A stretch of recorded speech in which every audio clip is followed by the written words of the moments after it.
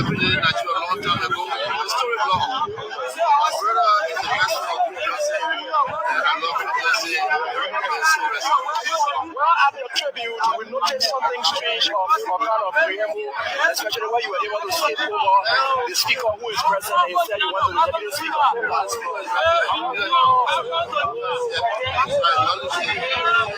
That's all right. I also remember right. You can see that the speaker is not there. The speaker father, deputy speaker father is not there. You know, former president, people can be absent.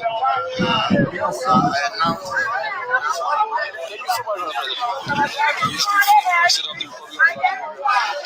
yeah.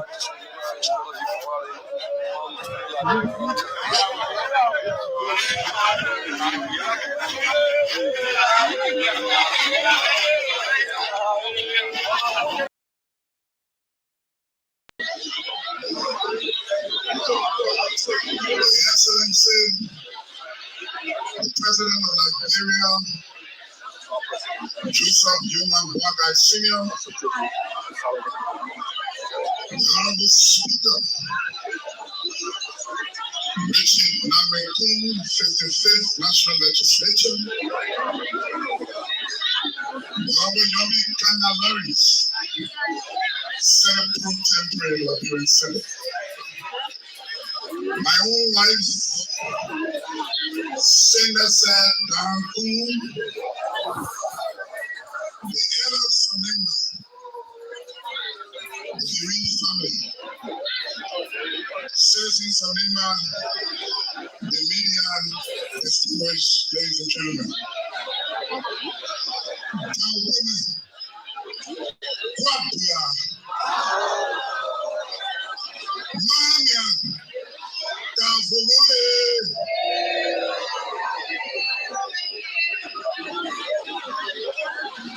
President, I want to start by saying thank you. Thanks for being here today. Your being here today, Mr. President, shows how much you respected Senator Johnson. I want to say thank you. Senator Miller, I want to say thank you. When you were speaking, I got to the part that said, why you can't forgive Senator Johnson? I thought you were going to wake up. Then I remember Senator Johnson was dead. That you would never accept that he was guilty. He was never guilty. And because you were never guilty, he signed a one-grand court because he wanted to go to court and tell the people of this country that he defended this country and his people. And so he was never guilty.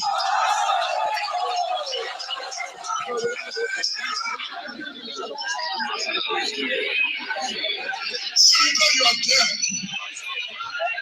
But we are here.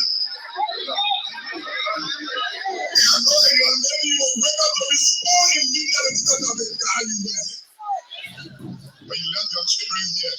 And that's what we'll say for you because you can speak now. You are not guilty. You are never guilty. There is no court in this country or internationally that find you guilty. That's why we celebrate you as our hero. Maybe you are not from the steps of the late William Tubman, any ever concludes. There's no former leader who have died and received the kind of support and crowd and honor that this hero as Myean is receiving. If you are opportune to follow us across this country, if you enter in Ghana, the day we enter, you will know that a tree has fallen. You will know that a hero has gone to rest. If you went to Sunnybody, you went to Camp, you went to Bam, Saturday, the people of Tabata are even bleeding me why we didn't take Senator Johnson to Tabata. The people are here being strong. And so Senator was never guilty. He's a hero, and that's why we'll bury him as a hero.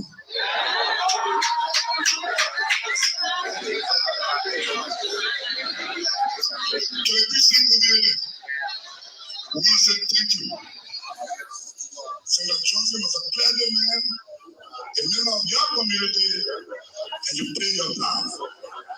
For the day he fell to today, you have been out. Thank you. Father, I remember you said to me, charity and power, my waiting will not be a small one. There will be people there who will be happy that I'm dead. There will be people who will be crying that I'm dead.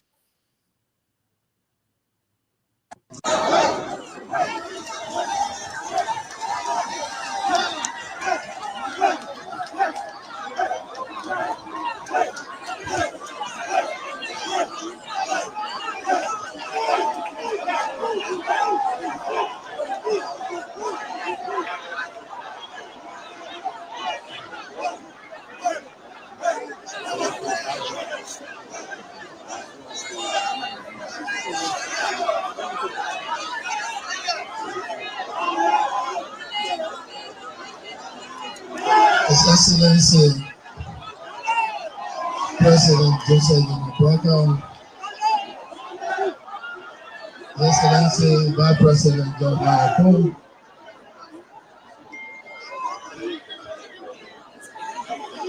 members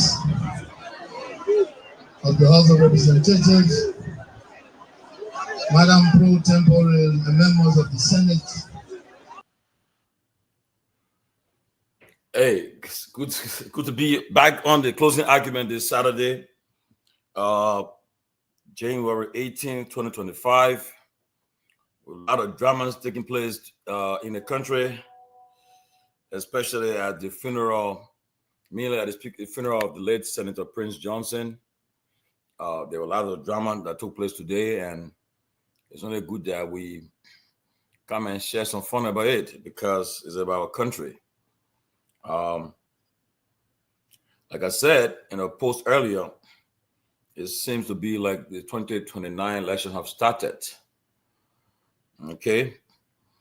President Joseph Boyka has said the late Senator Prince Myean Johnson will forever be held in the annals of Liberia's history, noting that the late Nima County Senator had the remarkable ability to rally people, which made him a significant force in Nima and beyond. While his past is intertwined with the painful history of our country, he transformed into a leader promoting reconciliation, Boyka said. Speaking at the late Nima Senator's funeral service Saturday, Boyka reflected on Johnson's complex legacy and urged the nation to pursue unity and healing. The president noted Johnson's public support for the establishment of a war crimes court, a stance that reflected his commitment to justice and healing in Liberia. Senator Johnson publicly supported the establishment of the War Crimes Court, a bold step toward addressing our nation's difficult history, Boyka stated. Kung defends meanwhile, Vice President Jeremiah Kung defended the legacy of the late Johnson, emphasizing his unwavering support for the establishment of War Economic Crimes Court. Peabody was never betrayed by UP, VP Kung says. Speaking during the ongoing funeral service, Kung responded to claims by Grand Jita Senator Thomas Nimlin that Johnson was betrayed by the Boyka administration. Quote, Senator Johnson was in full support of the establishment of the War and Economic Crimes Court, Kung clarified. That is why he signed the resolution. He was not afraid of the court. In fact, he wanted to use it as a platform to clear his name and set the record straight. Kung further praised Johnson as a fearless leader who made significant contributions to Nima County and Liberia. He died a hero, standing firm in his beliefs and working toward justice, reconciliation, and development, the vice president said. Well, but that's okay. Another one by President Weah.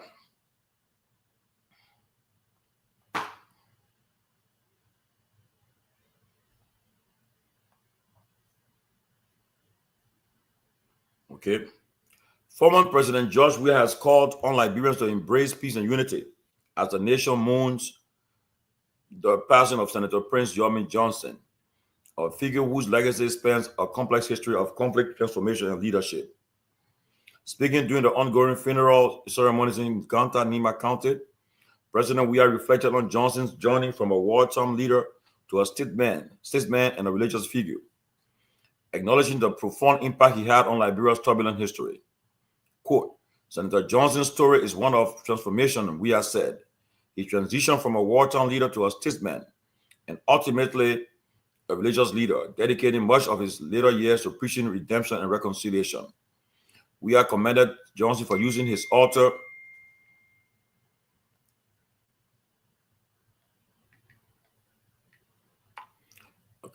I got distracted. We are commended.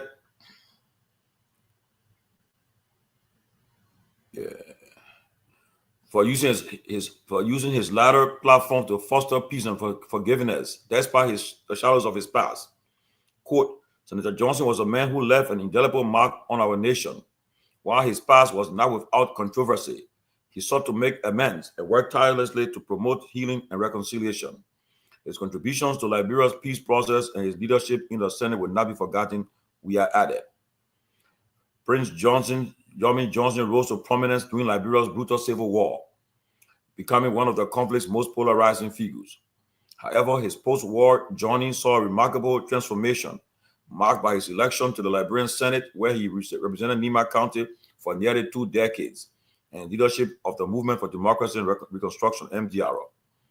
In his later years, Johnson also embraced a religious calling, funding a ministry focused on reconciliation and spiritual healing.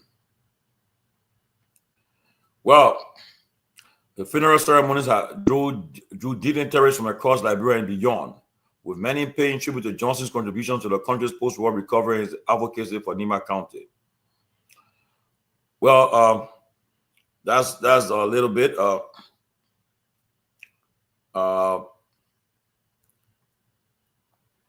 In another development, Grand Jides County Senator Thomas Nimlin has today claimed that the late Nima County Senator Prince Johnson was troubled by the Unity Party decision to sign a resolution to establish a War Economic Crimes Court. Wow. Paying tribute to the former warlord turned senator, Senator Nimlin said Senator Johnson had complained about him being betrayed by the Unity Party, despite promises made to him during the 2023 presidential elect campaign. Quote, former President Ellen Johnson Sirleaf promised Senator Johnson of not establishing the War Economic Crimes Court. Former President George Weah did the same by not talking about the establishment of the War Economic Crimes Court. While Unity Party, Senator Nimlin said, while paying tribute. Wow, that was today at the funeral of the late Senator Prince Johnson, where we had various speakers paying tribute. The Grand Jides Senator Yaya Nimlin, he took a deep blow to the Liberian, to the government, the ruling Unity Party. And as President Boga was seated, I could see the president. I could tell. That's I do. My duty is to. I live every day to observe, to see people observe your behavior, so your character. And I could tell that the president was very uncomfortable when Senator Nimlin was speaking.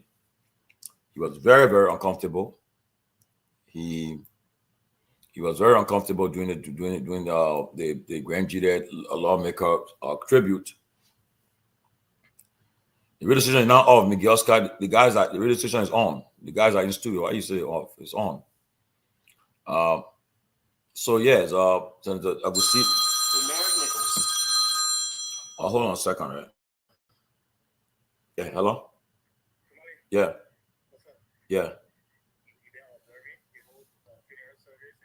Come on the show. Come on the show. We're talking about one show. Yeah, come. Okay. Yes, so that's what happened today. There was people will be coming tonight to discuss about it. Everybody will give their own view, their own perspective. So it'll be interesting to come and you all can be part of it. Let us make sense of what happened today. So we're looking forward to other people coming to join us But again, as I was said, yeah, Brother Stewart, body language. As you watch the funeral today, you could tell that the president was indeed very uncomfortable when Myean Nimlan was speaking. And Myean Nimlan, in fact, at one point in time, they sent him a note to apparently to cut short his tribute, and he told them no, he wasn't going to listen to them. He was going to pay his tribute, which he did. And I mean, you know, when someone is uncomfortable, when someone is saying something, and that's what I saw happen. I could tell that the president wasn't happy at all, and that's the reason why apparently the vice president and the speaker went there and to perhaps respond. But again, everyone will open the lines too. People can weigh in to discuss about their perspective, their thoughts about what happened today. It was very interesting today, very interesting situation today. And if you've been sleeping, 2029 elections have started. You know, they have started. You know, they have started already. Make no mistake about that.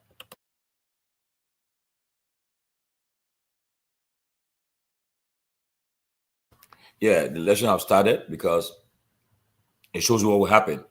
And also, what was noticed today by many, former President Weah, I noticed that he received a lot. I think he received the highest applause today. I mean, I've been very objective for you guys, very honest. President Weah received the highest applause when he was called to pay his tribute. Even the reception I saw with him, you know, for him, and he's a very popular guy, popular president, former president. He's very popular, and you know he has some roots in Nimba. And so when he was called upon, the place, I heard political battle cry and so forth. But if you're honest, you can give your perspective. The reception from the ruling party in Nimba, which should be the stronghold, I thought it wasn't that fiery as compared to the former president's reception. I mean, I'm just being very honest and very objective about what I saw.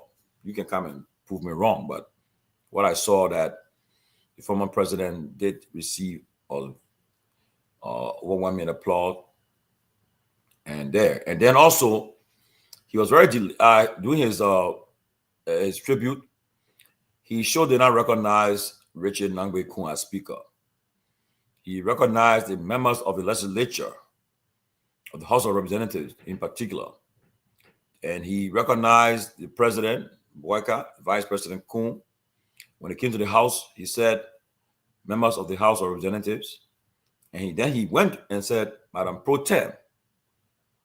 So he was deliberate and intentional in his remarks. Okay, but that was all. But look, this brings us to the politician. So we saw a lot of political drama taking place today, and it was interesting. But again, we'll open the lines for a few minutes, so let Liberians weigh in to find out, to give their own perspectives about what happened today, what they observed today, and what's the reaction. But and then while I was coming on the set, I was just informed by somebody at the Ministry of Finance. Somebody at the Ministry of Finance just told me, hopefully they will give me the documents. And if that what the person told me is true, is that I don't think the government treated the country fair. The person said they spent over $500,000 just for the funeral alone. So every time they ask for the line item, they say, well, they have newspaper, but then for this one, they said it's special. So if that is true, that the government of Liberia spent over $500,000 for this funeral today, for the entire burial ceremony of Senator Johnson, I think it's unfair to the country. I think it's unfair to the country. Very unfair to the country. Emric, good to see you, brother. I think it's unfair to the country for the government of Liberia, what I was just told, while coming on the show, that they spent almost $500,000 just for this funeral. If they say they are lying, if they say the people are lying, let them get a breakdown. The public money. Okay, I mean, again, don't get me wrong. because he was a sitting senator, yes. The government of Liberia, yes, they're on obligation to bury him. But the amount in question is a problem. It's troubling. And that's what I'm saying. I hope it is not true, because this government will be putting themselves in deeper hole. But Emmerich, welcome. Good to see you, brother, on a Saturday evening too. But again, people have been asking us, say, you should come and weigh in what happened today. So important. It wasn't there that everybody should reflect. And some of us watched the show, watched the funeral from start to finish. But, man, well, tell me, man, what are your thoughts about Emmerich? You from Nima, right? Yeah, a part of me from Nima. Yeah, part of you from Nima. That I know. And I know the history so well. Some people think that people like us, we know nothing about Nima. That's false. I've been watching. Yes. I just listened. Wait, because I got a call from, I won't call the person name, but somebody very top called me today after the funeral to tell me. But apparently, our show last night we had late night show. The person may have gotten a hint of the show and watched the show, and were trying to give me the understanding of the culture. What happened with the thing with Koga jumping over the former senator, the late senator's body. The person gave me a detail about the whole ritual that I performed. But let me hear from you. Yeah, first thing I would like to touch on one thing you talk about, the budget, right, used for this entire program. I don't like to go into a lot of details, but something like that with the budget is the first thing that's going to concern me, right? It's public funding. Why can't you make it public to know how the allocations were done? I think we owe it to the people. If you look at what happened during the inaugural program, up to this time, we don't have a report, comprehensive report to look into the inaugural program. It was a flop. It embarrassed us. And the same thing. So it's a part in this whole government to show that they are not transparent, to show that they are not fair, to show that they are corrupt. And we keep saying it. All right. Back to the history of Nima. Look at Nima today. People think that what transpired today is something that just happened. This has been brewing for so long. And everybody waited for this time to score political points. But if you want to look at what happened today, I'll be clear and candid enough to tell you who are those that score political points. To take away my biases and tell you straight up who were those that score political points. People saying that, it's time to respect the dead. It's time to respect the dead. But in as much as you're going to respect the dead, if it's politicized, we need to talk about the politics of it. Prince Johnson figured that he was a figure that got into the political ranks. So my condolences to his family, but I don't think it's something that we cannot talk about. People don't want to talk about it because they don't have the boldness to speak on some of these issues. So looking at what happened, we'll go as we go in depth. I'll be telling you some of my own vantage point as to who score political points, and I'll get into how and why I think they score political points. Good, yes. Thank you, Emmerich, and it's good to see you, Sister Grace. Grace is again. Yesterday was Grace's birthday. Want to say happy birthday again to our beautiful sister Grace. Happy belated Grace. Guar. Thank you, Emmerich. Well, you don't know, Grace be on fire. They said this morning about the whole event, and I know it'll be interesting tonight. We'll hear from her. But Grace, welcome, man. Good to see you.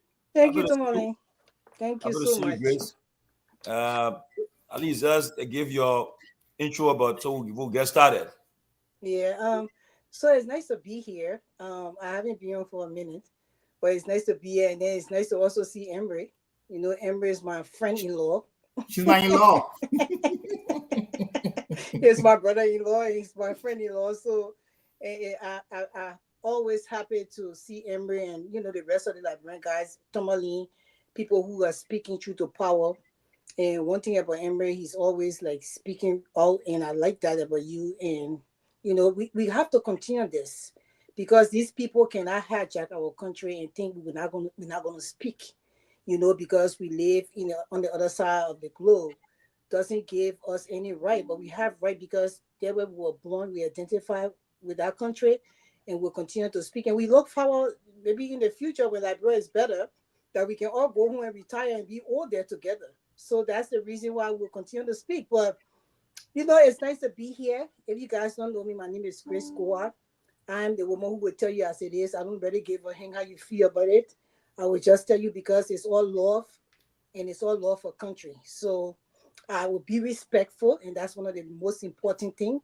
We can disagree, and we can use our words because we went to school, and so we can use our words to disengage and engage with one another, but we have to be respectful doing that. So before I even talk about what's going on in Liberia, which is just so, oh God, sometimes you want to puke. Yeah, but but what is going on in Liberia? Before I go there, I would like to also talk quickly about here in America quickly. TikTok is about to be uninstalled. Are you guys following this thing? TikTok is about to be uninstalled, and if you're living in America, I think it's supposed to be tomorrow. Tomorrow. Yeah. So if you have a TikTok account, what you could do is get a VPN. They said once you get a VPN, you'll be able to access your account through a VPN. That's what they're saying now. So if you really like your TikTok account, which everybody loves, you can do any mess on TikTok. Go and get a VPN. The VPN companies will be making a lot of money because I know a lot of Liberians that are on TikTok and they have a lot of followings and we want to keep on the TikTok page. Also, Michelle Obama is not going to be attending the inaugural program of Donald Trump. Have you guys followed that as well? Oh yeah. Yeah, she is not going to be attending. Michelle Obama she was born January 17th. So we are Capricorn. I was born January 17th. Senator, we'll just tell you as it is, and we'll do what we have to do. She's not forced to go to the inauguration. Her husband was president, and she is not forced to go there. She was just a first lady in the White House. She don't have to attend that inauguration. People are saying the white people are coming after her, and now they're saying, I heard this guy, Kid Rock. I don't know you guys know him. He's a musician. A musician, I know him. He barely has teeth, but he was coming after Michelle Obama and saying that she's an angry black woman. Most time when women try to stand their ground, they say, "Oh, we're angry. Oh, she's so mad." No, she's standing her ground.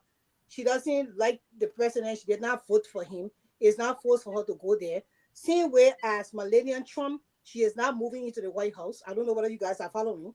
She said she's not moving into the White House. She said the place has demons and she's not going to go into that White House.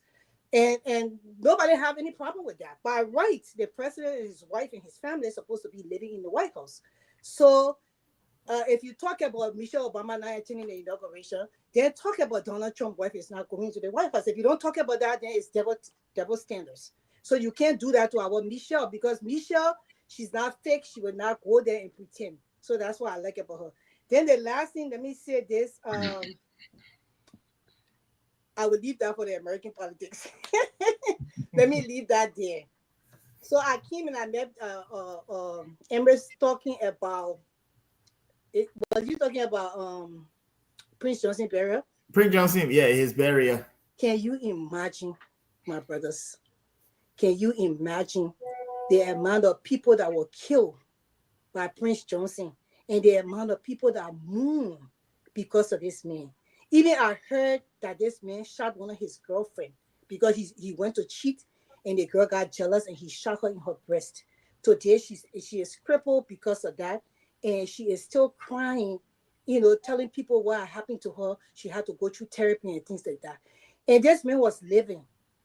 And that's the sad part with Liberians. They always like to identify with dead things. I always say that. People living, they will not give you your flowers. They will not. That Emre here, he haven't been to my house. Until today, Emre has not come to my house to visit me. And Emre is my brother-in-law. He's my brother, my husband's friend. They grew up together. He's not giving me my flowers. Just now, Lena and Dada, Emre, they coming to the funeral here. They will come. God forbid of you, because I live until I think 110.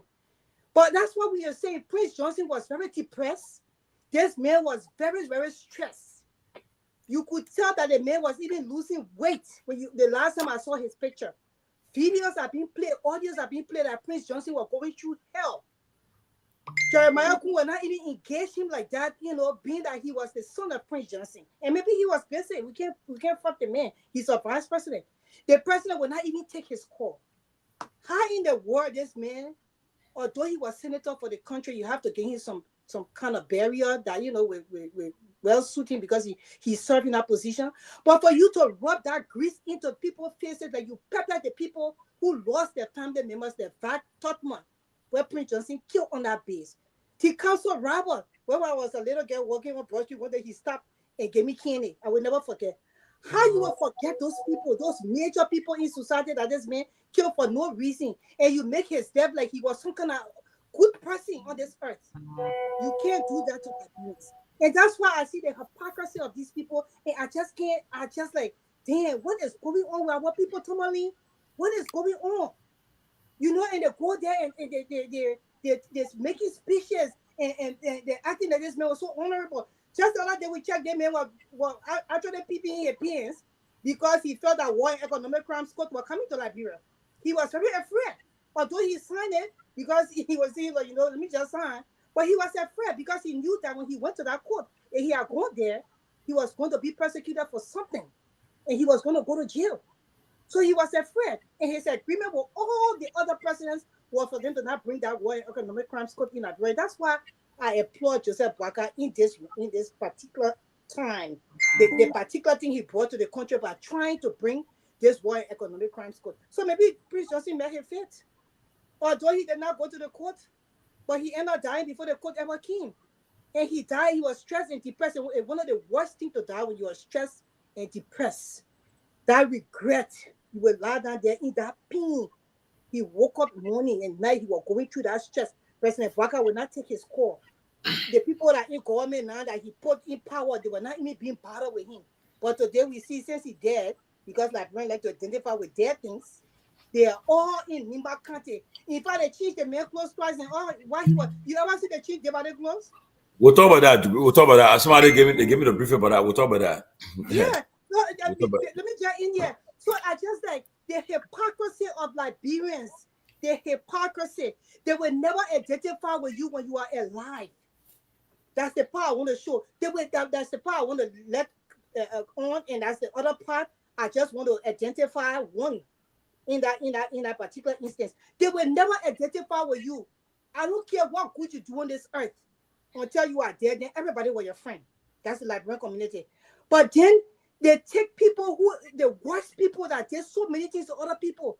This man was the cause of people not even having families. I know somebody who the entire family were killed in the war, and Prince Johnson, the one executed their father and the mom, and the rest of the siblings just went away and died. And today the person left here on this earth with all any mom, pa, sister, brother, cousin, they can't find a relative. And we're not saying that the man shouldn't be happy buried like a senator because he's serving that position. That's the right for government. But the way you carry on, like the man was a hero in the country. Well, before I close, he was hero for some of y'all, but he was not hero for some of us. Because my cousin died in that war, his stomach was split open and they took out his guts. So I said, Elliot, and I will never forget that.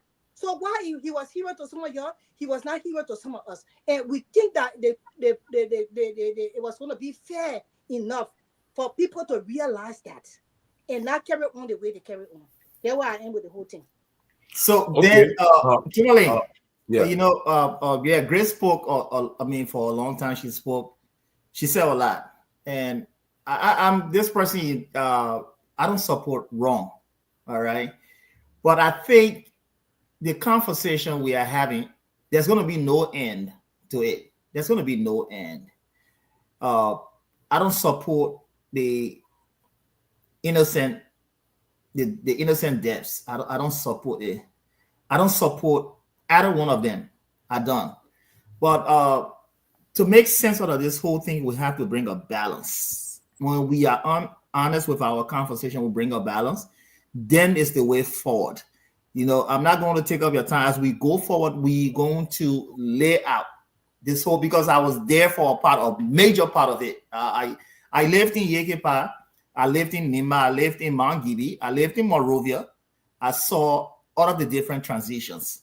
So for some of us that experienced the different areas, that is to say, the area where AFL, area where the rebels and all of those things. We don't support it, but at the same time too, we saw what happened with the atrocities in the country, and we have to be honest about the atrocity in the country.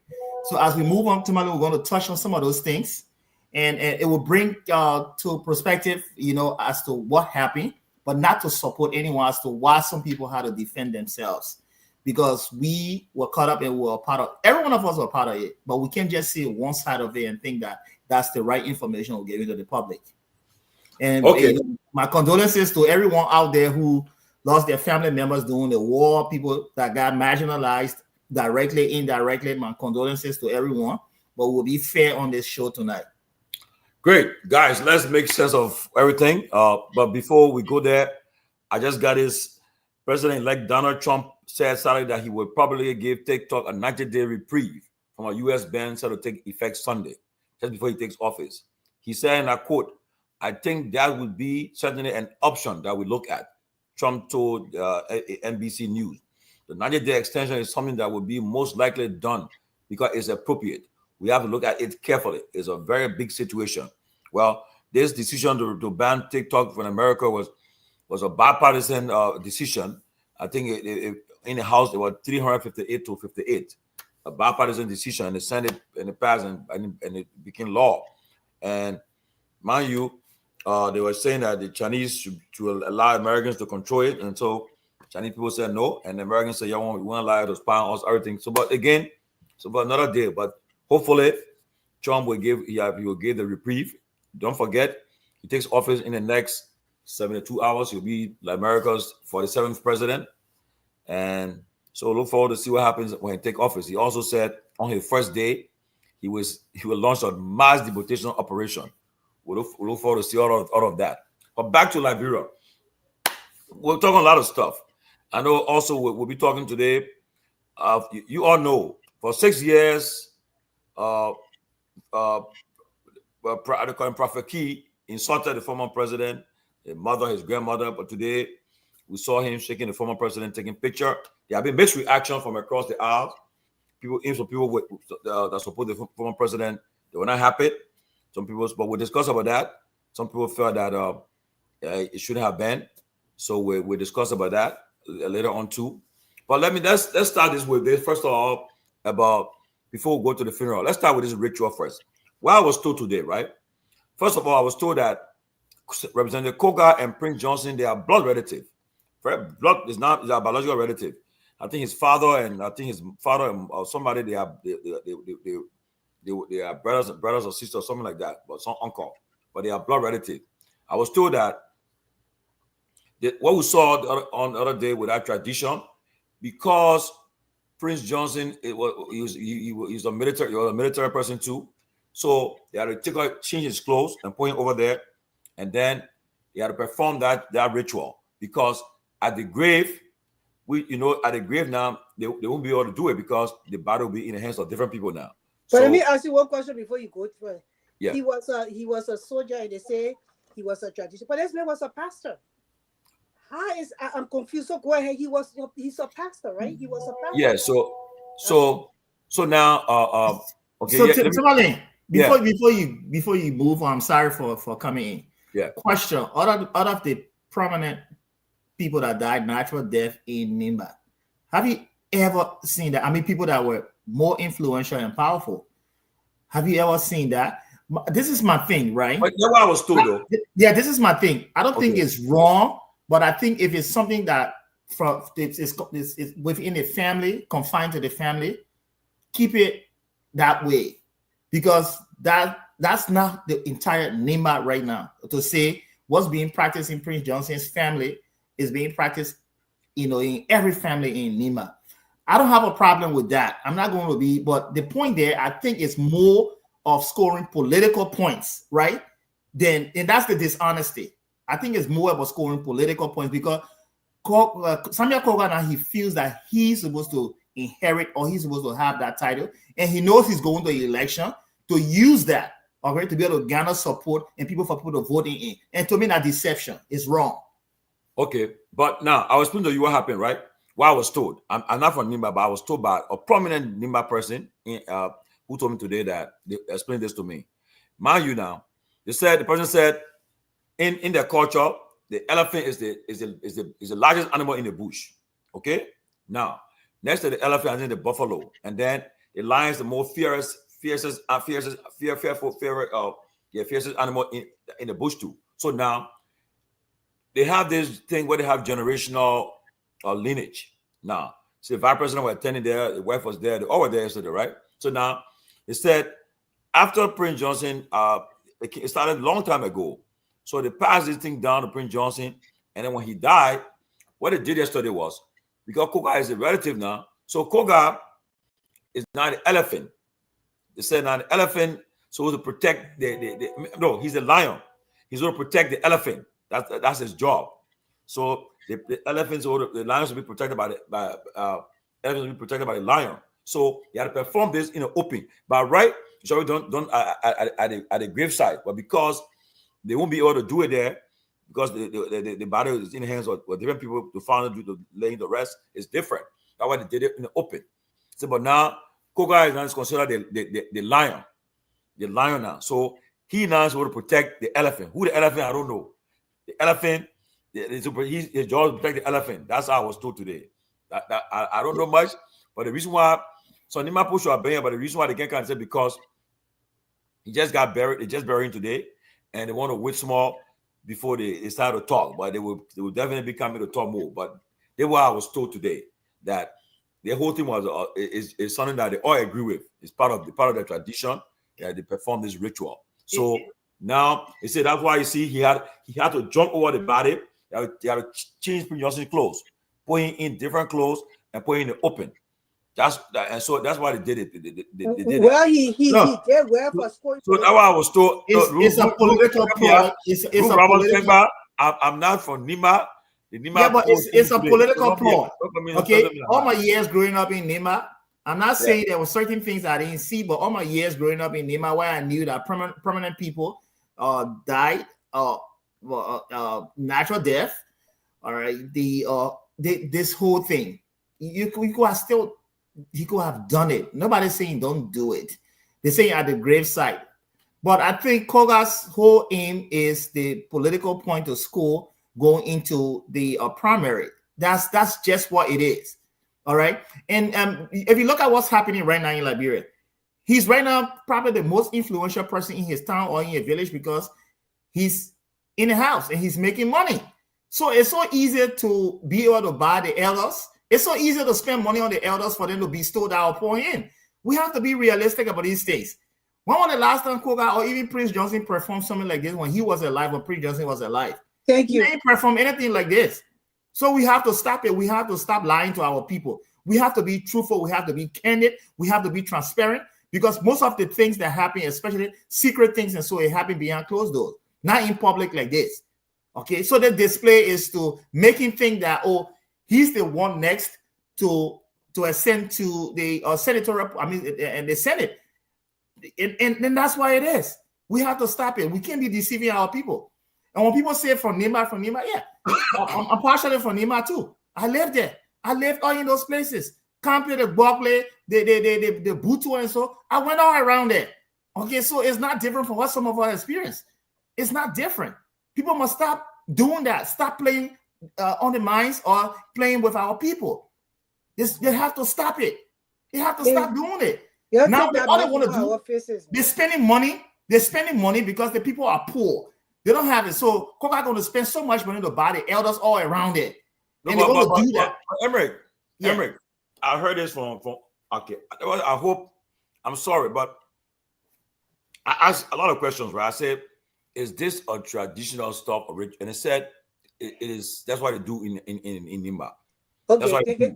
Can I come in? No. I come in. Is it Pewee was not forget he was a towering figure. He was a hero, a big guy in Nima. So this is why they did it.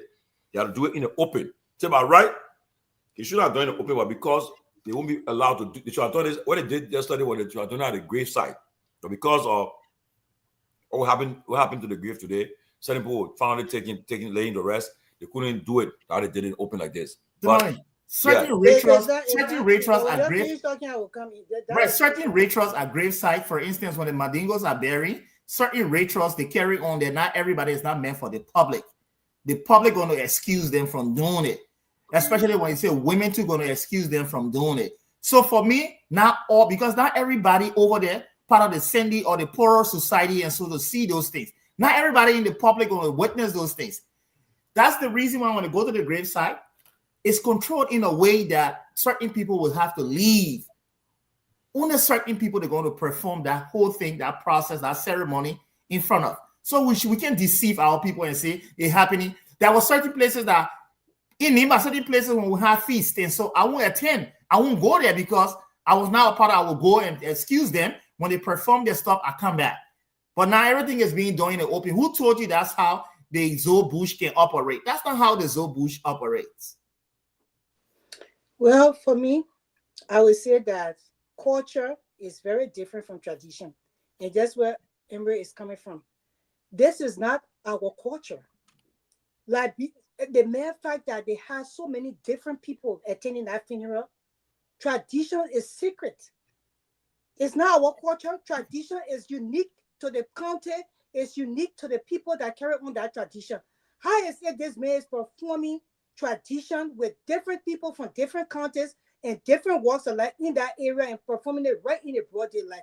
It was political. He wants to set a standard there because of himself. These are the way that they do because there's greed for power. You cannot bring tradition into our culture. You keep it secret and you perform it in the background. And the thing is that Prince Johnson accepted Jesus as his Lord and personal Savior. He proclaimed that on a regular basis. This man had a church. He preached every Sunday. How is it that you're going to do that when the Jesus Christ that he accepted, it says here, Jesus said, why do you transgress the commandment of God for the sake of tradition? You think if Prince Johnson was living, proclaiming that Jesus Christ is his Lord and personal Savior, would he want to perform these things in the open? It contradicts what he believes in. So God did this thing for himself.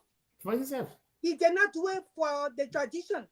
Because he was doing it for the tradition, we're not going to see other performances going on there. And he dressed his look very ugly. Let me just say that.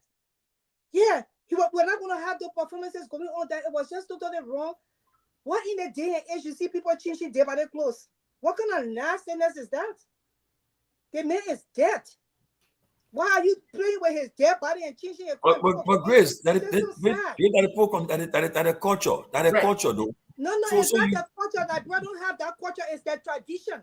I don't know about that, but so that how Nima people how they can honor their dead. So you can't.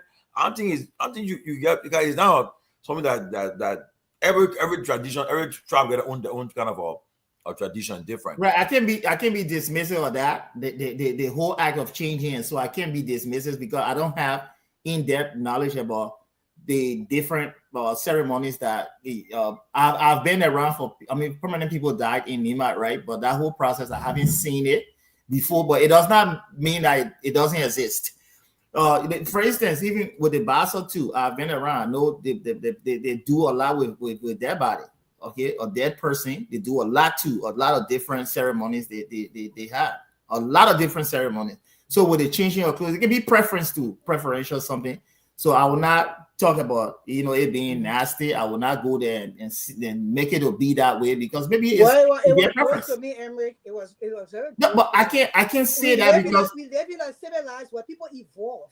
Come on. Yeah, no, but people evolve, but tradition will never evolve because it's tradition. That's why those things should be done in secrets. That's what we're saying. Yeah, but I can't call it nasty when then it's like insulting the tradition of other people, and I don't want to do that because I have to respect the tradition of other people. Tradition in public, we are privileged to criticizing the tradition done in public. That's the reason why it was supposed to be done in private. Besides, the Prince Johnson will be pissed where he is, looking at them, trying to get into heaven. I'm sure he's not going there. Claiming that Jesus Christ is Lord and doing all of that, what Jesus said, proclaim that you shouldn't let your life transform into tradition because it even kills the generation to come. How I said that Prince Johnson was a pastor We never saw him do none of these things. Prince Johnson never dressed in those clothes. Said he was killing people when he did that. When he changed his life to a Christian man, he wasn't doing none of that. How you come and do this whole thing because of political gain, and you say you're doing it? No, I understand. In the public. For me, they changed his clothes. The Peabody clothes were just gross. It was gross. I mean that's your opinion, but I won't say it was gross, right? That's your opinion. But Prince Johnson, he's dead. No one can tell his mind right now. To think that Prince Johnson wasn't going to embrace it when Prince Johnson actually embraced his traditional people, to me, it's a contradiction with Prince Johnson, because Prince Johnson too sat with his traditional people and he embraced it and he loved it. He loved it at the time. So I would look at it based on his activity with his traditional people to say he would have welcomed something like that. He would have welcomed something like that, I would say. It was over the top. If he would have welcomed something like that, Prince Johnson was going to perform all those rituals when he was alive. So that was just over the top. I don't know what I was in his mind. I don't know. I don't even understand how his wife sat there and allowed those things to happen. She's the mother of a church. She's the mother of a Christian church. How will you sit there and let the people parade with your husband's body like that, knowing that you guys accepted Jesus Christ as your personal Lord and Savior? And when you accept Jesus Christ, even if you have tradition is sacred. That's what Jesus said. So how you doing these things in the public? You expect us not to criticize? But traditional belief, Grace. Traditional beliefs don't circumvent your Christian values.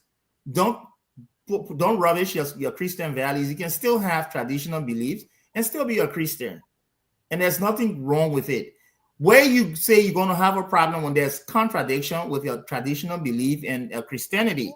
But I know people that still, even Jesus was being symbolic in a lot of stuff that he did, and using the dirt to the mud to make a person see, all of those things. My point there, those are things that are symbolic, right? But when you come across to say that tradition, someone is a Christian, he cannot be traditional, I don't think that's true. Okay. I don't think that's true. So someone can be. I want to read something to you because I know it's true. Tradition, your opinion is good. You know, that's your opinion. It says it's not true.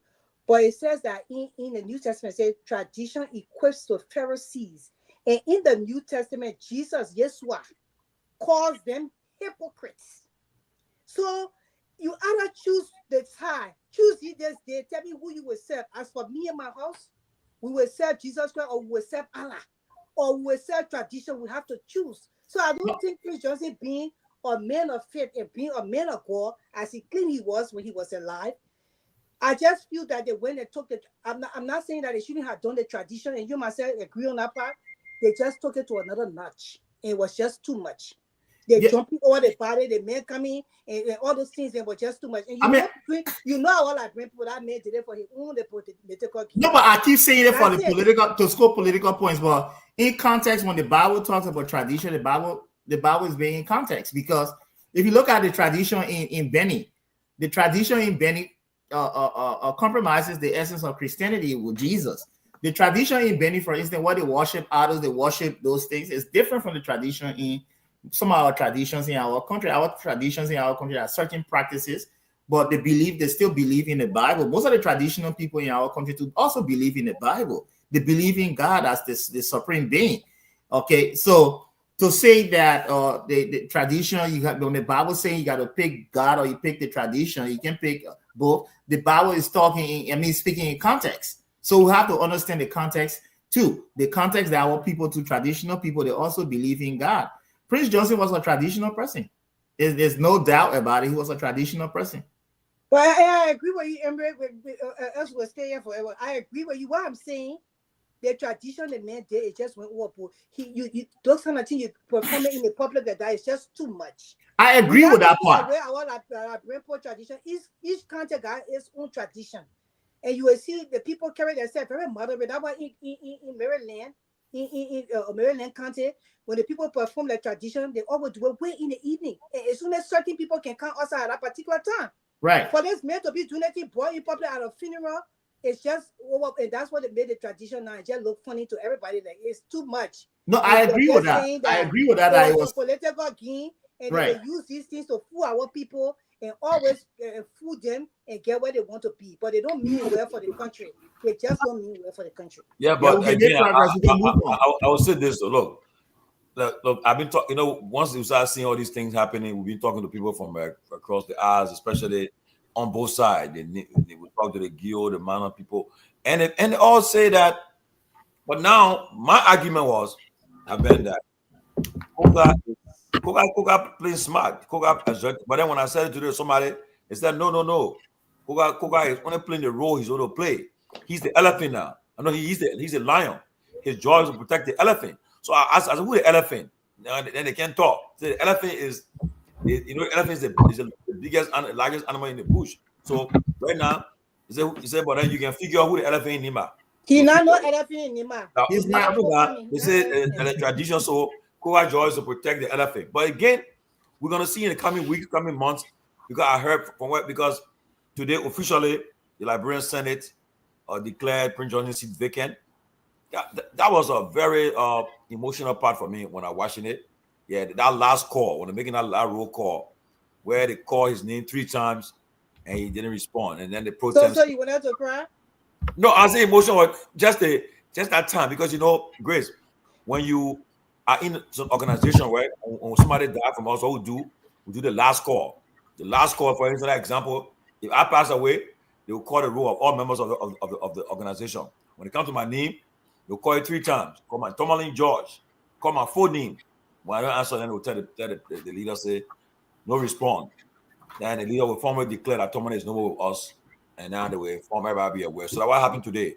But the kind of tradition of Koga, when we talk, we just not going to answer to his name, though. But today, when they did it, I think I call him Batikwa. He made the motion that if they attain a second, it needs to be removed from the Senate roster, and then somebody second it, and then will officially announce.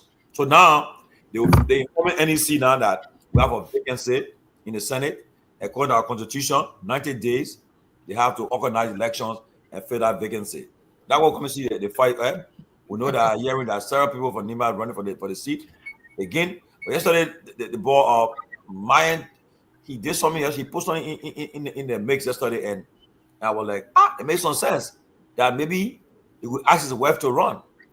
If somebody tell the woman, say, well, man, run for that seat, that your husband's seat, and let's see who will go against you. Because what may happen now, if she decides to run. Excuse me, they don't have no criteria for the seat, so anybody can just run for the seat.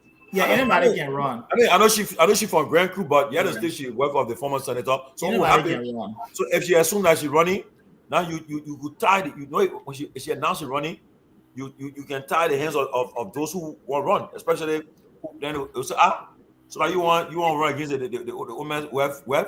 So it's very that could be very very slippery there, and they better pray she shouldn't say she want to run, because maybe say Myean and talk about it. Maybe somebody will say, mama, run. And if she run, because now the question will be, who would dare say they want to challenge her? Okay, yeah, but they will have that question because you saw the kind of treatment they get the man. So if you start to say, so now you won't go against the man web, I mean you're against this man, and so forth. So that's what happens in the coming week. So you tell us that's some of the things that determined before Peabody welcome here. So you tell us Peabody welcome. These are some of the things that determines people winning seat in our country, because it's the chief web that they come and where people vote for people into power to carry on the regular activities that's supposed to boom the economy for the people lives in Liberia. Your country is a very sad. But Grace, how long have you been around, Grace? Happy America, yeah. Representative, I come in a dingo. When a woman died, he left and went for the seat. They asked, so you see, so yeah. So she went for the seat because she won, and she's there today. Yeah, but the thing is that what made her to want to go for the seat? Does she have the qualities and the education to be in that seat? That's the question we ask. I think Grace. Has she worked in government? What her experience to be able to perform? But Chris, most people that work in the Senate don't have any experience about politics. You got medical doctors, you got engineers, you got scientists that leave their profession and go run into government. So but they have experience in working in an office and they have experience in working in the work life. Yeah, it's true. Wait, Grace. It's not a requirement to run for Senate seat. Grace, Thomas Father, ever have experience? And today he is second powerful man in the house. That's the kind of Liberia you have now. So yeah, so that was but Grace, this is why we're discussing right now, because we have a problem, a fundamental problem. And this is the reason why we are discussing. We don't want to be that way, but we cannot impose our minds on the people. You know, they are the electorates. They are voting. They are the thinkers. Look, I will tell you this. A year ago, the way I thought a year ago, different from the way I think now. The reason why I think differently now, I have to understand that it's a different terrain. It's a place that people don't vote on substance. When we keep looking at forcing people to vote on substance when they don't have the tools, then ourselves, we're not relatable to them. We are not relatable to them. So my thing now, we have to be more practical and we have to find different ways and means to see how we can get in and be able to make an impact. And my thing is, what I'm saying to you is that I had to really right when you were talking. We cannot sit here and just don't tell the people the truth. That's why we are here. Although this is what is going on in the country, although this is the country that you have made for yourself, but this is not the right way to go about it. So yeah, it's the right way to go about it. We can be trying to transform people and trying to conform to them. So if you go to the country and you got your standards and you got your morals, you got your principles, you go there, instead of you teaching the people your morals and your principles, which is a standard and a principle and morals of the world, how people live their life, then you say, oh no, God, I went there, I better put that there, so I will just conform to them. So we all will be doing the same thing. I will conform to them instead of transforming them. And that way we make the mistake. That's what this platform are for, to teach the people and transform them by telling them this is what we're supposed to do. It's not supposed to be the way. It's supposed to be this way. This is not how it happened in life. It happened this way. That's why your country is way behind all the countries that are way behind to the zero number, negative number on the number line. But when you do it this way, this will change for the betterment of your nation. Because these people you put in power, they are not equipped with the knowledge to lead the country to the right place for Liberia to be a better place. How in this day and age in 2025, Liberia don't have how do you call it, paved road to lead to the different counties. We still riding on dusty road and sticking in the mud because the same old people leave here and go there and conform to the people instead of transforming them. That's what I'm saying. Yeah, so but I don't think anyone is disagreeing with you. We're just saying now we have to be more strategic. Since we are the brightest, since we are the smartest, we have to be more strategic in infiltrating the system to be able to make an impact. That's all we're saying. It doesn't mean our values being changed because someone out there we have to maybe score points or align with them in order to be able to get in. That's not what we're saying. We're saying the way we've done it for over 20, 40 years, 30 years, it had never, ever worked. Maybe we're not being strategic enough. So let's see if we can be able to listen more now, right? Listening more, respecting other people, conforming to other people. Then before when they feel that sense of security, when they feel that sense of security to listen to you, be friends with you, then you can be able to be strategic and be able to prevail. That's all we are saying. Okay. Before you weigh in on this, before we go now, after we had a weigh, we'll go to the funeral. And I want to start from the first one. We'll start with this. I want everybody to give the weigh in on the tribute paid by Yaya Nimle, the tribute paid by President Weah, tribute paid by the vice president, and then the president. I want you guys to weigh in, but people just give your thoughts on what we're discussing. Well, I was listening. I hope I'm right. I was following some of the discussion, and you were talking about tradition and the Bible and all of that. I think tradition even exists within the Bible. There are tradition we Christians that we practice, and that tradition has to do about the way that we practice our faith, and it must be in accordance to what our faith in God. So even in our culture, there are traditions, there are things that we follow, and the people of Nima, they have the tradition, they subscribe to this tradition in a way of burying people, in a way of treating dead body. I think it does not. I think it's their way. It's their way of doing it. So we can't really condemn it and say it's because the Bible. Not everybody is a Christian. Not everybody is a Christian. So you don't expect people to conform to the biblical way, the biblical tradition. People conform to their own tradition on how they do certain things.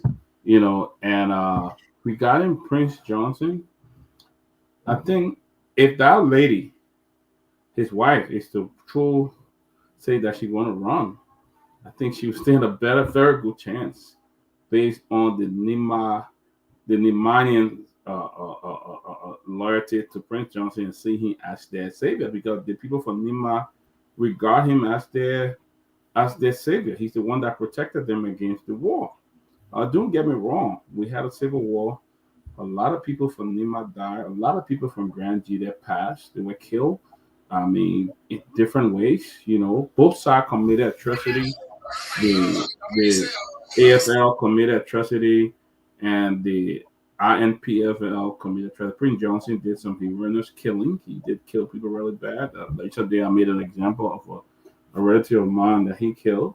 You know, they all did it, but I mean, the Myean see him as the one who stood up for them. You know, I don't agree with that. I think the manner in which he killed people, the manner in which he killed President Doe, the manner in which he killed Walter Addison, how he beat that old lady to death and all of that. I think he was a gruesome murderer and killer. I still regard him as that. But the people from Nima regard him as their hero, as one who protected them. So if a wife were to throw herself in that race, Koga Ola cannot even come here. She would definitely win land. She would definitely win landslide. And then also, thinking here and saying, you know, not educated, but we got to look at our laws. Our laws don't require people to be educated to run for a position in the Senate or even the presidency. To be qualified for the president, to run for president, you got to have you got to be a certain age and all of that to run as president of the Republic of Liberia. So I think I would prefer her getting that race, because Koka and others will not even come near that. To be honest, the people of Nima will support her, and she could win the election based on her husband popularity and how he's regarded by the people of Nima. So. Okay, we got a 1 hour mark already, so we got, I think, an hour, almost 2 hours remaining. So let's go quickly. Let's go to the first one to the right. Grand Judas Senator Thomas Nimle. He said today during his tribute that the Boga administration betrayed Prince Johnson. Okay, he described the late Prince Johnson as a okay. Then the main part of it was that, he called the failure of the Boga administration by which recently signed an executive order establishing the War Crimes Code. Made to the senator. They betrayed the senator by signing. They told him that he wasn't going to sign it. Okay. He said that's the main thing I want you guys to talk about. Senator Johnson supported past leaders to buy time so that he wouldn't be prosecuted. Neiman declared a statement that drew cheers from mourners. The new president promised Senator Johnson time, but when the time came, the time was not given. So you guys witnessed you heard about this?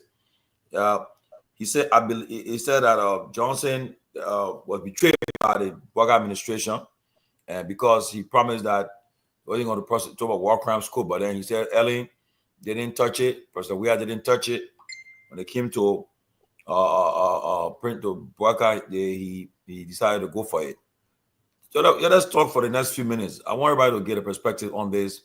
The tribute that Yaya Nimna made that started the whole political noise and today. So we'll start with the guy who just came on. Let's start with Pewee. Then he let come on. Oh, Russell, let come on now. But we'll start with Pewee. Let's go ahead.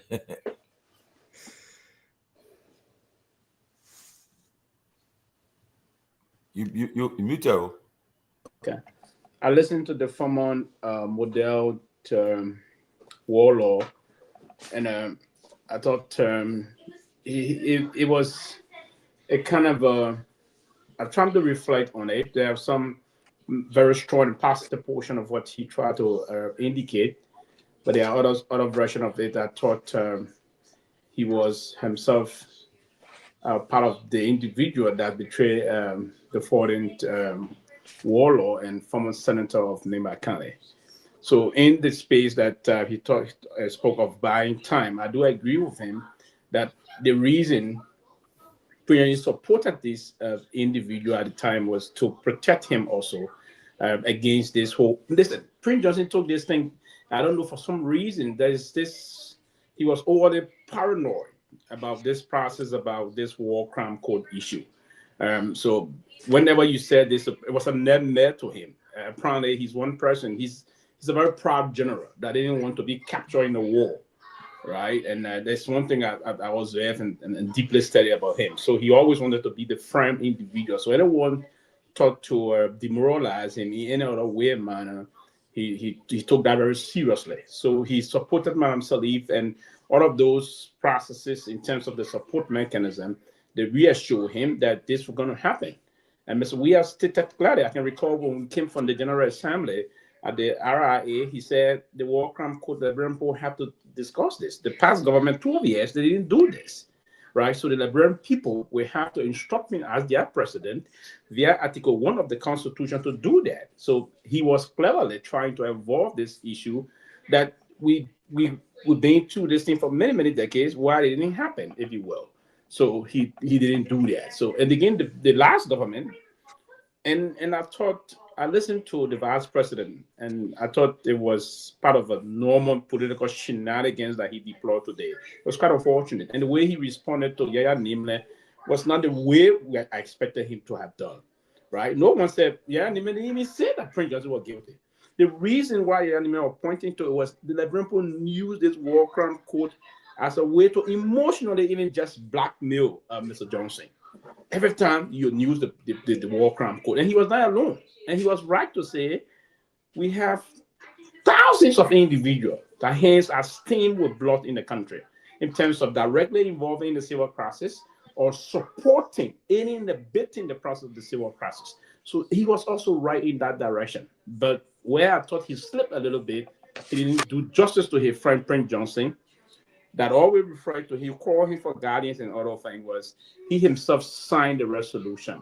I thought that point was a late part of the slippages that he may have incurred in terms of the discussion. But yes, this government didn't do justice to him. And this vice president that he anointed through that anointment process, gained vice president of the country today, and sat to see those things happen in less than 90 days.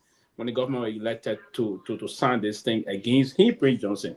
So Prince Johnson signed that resolution because he felt everyone that he relied on at the time didn't come up for him. That's part of the reason why he did that. But yeah, Mr. Nimle spoke in different contexts, but I thought he also punched himself in the face in terms of his own tribute he paid.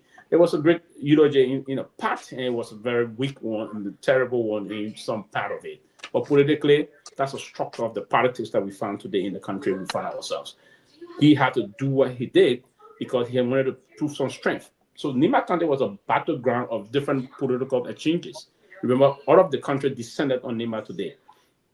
But Prince is going to be remembered as a very powerful individual and extraordinarily. People wouldn't want to hear it, but the hard reality is that he's going to be one of those that we may philosophize tomorrow, and on the basis of his homegoing today. That's an extraordinary thing, though many people want to detest him or say this about him, but he went that way today.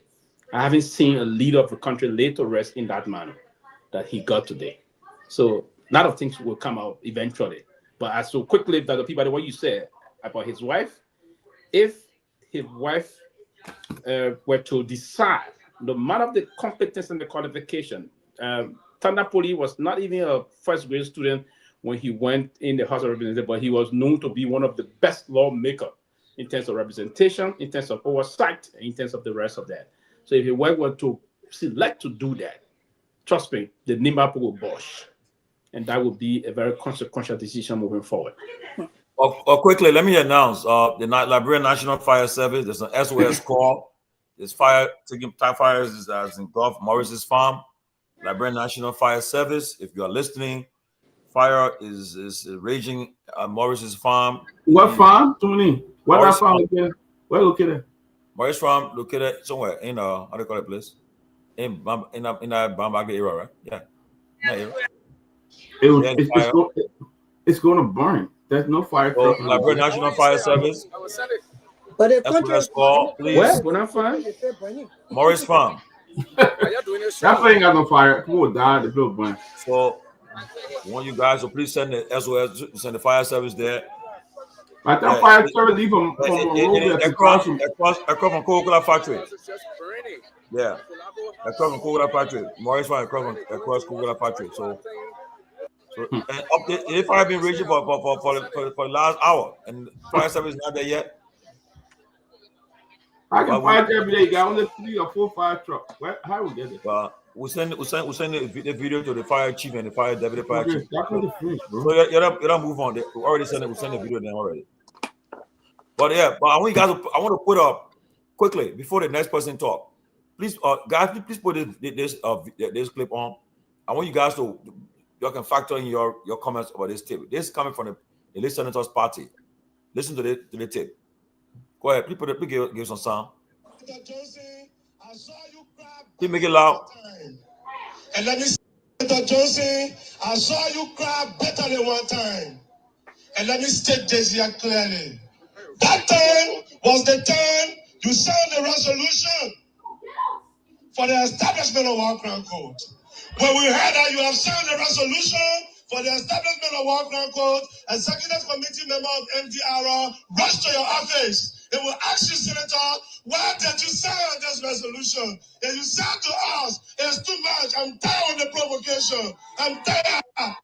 Today, Liberian politicians are on me everything. But one back. If they want to kill me, I'm tired. The week you die, the money of the week you die, we came together to attend your program. We saw you, your body was dropped. We asked you, we said, Senator, why are you reducing the days? And then you told us, you said, my mission is over. My mission is over. You people should be brave. Senator, we are not satisfied. You die for pressure. You die for pressure on Walker Code. Our father, we said, may your soul rest in peace. We are here. Your struggle never go in vain. We are. They are not too much. Thank you, may God bless all.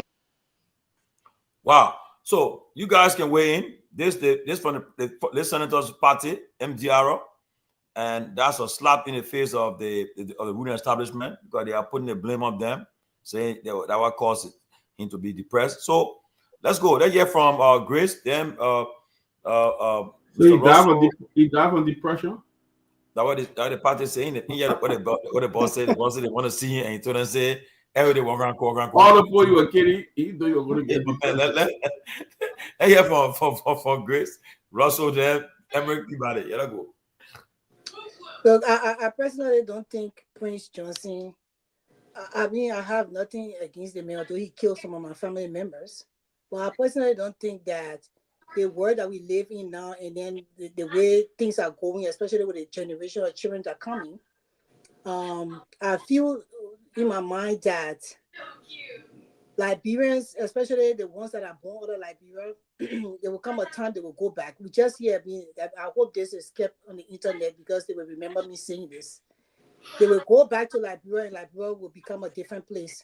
So people like the Prince Johnson not going to be remembered as people claim that he will be remembered. Let's just be clear. 20, 30 years to come, I mean, other people live and did greater things than what he did. So the people who were carrying on with him like that, they carry on with him like that. That's like what we have right now. But just to say concerning the video that I just played, I don't understand how these people don't want Prince Johnson just never wanted this war and economic crime. I just don't get it. You did the crime, you have to pay, you got to serve your time. That's how life is. If something goes on, Charles Taylor is in prison today because of this thing, what happened, although he in prison because of what went on in Serrano, but he's serving his time. So when the politicians talk about war crimes court, I don't know why it got to him so much until it costing his life. Damn. But if you said that you want to protect your people, which we know is all lies, because people were killed before you ever went to Nima. We were across the bridge. We saw what happened. How will you say that bringing the war and economic crimes court is a problem for you in the country, but you actually fought the war, you killed so many people? So I don't think the people were against it that way. It's just that it's the right thing to do for Liberia to get on the right track. That's just the right thing to do. How is it in the day and age that people don't want us to do the right thing? And then I would just say, for the Liberian listening audience, why education is not required for the sake of standard of a country for people to be able to function in a position. People who running in any position should have at least an associate degree, how they call it, using for at least 3 A's, and they should also have professional experience to be able to function in our role as lawmakers. And the voters should also look at those things in Liberia to consider candidates to run, because experience will make it easier for them to function in those positions. We know that Tanapole, I don't pronounce the name well, he did exceptionally well being a first grade student, as the people claim a lot, and Peabody just said, Sylvester Pewee just said that. But it takes one person in a million for that to happen. So far, the representatives that you have voted into power, look what's going on in our capital. Look what's going on in the house. The house is divided. Are you guys not seeing it? You think if you have people who reason in that position, you think that house will be divided for them to point the capital down, for the disgrace to be on the country? Because people who has at least this a little bit of education and experience, a professional experience, they will go there and they will reason with one another. And that's the reason we are where we are today. I just wanted to clear that. Although it's not made there, but it's the right thing for us to do moving forward for Liberia to be a better place. I think Emery was you, and then I think it was Russell, then Emery, and then it came to me. Yeah. Well, great being here again. Good evening, good afternoon, good night to all of our listeners and viewers. I find it very, very interesting. I mean, you're trying to nationally scapegoat folks, scapegoat the country for, something that happened, and many people alive today, and many people watching this witness, to come and say it was because of pressure from people calling for accountability, for people calling for engagement, and ensuring that the people who committed egregious crimes and offenses during the war needed to be held accountable. If that's what that caused him his death, I don't know about that. I just think it's just scapegoating Liberia and scapegoating Liberians and being in denial and not wanting to take responsibility for what happened. How can it be the country's fault for calling for us achieving true reconciliation, inclusive governance in Liberia? I mean, we have a very complex history, that was marked by this civil conflict. I mean, many of us are old enough to remember how egregious this stuff was, and many of us are where we are today because of the war, whether we like it or not, whether we agree or not. I mean, the war completely disrupted the entire fabric of our country. The lingering effect of that war is still taking place today. So truth telling, and implementing the TRC and building on the recommendations that were called upon in the TRC, I think there's the way forward. People had to be, and they still have to be held, accountable. I mean, individuals who participated, no matter what their the height of their offense or their participation may have been. We need to ensure that the war crime code happens and that people are held accountable. We see the disrespect for the rule of law in Liberia, and this stuff it all has to do with the impunity, the culture of impunity that is so pronounced in the country. And it starts from the war crime code. There were many people running around, like I think it was Pewee or Grace, or someone who said that with blood on their hands, and they're not being held accountable. So what is to stop the folks in Painesville at red light or wherever in exhibiting these mob violence type exercises, where people think that they can just go if somebody is accused of stealing something, they can just come and kill and beat them up to death. All of that points to impunity, because the people who participated in the war, they have not been held accountable. Whenever the folks have done stuff, they have not been held accountable. And so we need to start from there. We need to start somewhere. So coming here and blaming the loud calls and the cry for accountability in war crime code as being responsible for the death of Senator Johnson, I think it's hogwash. I don't buy that, and I completely reject that. Okay, yeah, Emery, it's your turn. That's a good one, Winfrey. I keep saying, depending on what side you stand, right? That's how you can be able to paint a picture on this whole issue. Some people look at Prince Johnson to be the good. Some people look at him to be the bad. Some people look at him to be the ugly. The good, bad, and the ugly. The whole moral story about the good, bad, and ugly. We are in a position where we want to find the treasure of Liberia, our best, to see how we can be able to move our country forward. My position, you cannot embody anyone whose background is connected to the innocent deaths of people. One, you cannot embody anyone, you cannot normalize anyone who's taken the innocent death of people. Yeah, war is war. We know, but there are conventions too when we have war. We have a war, we have conventions, we have rules to play by. People think there are no rules, there are rules. The Geneva Convention is clear. Innocent people, civilians, you can't target them. So for some families that during the early stage, their families got killed, they lost their families at the hands of certain elements from the AFL or from those outside. They feel that Prince Johnson is their hero. But we as normal people, we need to sit and bring context to this whole thing and see how we can move our country forward. We are not here to demonize anyone. We're here to discuss and see how we can have solutions. And I think it is upon our government to have the intent to be bold, to pull the bull by the horn and be able to make decisions as to how we can reconcile.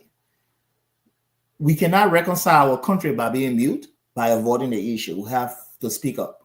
We have to be loud, to listen to different angles and listen to different people and bring all of the instruments that going to bring a resolution, or else this thing going to extend beyond us. Our children are going to be left behind.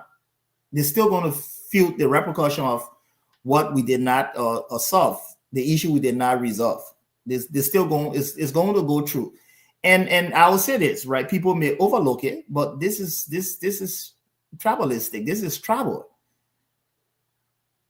This is tribal. And once it is tribal, it extends beyond anything because it starts from the families, right? From the families to other sectors of our government, our governing structure. And that's the reason why, one of the reasons why we see the insecurity that happened in 1980 when the PRC took over the level of insecurity. One group felt that in order to stick to power, they have to bring their people. And they extended from one group to the other. And now we're seeing what's happening. We have not still learned from what happened in the past. We have not learned from anything. I think by now, someone who was there, who saw the different transitions with the experience, saw what happened in the past, should be the one to sit and say, you know what, we have to be intentional. We have to be able to bring about the War and Economic Crimes Code to hear everyone, the aggrieved, the people that have their heroes, all of them to the table and see how we can have a solution or resolution to this. But that's not happening. You saw the level of embarrassment to the government today. Accusation from here and there and so flowing all around. The MDR group came, they accused the government. Nimla came, is different. The vice president came, is different. So this is what we call a dysfunctional society, where we see the different sectors not even being integrated. Everybody on his or her own. A failed nation, that's a failed nation. What the judiciary is different. They're saying something different from what even the police, they don't even know. The Justice Ministry is different from the Supreme Court. Everything is so in different areas. But how can we bring about the integration to see our functionalities working as a government? We don't have to always agree, but we have to see that like the fabrics, Winfrey just spoke about the fabrics. Our fabrics are broken or ruined. Everything is destroyed. And we haven't found a way to see how we can bring those things together. That's the reason why we see these things are happening. That's the reason why we normalize bad behaviors. That's the reason why you see people, we put people on pedestal. That's the reason why you see people in leadership that shouldn't be in leadership, because we have not gone back to resolving those issues of the past. And it's going to continue forever if we don't do something about it.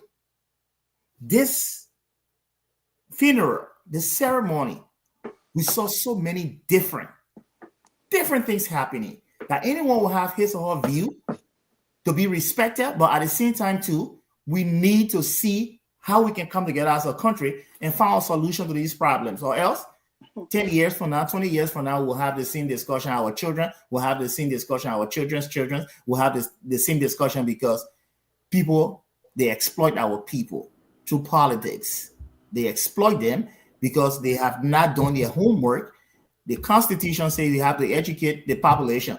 We have not done a good job for the government to educate the population, to have objective views, to give them the tools to be able to think for themselves, to know their worth. And that's a problem. Look, Emery, you just struck a point here. To the government, it seemed like the government was being embarrassed today.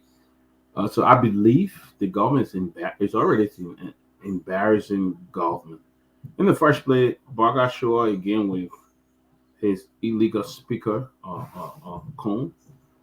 Garguah, the purpose of this War and Economic Crime Court, the principal suspect in that War and Economic Crime Court was Prince Johnson. Prince Johnson was the guy at stake that they wanted to take it.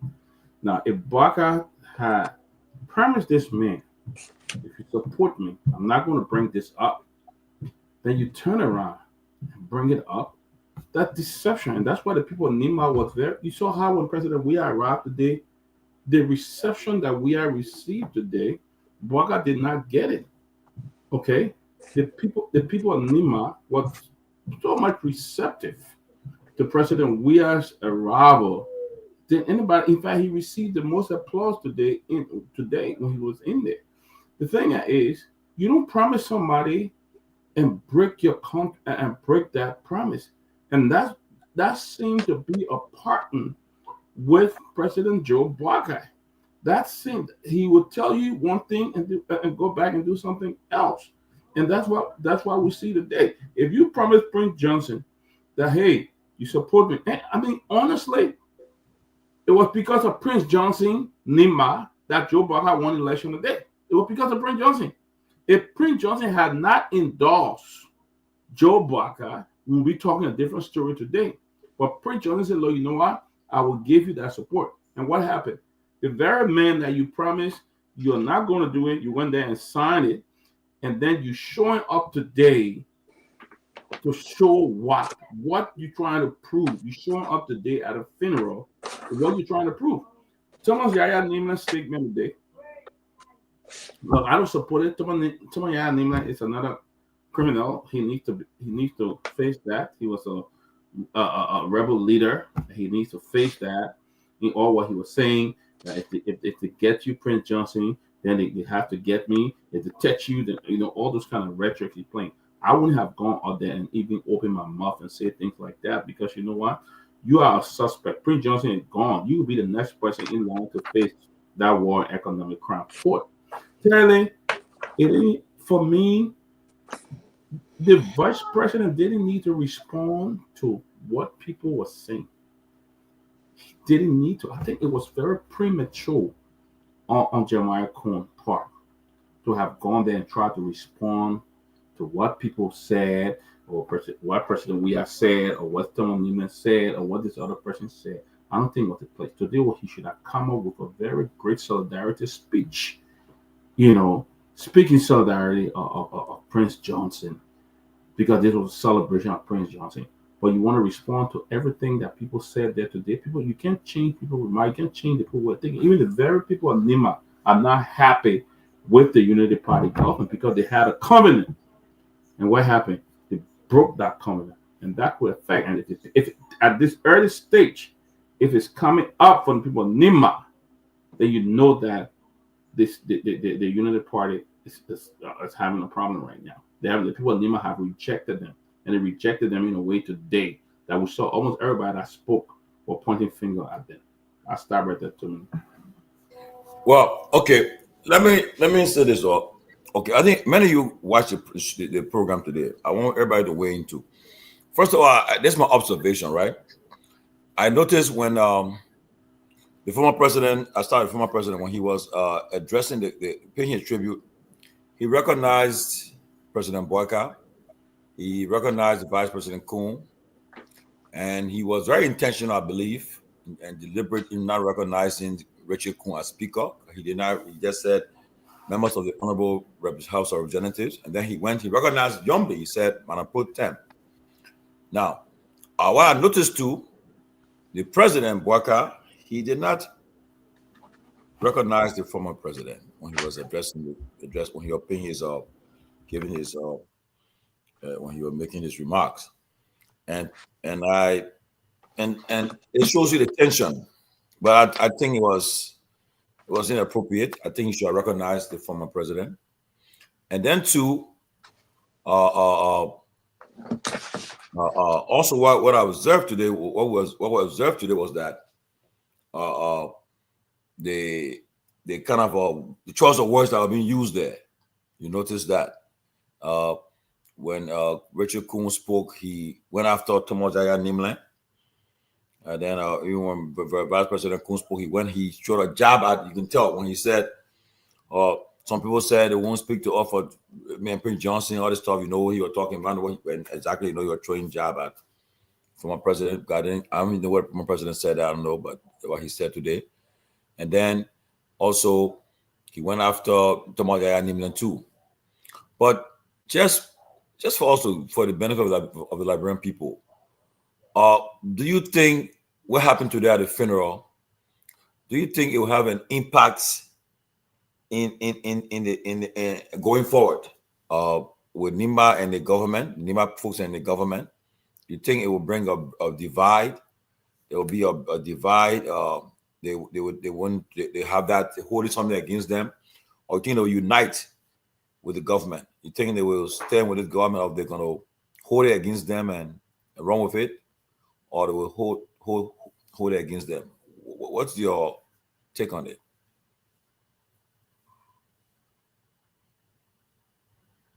No one can start. Is that Pewee speak because he hasn't spoken, right? Okay. He will speak. But let me since he's talking. Let me come in. So I wanted to. I don't even know where to start. Nima, a certain group of the country, is a county. Nima is not Liberia. Although Nimadians are part and parcel of Liberia, but they are not Liberia.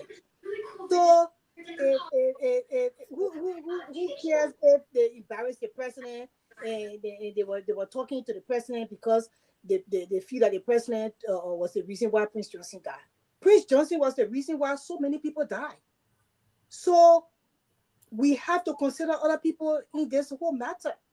And I know Amber talking about, we need to embrace certain things, and we need. I am a woman who will never conform to what is wrong. I don't care whether No. I mean, Corey, don't misconstrue me. I didn't say embrace certain things. Let us be right on this. What did you say, though? No, when you say embrace, then you got to be specific as to what I said, because now you're referencing me. What did you say, sir? No, but you referencing me when you say embrace certain things. You cut me off. No, I said listen to everybody. I said we have to listen to everybody because everybody has. But after you're coming in to provide a correction, if you need everybody has different stories, right? Some people, their families. You said we should condone that. Sometimes you have to condone. And I didn't say condone. I didn't say condone. No, I didn't say condone. I will speak again. I said some families, the way they look at Prince Johnson as hero, and there's a reason. Some families look at Prince Johnson as a villain. Some. There's half a reason. Some people look at him as the ugly, the good, the bad, depending on your situation. And I was very careful in speaking that way because I know some families too that got their whole family got wiped out completely. So they look at everybody got different situation. I didn't say you got to embrace. So we have to correct that right now. Okay, so I will not reference you anymore. Okay, thank you. I'm not going to reference you, but thank you. Thank God we have this platform that we can really be able to come here and make sure that the Liberian people get what they need to know, and which is that you can't conform to evil, you cannot conform to wrong. I don't care if the whole country go into dust. We still cannot sit here and just continue to say that, we have to just consider other people. Prince Johnson is a war criminal. He raped women. He killed some of them. He forced women to go out with him. My sister, husband, brother, wife was forced to go out with Prince Johnson and stay with him for so many years. That man whom was broken. And his wife did not even want that because of war situation. She had to continue the situation. And she lost her family. She lost her husband. She and her husband were never able to go back together. And when he was tired with her, he left her. So we will not sit here and say that war law we should consider because other people look up to him. Now we don't have no problem other people looking up to him, but the power we can't speak on what he did in the country, that the power I can't get over. And that's the reason why Liberia needs leadership. The leadership is lacking in the country so bad. It's lacking in the country because a strong leader will be able to see both sides and say, you know what? This side is totally wrong. But what can we do to change what's supposed to be done in this position? You cannot just, because of peace sake in a country, and agree to, people who come in and bringing traditions and things that they're not supposed to be doing in the country and say, okay, because of peace, we should allow these people to carry on with anybody saying anything because we want Liberia to be a better place. If Liberia would be a better place, she would be a better place. Ghana went through this thing. Jerry Roddy came and he was a leader and he changed Ghana around today. Ghana, that why your government official other than buy house in Ghana. They all dead. They got their houses there instead of them trying to face their own country. So we cannot. For me, I don't know how to sit anywhere and just agree because of peace sake in that country. That country need a leader who will be robust and able to stand his ground and lead Liberia to a better place. And that's the leadership we are lacking. We are lacking it. Bwaka did not have to be treated the way he was treated. I know people say, Bwaka, he agreed to the man, and the man went and told his people to vote for him. The thing they call que pro quo. Something for something, the Latin men say. Waka agreed for Prince Johnson to bring her people to vote for him because Waka gave the VP position to Prince Johnson's son. So Waka paid him already.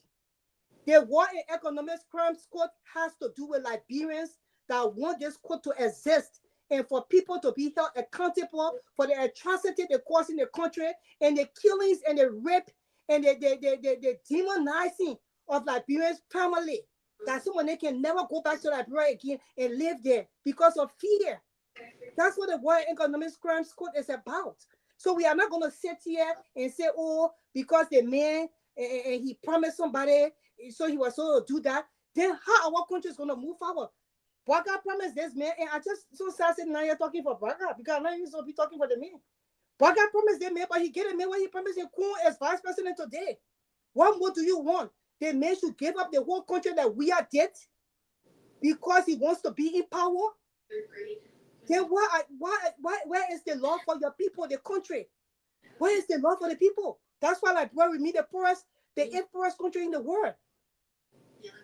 For me, I just sit there sometimes and think that somebody should even have the balls to go. I know some people say, she said boss, they never heard it before. So Liberians supposed to go out that woman or man and just go and do what they're supposed to do in that country for that country to be a better. I will not even say here because we on an international platform, so I will not say here, but Liberia has a far way to go. I will stop here.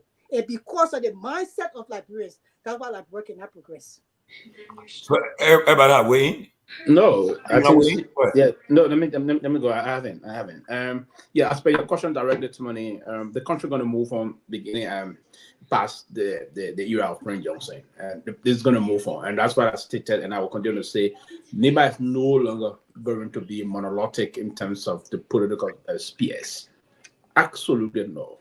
And one thing I would love to also add to this discourse is that if the president, his reason why he signed the resolution for the War Crime Code was for people that committed atrocity in the country to be punished. I thought it was a slap in the face of that resolution today that he attended the very funeral and all honored. Listen, if you felt someone, and that's part of the major issue here, if the intent of doing that was to say we want folks to be accountable, I would have thought that you will have disassociated with the entire process and not joining other people to do what unfolded today. But again, that's history now. It's already behind us. Mr. Johnson has been laid to rest.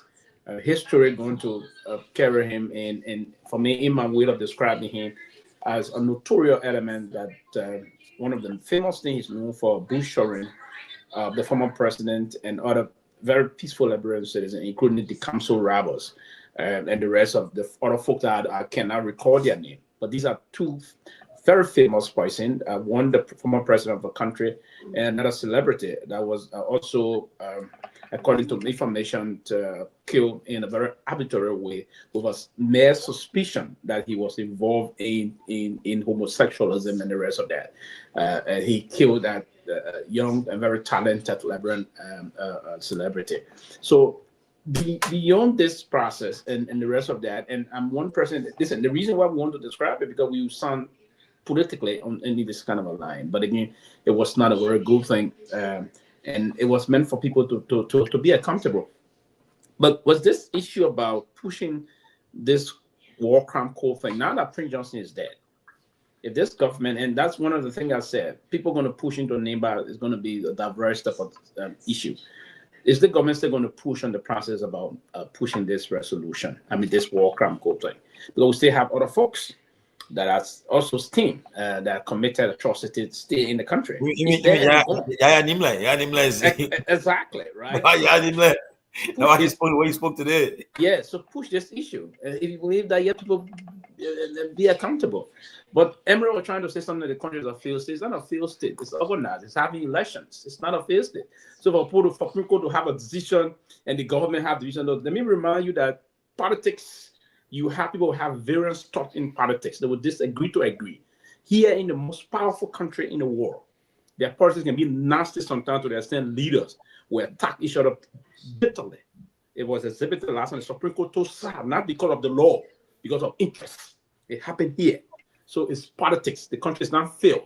Our failed state cannot organize elections. Our failed states cannot have a system in place. But yes, there are other loose processes unfolding. Every country will have those kind of minuses in terms of the democracy. The country back there is not a failed state. The country you live in, that you so much respect and worship, can also have similar things in this country. So it's not a failed state. The Supreme Court can take decisions here, not on the basis of the law, on the basis of their party interests. And we have seen it in recent history past. So what is unfolding in the country is just everyone want to be political. And it's obvious in every political dispensation. And that's the reason of politics. If the country is so highly divided, and sometimes you see those mishaps will go on, but it does not necessarily mean the country is failed. No. What it means is that people are trying to galvanize different political interests, and some of those interests will be more or less they will push behind the interest of the country and their personal motive and the rest of that. So, but it's not a failed society. The society is moving forward. It's a challenged society, not a failed society. So I just thought to correct that. Sometimes the arbitrary use of voice that may not be understandable from the speaker or deep back to the audience may tend to cause some of us that are part of the society and dearly love the society wouldn't stand and accept those kind of a thing that will happen. But again, too many, as you said, NIMBA is going to move that way. It's going to be open. And the aspect of the monolithic decision making as Spring Johnson as a new agent is gone. People are going to move now into NIMBA and they will canvas into that place. And it's good that we pass this era now because it was causing too much problem to our democracy, particularly in the NIMBA team, because NIMBA is heavily populated. You can't preclude them. There's a county that was close to 300,000+ strength in terms of our voting population. So it's something that now we can move into. And then we're going to see what's going to happen in April or March this year for the by-election to replace the lead senator.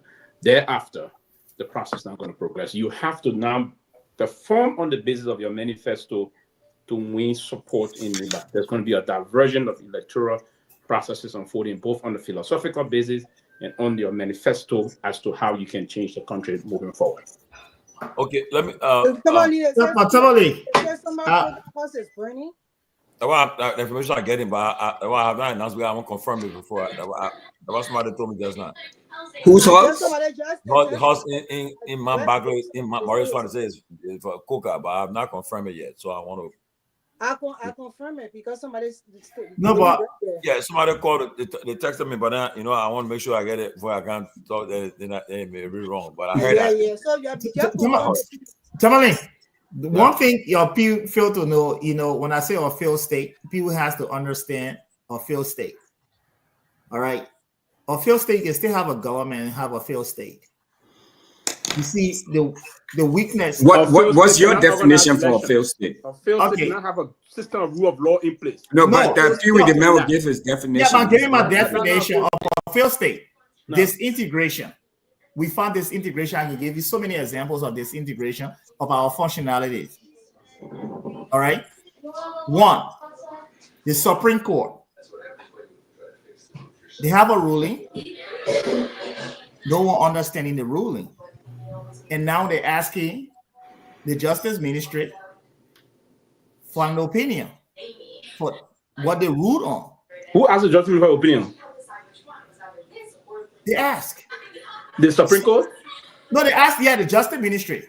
The Supreme Court asked the Justice Ministry? Yes. That's not true. Okay, even if it's not true, what they rely on? The Supreme Court, their decision in this country. You want to talk about America. Mm-hmm. When the Supreme Court rules, do we have ambiguity? Do we have misunderstanding of the ruling? Listen, the court. I'm asking. It's yes or no. Of course, sometimes they no. ambiguities in that. Is that right? It's explained. But the court ruling is not meant for you and myself to interpret. It's for lawyers to come and interpret. No. The court can. It's not meant for you and I to interpret. The court ruling. Yeah. You can why they have a court. You see, this is the problem. Pewee, if you're saying the court is not there to interpret, then you are misunderstanding. Then you don't know the essence of the court. No. I'm not saying. I said you and myself already know. No. The court. No. The court can explain their ruling to us. That's the job of the court, Pewee. For you to sit on this platform and talk about the court when they have their ruling that confuses everybody, but the court cannot stand firm and stern to explain their ruling. Then what does ultra-virus mean? What does ultra-virus mean? No, I got nothing to do. The court is not police. The court not going to the court spoke in plain language. No, but this is the point. They spoke in plain language. But what's happening today with the country? What's happening? No. You said no. But people, let's understand this. Let's understand this. Mean? What does that mean?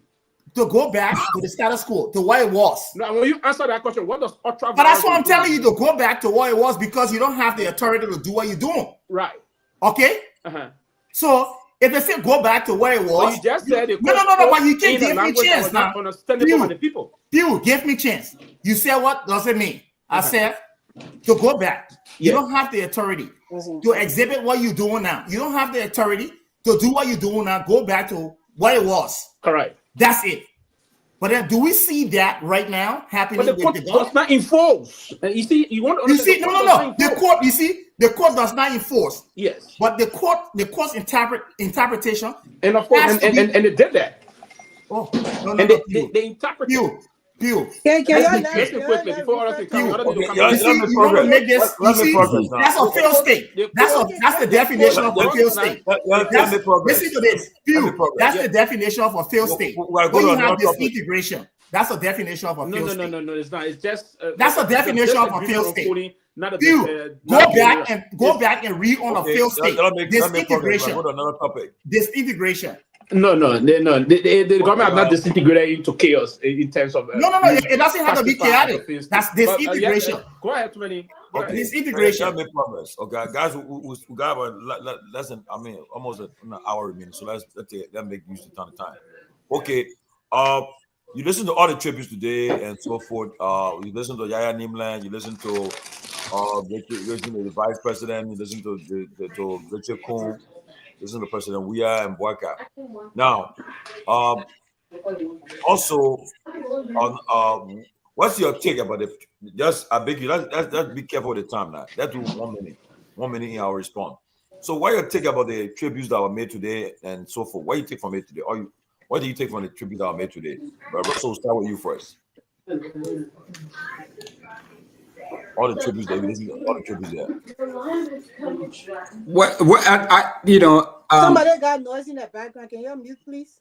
Yeah.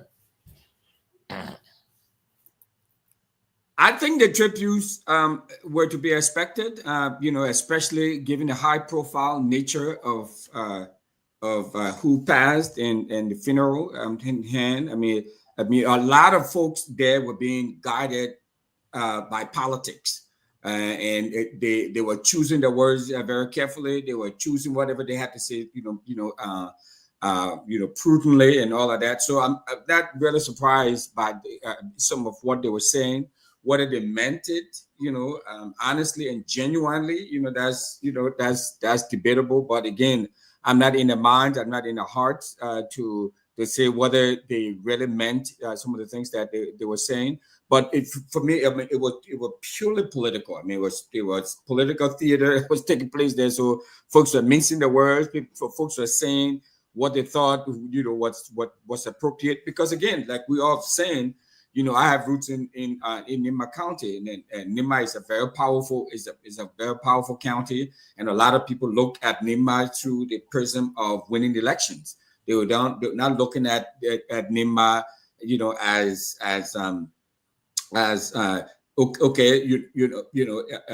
this is a place that we need to come in and try to address some of the concerns or some of the problems that people are having, and the stranglehold, through one man, it has had on our body politic. I mean, folks are not looking, that's the sort of the things that are informing what they said today and some of the things that they're saying today. So no, Tomalin, I'm not surprised at what they said. I think it was expected, and so it goes with the territory. So you notice that it shows that there's a political divide in the country, and that the tension, you saw it, and because observers believe that when Yaya Nimland was speaking, the president was I think he was caught unaware because I was told that the reason why they put him on the program was that he would talk about reconciliation between Grand Jida and Nima. But President Jaya Nimle had his own agenda, and he went and he just went off strip and went after them. So you saw the tension. I think JMB was, I could tell that he was uncomfortable. He was caught off guard. You're caught off guard, and I think that's why I think Richard Kuhn and Kuhn tried to come in and give him that push because he was completely off guard. But let's hear from Grace and then Emery. So my take on the different all the tributes that were made today, in one minute. I mean, people made their tributes, and some it's right for tributes to be made at funerals. Most people lives were affected with Prince Johnson being their political leader, so we understand that part. So he was a political strong warlord, so he was able to bring people into positions in government and were able to teach them how to lead them in how to get votes to be able to get into certain positions. He did that. So those people will always honor him because he was able to lead them in that way. But the rest of the other things that they were saying, as Winfred said, it was all political. They used this man's death for political gain. Those people really never loved Prince Johnson, period. Or else they were being checking on him before he went into depression and stress to fall off and die like that. So they really never loved him. So I don't know how is it now that they're all coming to give all those tributes, but people have rights to their tributes. So we will always, listen to what they have to say. But the Liberian people have to be very sensible with this. They have to pay keen attention. You don't want these people tributes to Prince Johnson to think that it's okay for them to be in positions that they don't deserve. So you have to pay attention because most of them were doing it for political gains.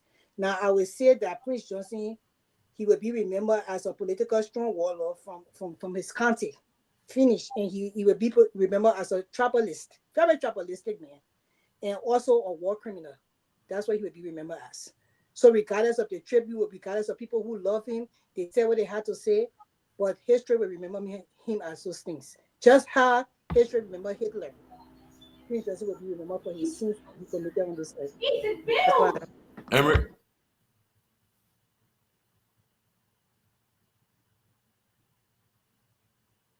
Muted. I think you are muted. Thank you. There are some things I will agree with. When I was in Nima, the likes of Jackson Doe, DK Wonsiele, the late Jackson Doe, DK Wonsiele, those guys, the level of intelligence they had, right? They did not bring Nima to a point where we had this conflict with internal conflict where we could distinguish the Manos from the Gills. We did not have it at that time. It may existed, but not on a national level. But now we see it on the national level because of people that should not be in leadership. And I do agree that since Prince Johnson got in Nima as a senator, the country's been divided. I mean, the country been divided. We will have to agree on that. I've seen it. To some people, the country is not divided, but to me, it is divided. And I think going forward, we now have to look at what had happened in the past during Prince Johnson's time to see how we can move the country forward. That is to say, to support a candidate that will bring something different, something that the likes of Jackson, Fiado, DK Wonsiere, those guys had. They depended on their intelligence, they depended on competence, they depended on. They did not care to know whether they were from the Manon belt, the Gil belt, the what they call belt. They did not care to know about it. We had a united Nima at the time. And I think the young people now will have to see into it because people are not telling the story of those guys. We have to look into it and see how we can be able to tap into that and resuscitate the vibrant Nima we had during those days. So today, it was politicized. Everybody's trying to score political points. People pretended like it oh, it's a retro traditional stuff we have to do, but we know the intent. The intent was to score political points, and we all know it. And to me, it failed miserably because we saw the divide. Now one person in control. Even those that from the county were not even in control, and that's what we want. We want to see a NIMA where people are going to compete on ideas. People are going to compete on competence. We want to see that. We want to see NIMA change to that. It's a playing field right now that is level in a way. People think that the vice president has full control, but I think he lost control today of the county. And it's clear, even with Yaya Nimle, people may not like him. And I don't adore people that fought the war and took the lives of innocent people. But at the same time, too, he made a point that Prince Johnson kept asking for time. Why is it now that President Boyka promised to give Prince Johnson some time, but differ on that promise? We see it was coded. It was heavily coded. And you know the reason why the VP came, but I think like Tomalin said, the VP should not have responded because it's your home, you the adult. And I think he does not have the temperament to be a leader. He does not have it. And I keep criticizing him. People don't like for me to criticize him, but that's the truth. He's not a leader. He's not Prince Johnson. And let us be real about it. He's occupying that position because of Prince Johnson's support. So I think he's more worried that the MDR came out and were lashing at him, lashing at the whole group, that they are the reasons why. So different things happen today that we all can look at in different ways, but it was good that those things happened for us to see from our vantage point, to be able to analyze, to be able to look at it and see what we can create to bring a better Liberia, to bring a better NIMA, to see how we can move the county forward from the tribalism. And for me, I have no problem with someone from even the man on Bell taking over, because we should not look at it. We want the most competent person, right? But now they're saying, oh, because Prince Johnson was a Guillermin, so a Guillermin has to take over. I don't see it that way. To me, it's wrong to even think that way. It's not united. It's not good for NIMA.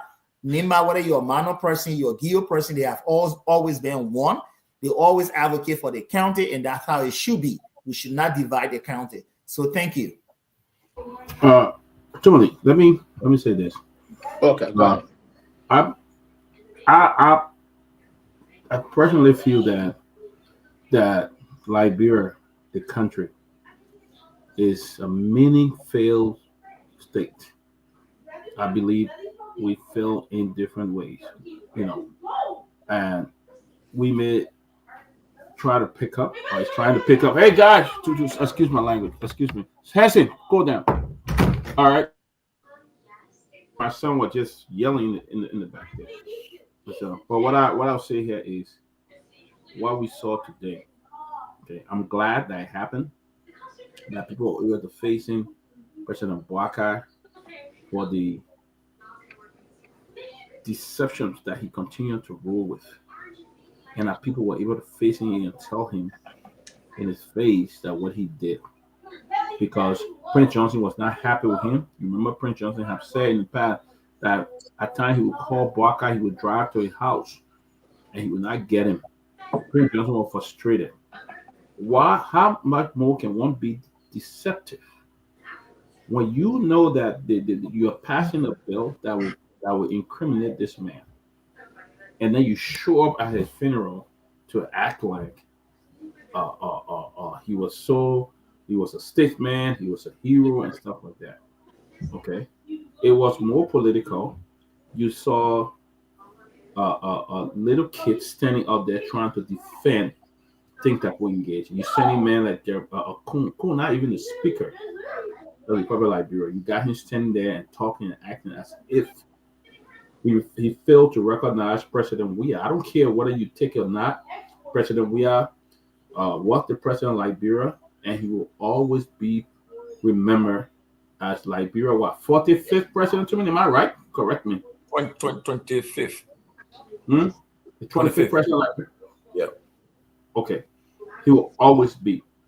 Now, the people of Nima were able to look in his face and tell him what he did was wrong. Okay?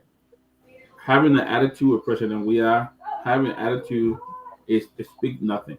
But he went there today because that's a deception that he carried all around. He promised people and then lied to them. That's what he did to other people. Karen Costa, the same deception he took it to Mr. Cummings. It's just that Mr. Cummings was very strong. Because his intention was to disgrace Mr. Cummings and then let it be all over that this man committed a fraud in his country. This man sitting on numerous boards in the United States of America.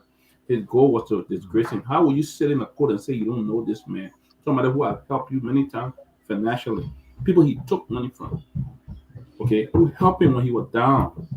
Couldn't even afford certain things. People who helped him. We're going back after these people. So it was great that the people of Nima was able to face him and tell him, Nima people, we tell you the fact. They will tell him how deceptive he was, the Prince Johnson. And you show up with that kind of faith. He did it to other people. He did it to Costa. He did it to Fanati Kofa when he invited this man to travel him to Rome with the intention that people are going to go back and vote behind him and remove him as a speaker. And you're sitting now as an old 80-year-old man. You sit there and will say and would do something like that. You who call yourself a leader, that you've been in government more than 40, 45 years. You know, what people did today, to be honest, there was no need for people to defend anything there. It was fact. It was real. And I think what Vice President Kuhn needs to do, he needs to understand now that he's a leader. He's the Vice President of the Republic of Liberia. He's next in line to be President of the Republic of Liberia. So when you speak as a father, speak as a leader, not to go back and be that tinny winning. And when somebody says things, you compare to go back and defend them. You compare to go there and defend the cause and other things. Those are it's very immature. Those are very immature thing he did, you know. But President Bouaka needs to understand those kind of. I'm glad that the people of Nima, they didn't highlight the other people who failed to tell him his deceptive behavior. The people of Nima were brave enough to look him in the face and tell him, this is what you did to our leader. Because that's the only reason he's sitting there today, enjoying his retirement benefits, because the Prince Johnson who put him there. Prince Johnson had 9,000, he was not going to go anywhere. If you see the result in Nima, he didn't win landslide in Nima. So, but this kind of deception must stop. This man have divided the country. He had become a tribalist. If you look in his government, it's all named Lofa. He doesn't care how Liberian people are responding, you know. So it was because of Nima that he's enjoying his lucrative retirement. Now he can fly to Lofa on plane these days. Is it because of the people of Nima? And then you went and signed the war crime code, which I think was important. It was good. But then you show up for the same man you're trying to prosecute. You show up and celebrating him like he's a hero. I think he's very deceptive. I don't know whether he's able to really lead our country. So you didn't want him to show up? He's the president. He has to show up. The man was a senator. I would not show up in that kind of deceptive move. You would come there and say the president did not show up to the senator funeral. It would be wrong.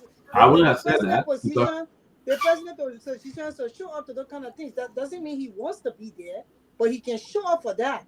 So the people of Nima, the President Bouaka loves Liberia more, and the war and economic crimes court is important to be. We appreciate no loyalty. We're going to stop that. But Grace, we're talking about ethics here. If somebody I know committed serious atrocity in the country, killed a lot of people and all of that, I will not honor him. I will not do it. We're talking about ethics here. We're talking about morals here. He doesn't have.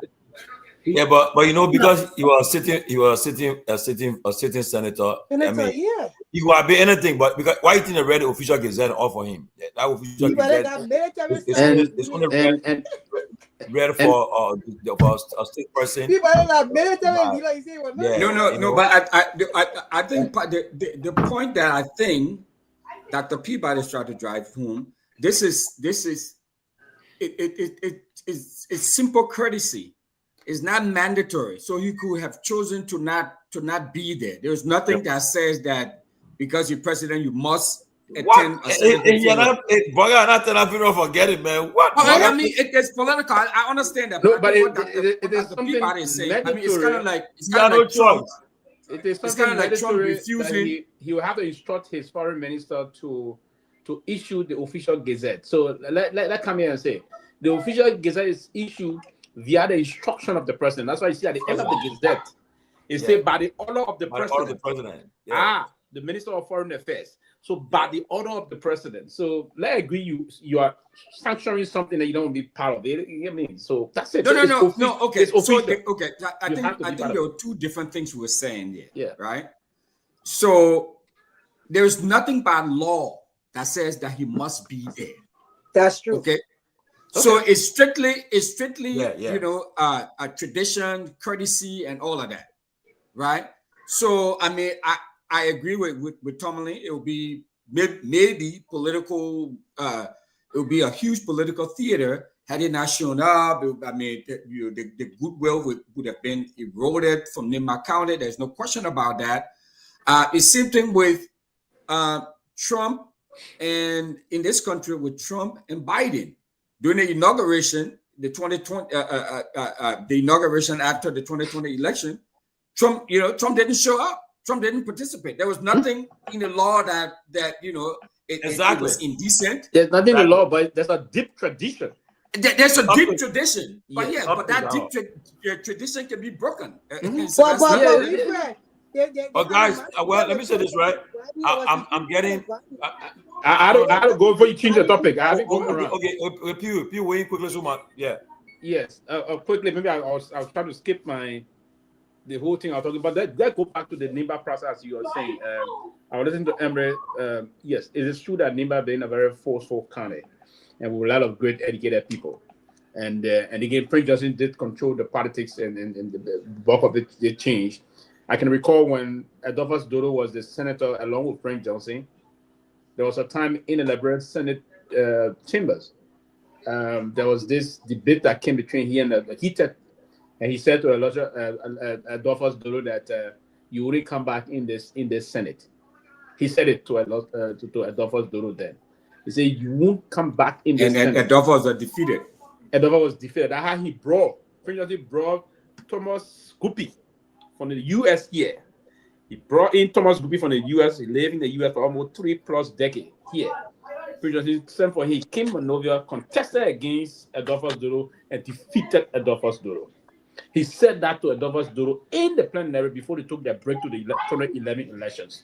So he had control over this. And now I listen to Emre saying, now this coming election is clear that I can bet anything that a deal man going to be the next senator. It's going to be difficult to have a minor person because the Nibians, the way they do things, change the mindset, particularly of the Gio people. He pushed the Gio people. He said, they are the Gio people in terms of the population. They're almost 65, 66, 67% of the population in Nimba. They got bulk of the population. You already got a minor senator. So I've tried deeply understanding their perspective and the way they engage. I will hope that they're not going to change in the next elections. Folks going to now move in and try to change it because there's no one going to have that single authority to change the face of the presidency. And the reason why they did that is simple. There was a time we conducted a survey in Nimba. I spoke to a lot of Nimbayans deep in most of those areas. One of the main reasons I asked most of them, I said, why is the presidency so powerful here? And I spoke to most of those that we tracked the polls from with deeply from the Gio belt. They believe, even the man inside, they believe that he defended them.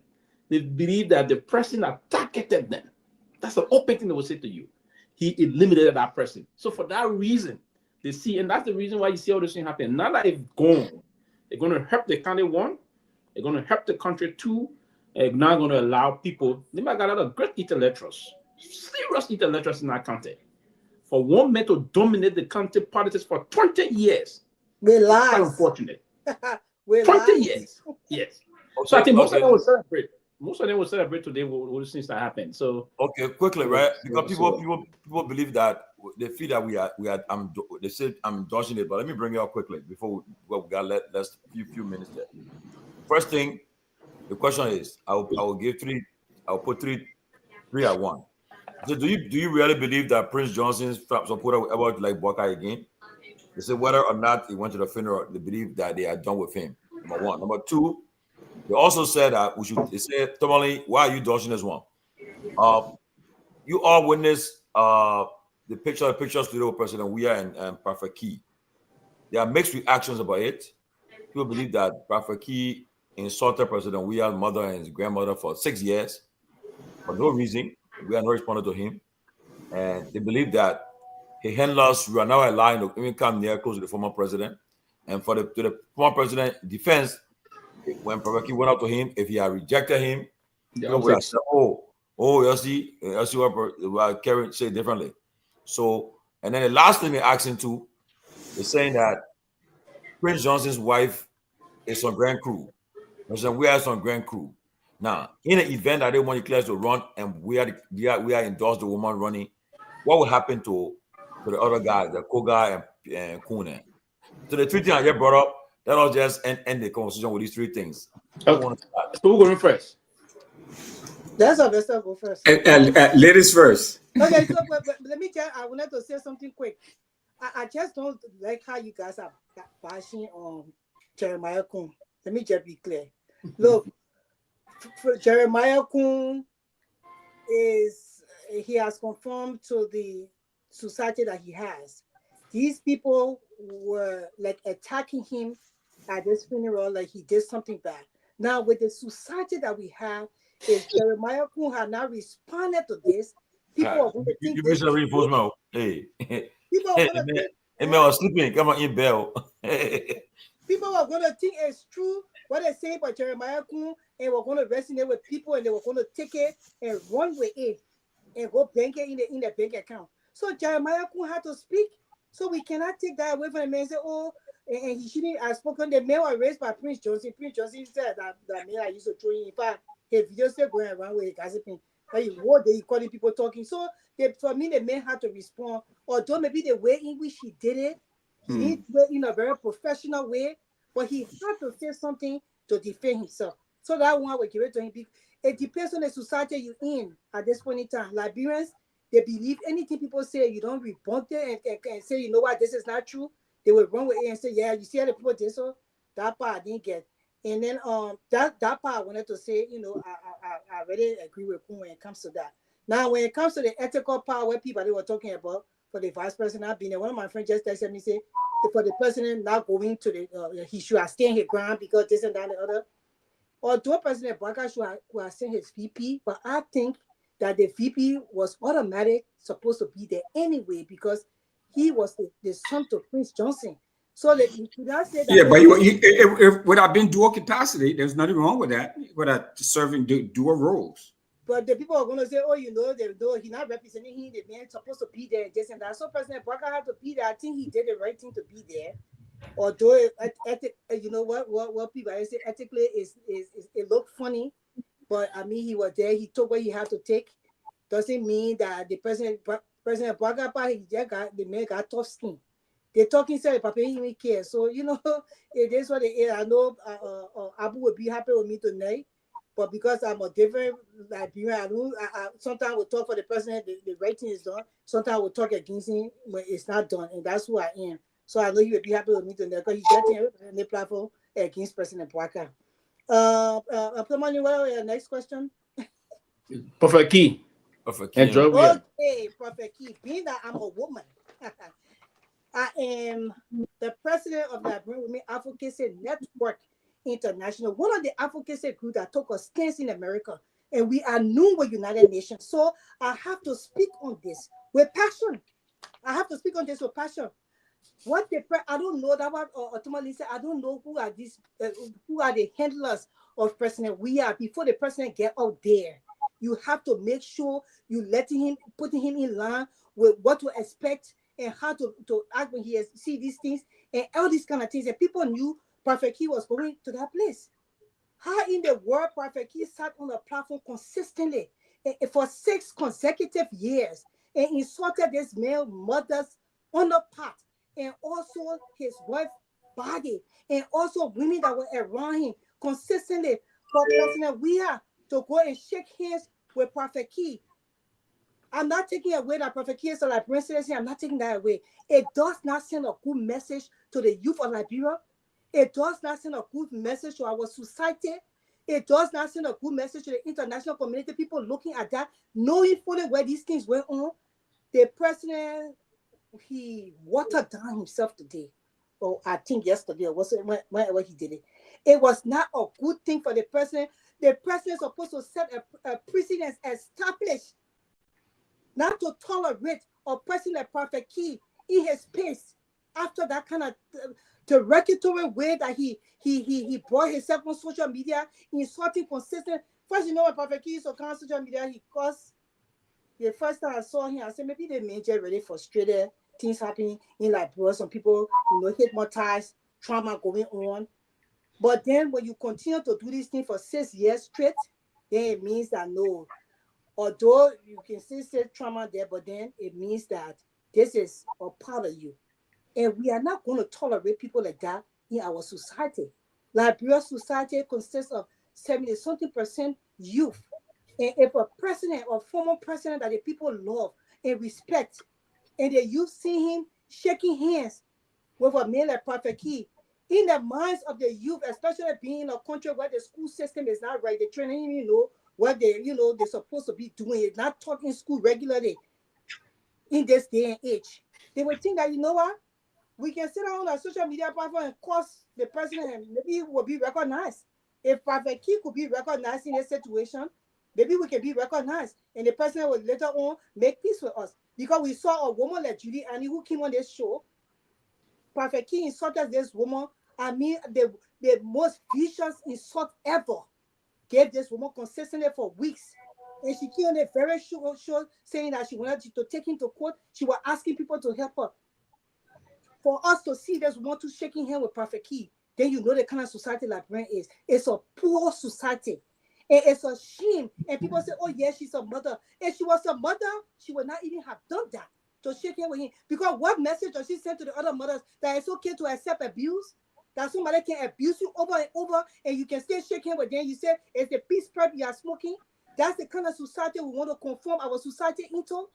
That's the question we ask. So I just felt that maybe we are trying to make a political move with this by saying, oh, you know, the man is so peaceful.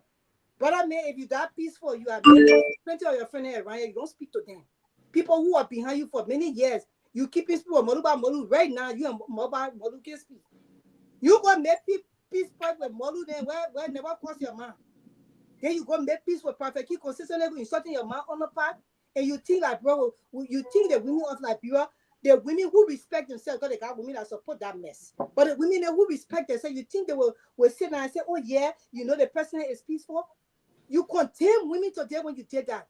You condemn your mother. You know, it shows us you don't even have respect for your man. Neither your wife, we are. When you shook that Prophet Key hands, knowing for the way how they may insulted your wife and your man on social media. So I had a little small thing in my heart for you, considering that you play football and you put like on the map with soccer and stuff like that, and the Liberian children love you, and I love the children like you. But that is small, the ounce of respect I had in me, it actually went away today when you did that. Shame on you for doing that. Shame on you. I don't think you should have done that, and that's the reason why you need to put real good people with sense around you, so they can, because sometimes the president is not, you know, he's not really thinking about these things. But how your handlers will even allow that man closer to you for you to shake your hand and take picture. The man scored political points on you, brother. He wanted that picture. Because you know he said he's running for Nima County Senator. So he wanted that picture. He also scored political point on Judy Annie. Shame on Judy Annie as well. For her even standing up with Prophet Key after coming on the platform, that women that was insulted by him, donated to her. For me, I did not do it because I just felt that something, because Kehleboe was on the platform and here we asked her, how sure are we when we're talking about this man, you will not go back? So baby, oh no, I will never do that because the way the man, but she went back and did that. That's the society that Liberia has right now. How can we change that? How can we change that? How? That's my question. And if you're giving to, after people come in, if you're giving to say more, I will say more. But we are insulted women today. He insulted his wife today. He insulted his girlfriends. He insulted the mothers of Liberia, those market women. He insulted them when he stood up or man shook him and took picture and telling the Liberian people that it's okay. The man can insult me because maybe I want to score political point and say I'm the peacemaker, so I will take picture with him. You're not a peacemaker at this point.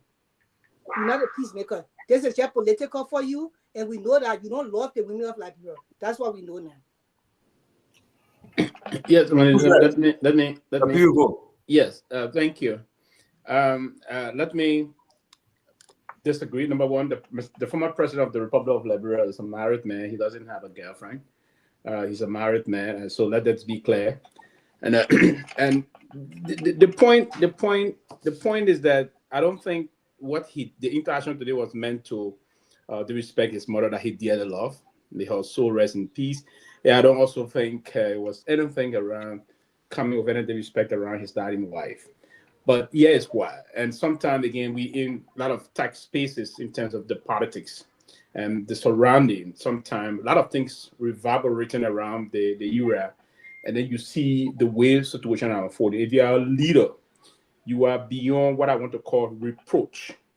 And in some cases, you have to exhibit, while it is painful, you have to exhibit grace, you have to exhibit those kind of a leadership trend that we have to go along in sending message off to people.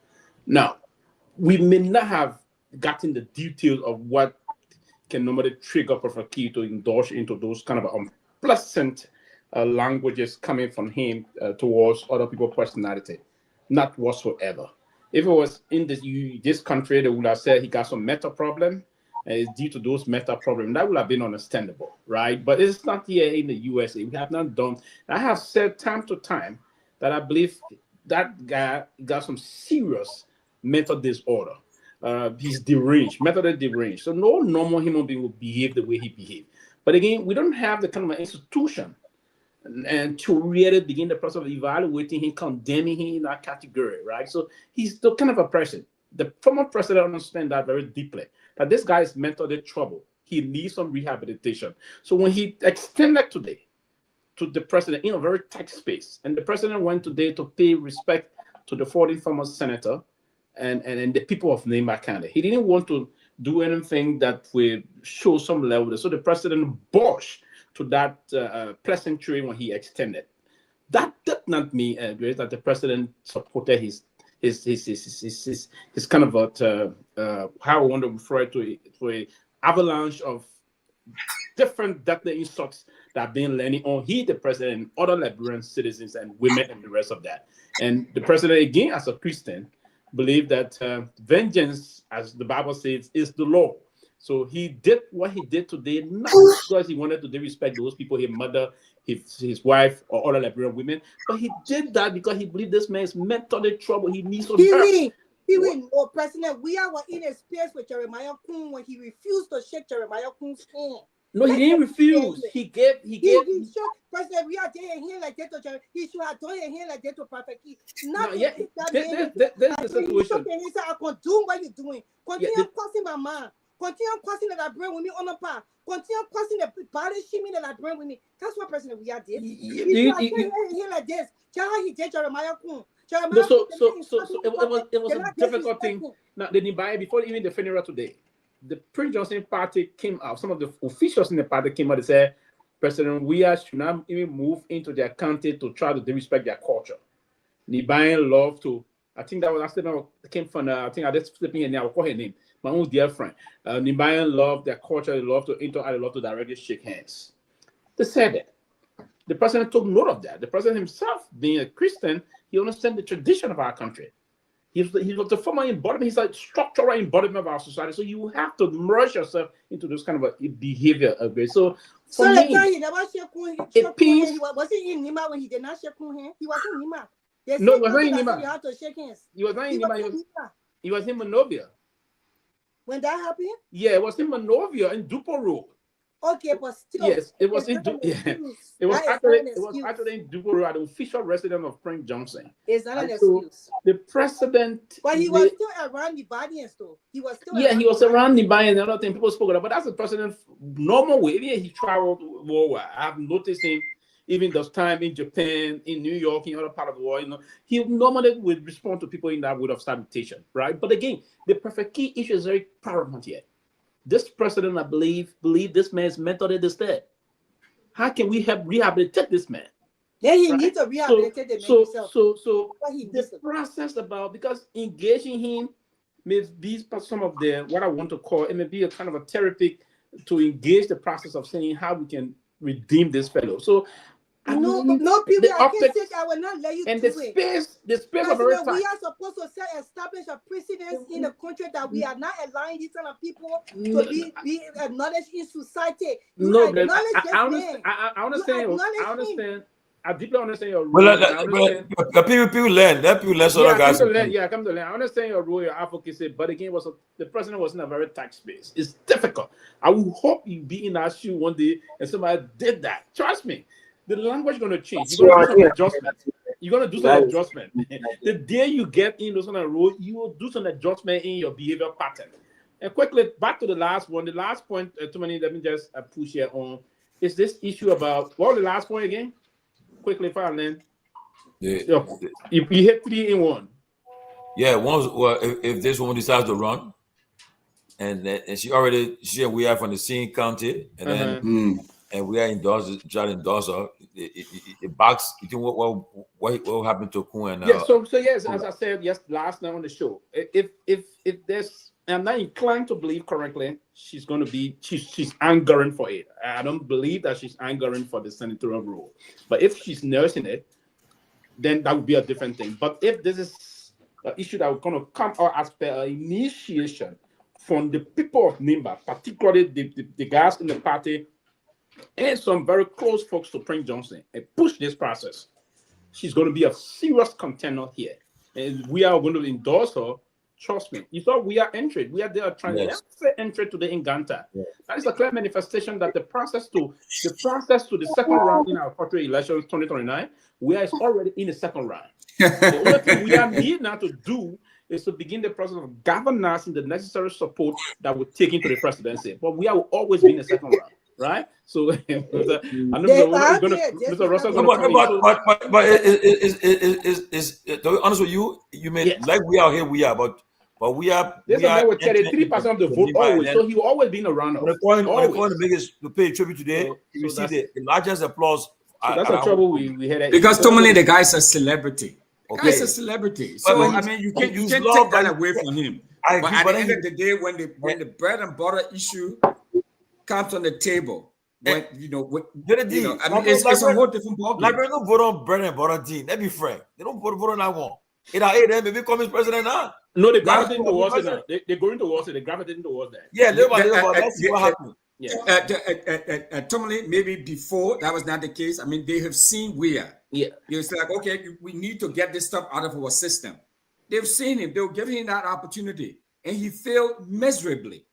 No, Mr. Russell, he didn't fail miserably. The number was close, Mr. Russell. He didn't fail miserably. I mean, he failed miserably. He didn't fail miserably. Exactly. I'm not talking about the governor. A win is a win. I lost. I ran for House of Rep here.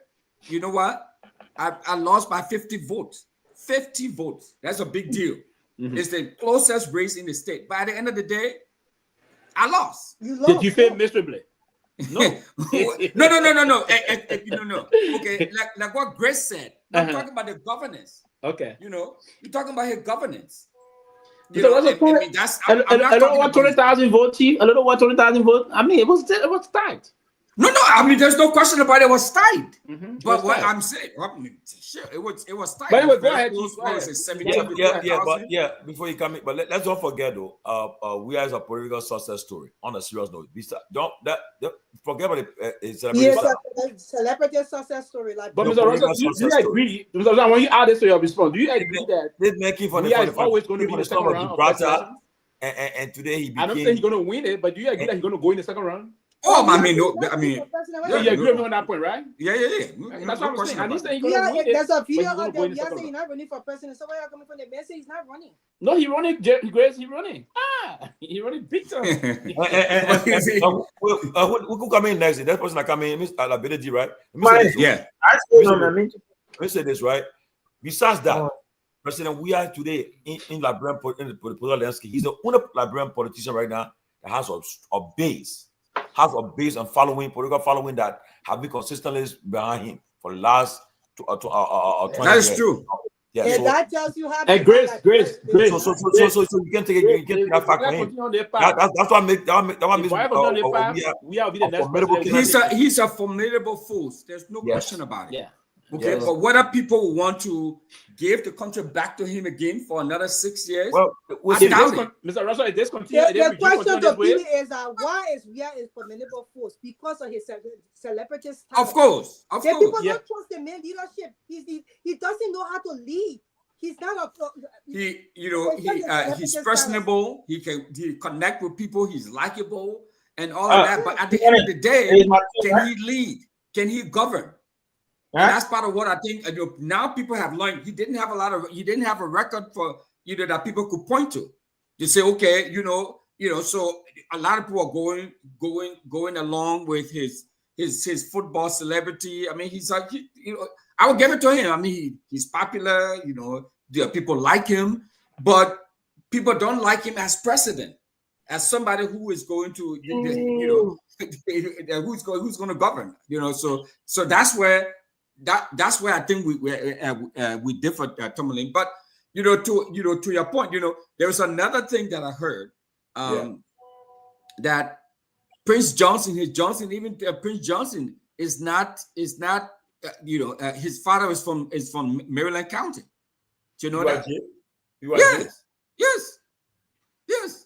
His mother is from, like Jeremiah Kuhn's mother is from Nimba, and Jeremiah Kuhn's father is from where? Was Sino or someplace else? Sino. Yes, but they all grew up there. I mean, not taking Nimba away from him. So what I'm trying to say, just going back to your question about so we live in a very diverse political space now. So wherever you're from. I mean, I'm from Montserrat. I was born in Montserrat. I grew up in Nimba, so I embraced Nimba. As my grandfather settled in Tapata, so I embraced Nimba. So that's the kind of political environment that we now live in. So it doesn't matter, Tomalin, the fact that she's originally from Grand Cru. Her lived experience is Nimba. She's embraced Nimba. So I don't see how that's going to have any bearing. The fact that one of her parents, or she had roots in Grand Cru, and George Weah decided to run from Grand Cru. I don't think it's going to have any. I don't think it's going to have any bearing. I don't think bearing on that particular situation. Then the next point that you made. I mean the situation with Prophet Key and President Weah. I think I will applaud, President Weah for being so magnanimous and being so, professional by doing what he did. Because word on the street there has been that, he's very vindictive. He keeps grudges and and all of that. So I think this was an opportunity for President Weah to show that, say, hey, I'm a bigger person. I mean, this guy has been hurling invectives at me and my wife for so long, and I think President Weah was caught off guard, so you find yourself in a very difficult position. Grace, it would have been so bad had he not, shaking his hand, had he not, sort of embrace him and stuff like that, so I mean, I think if you ask me, I think he was put in a bind, so he had no choice but to reach out and show. He should have done the same thing he did to Jeremiah. How you doing, sir? But no one know what happened, how the encounter happened. So we gotta find out one. Yeah, maybe there was some overture behind the scene. President, we are posed for picture with that man. He posed. But listen now. President Weah has That was disrespectful to women. I understand your men, so you don't understand. No, but let me say this now. No, I don't think it's about. But listen, the person he has a security detail that is signed with him, right? EPS security detail. Now, some people are saying that the security detail should not allow that close to him. But again, how you know what, y'all? Maybe he just said for we are time he saw the opportunity, he got there, and how we are just say, oh no, they are pushing him. So he forced we had to post. We are across the stairs and saying, but so again, you cannot. He forced we had to post for the picture. That man he posed for the picture. It was they stood out and they posed for the picture. It was not something he just shook in hand while passing. The people took a picture. I don't want the thing is that we can't condone these things in our society that making people to accept what this president did by shaking this man hand after the 6 years of insult on women body parts. For a president who's supposed to set precedent and say, you know what, I will not condone this because if I were affected by it, my mom, my wife, women that were around me, no, I will not sit there and allow you to say this. It's not fair. It's not fair to women of Liberia. President, we are no. I'm not. When he posed for a picture with that man today, that's his people. Your view is that he set a bad example and he should not have done that. But I'm thinking coming from the political space and being in that space and seeing how sometimes you get caught off guard and it is not to excuse what Prophet Key has done and has been doing all these years, it's not to excuse him at all. But I'm just trying to put myself in President Weah's position at the time. But what was Prophet Key doing so close to the president? What was his detail? How is it this man threatening this president? But that's not President Weah's fault. It means that President Weah wanted to meet Prophet Key. That's why. Hey man, Grace, not necessarily. That's why he met him. No, Grace, come on, man. We are not coming on, my dear. No, man. What? No, not necessarily. So they maybe the security details didn't do what they should have done. I think President Weah, no offense to women. Obviously, we all support we support women. We condemn and detest all of what Prophet Key has been doing over the years. But I'm just trying to. It's somebody. You do? Oh, I do. Oh, I do. I didn't know that. Oh, Have you spoken against it before? I've spoken and I supported a lot of women issues, and I still do. Have you actually spoken against the insults that Prophet Key level against, especially like women?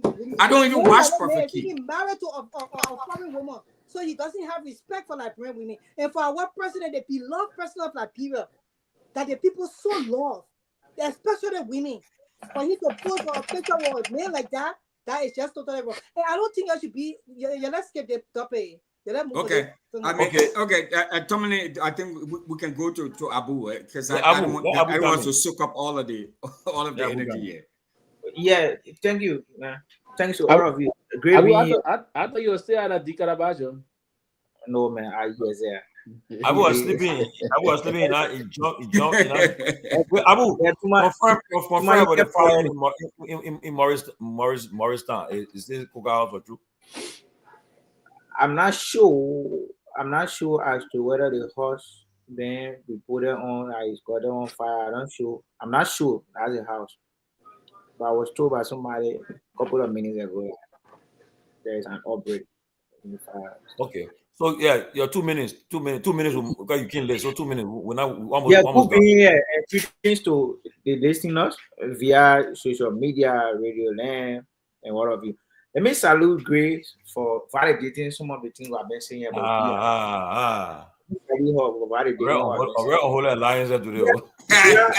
was a disaster in terms of governance. How can Pewee comes on the show and say a thing continue this way? Hold on, you want to tell me today? Where was a disaster. I don't want to waste my time on it. Unfortunately, Peabody is not here. Peabody was very hypocritical.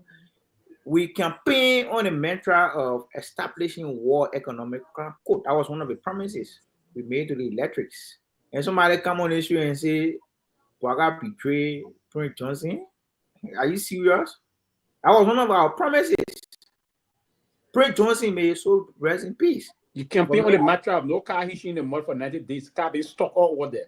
You campaign on the matter of making sure that the Liberian people are giving things. Nothing happened. You campaign on the matter of being rules. I follow I've been soft on you. Don't make me just like getting high on you. I've been soft on you. When you start making me getting high on you, you'll be because I can be your companion on this show here. No, you're my companion, my senior brother. I respect you. Okay. I don't remind you of some of your campaign. That of Peabody was being very hypocritical. He come on the show and said, come for you. He came on the show and said President Bouaka betrayed Prince Johnson. On what exactly? Didn't they let Prince Johnson affix the signature to the World Economic Crime Code? Didn't he affix the signature to the resolution at the upper house? Didn't he affix the signature? Let me know someone named today talking about Prince Johnson was betrayed by President Bouaka. Prince Johnson gave 12 years to Manaseli, 6 years to Guar. In fact, President Bouaka had to be there to his death. Are you serious? In fact, you should that was a complete joke. Yeah. You guys should not be talking around here. You are a talker. You committed atrocities. You kill innocent people in this country. And according to you, you are going to pay tribute to your fallen colleague. And you had nothing to say but to castigate the government, how the government was being insincere. They did not treat Prince Johnson well. And he said he signed a resolution. Exactly. Exactly. That's a deception about these guys. And people on the show not saying that. I listen to Tomalin say, oh, hi, in fact, the government. Tomalin, that be on there, chief. I respect you. You're being objective at times. But tonight, you're being subjective. The essence of our being, like I said earlier, the essence of our being, to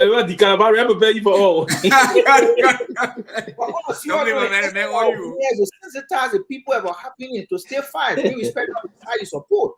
But you come on this show and say something like it's not, that does not represent the view of the people. They put one war economic crime and made direct victim.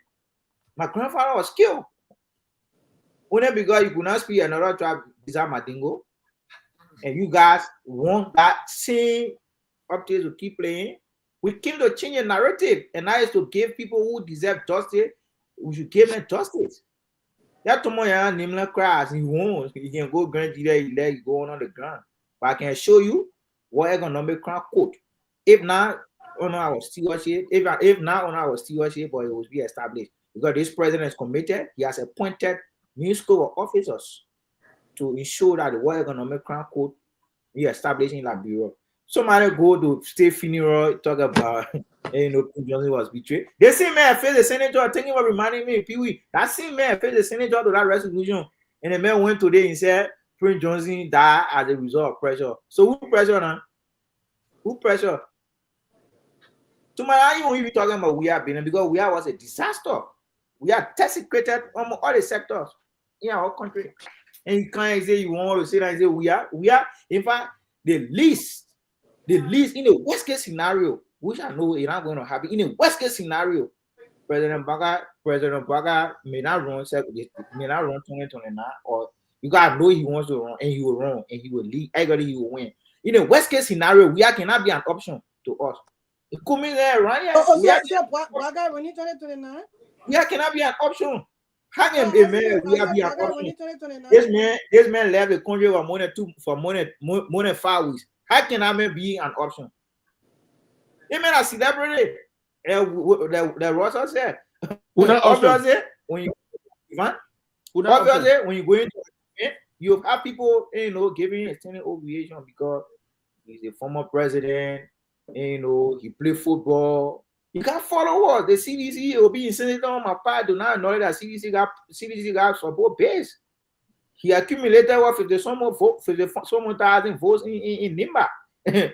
Don't you know that these are the same people who voted in were cheering up? It is obvious. It is obvious. So we cannot be an option. We was a disaster. They may you party chairman Moba Molu accuse them of taking money from from partners and placing it into a packet. And you expect all to see a lot of people that we are the kind of state affairs of the country. We gotta be serious. Tomalin, you with me right? Yeah, Chief. So I ask you now, Baga running 2029. Oh yeah, the president. But again, at the moment, we are focusing on we are focusing on governing this country. We are focusing on restoring dignity to the seat of the presidency. Okay, Sidiki, come here 1 minute, yeah. Okay, good evening, everyone. So it's good to be here. Yes, I agree with Abu on the establishment of the War Crime Code. When people made a comment about the president betraying Prince Johnson, for me, I don't think, I don't support the government, by the way. I don't support Joe Parker and the Unity Party. But, we need, if we really want a better Liberia and we are honest about the things that we say, I think it's just fair. There was no betrayal about Prince Johnson, and all that kind of stuff. The Unity Party and all the other candidates who are running in the 2023 election, they promised the Liberian people to establish a War Crime Code. And so to come and establish that code, there's no betrayal here. Except Prince Johnson will say, oh, they had some conversation in the past and they were promised that they're not going to establish it. And even as that, this is about Liberia, not just an individual. So I don't see no betrayal. But from my point, Abu, regarding that War Crime Code case is that it's been like more than 6 months. The resolution passed the both houses. They signed the War Crime Code stuff, but up to there is no code. Every now and then, the president just changing chairman. After they appointed one lawyer, after a few weeks they changed. So for me, I'm just thinking when this War Crime Code is going to be established, most especially, the men who people used to be targeting now, have passed on. I don't know if this War Crime Code will ever be established. I don't think so. That people just and then at the end of the day, because this should not be about Prince Johnson. Exactly. This should be about something that will serve as a justice, that to people who did harm in the war. But you just sign a resolution, you sign people, and then no code being established. Because since Joe Parker came to power, in fact, that was the first thing they were focused on, establishing.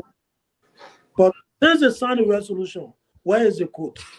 Is it next year? Is it during the 4th year? And you just said that it would not happen in our time.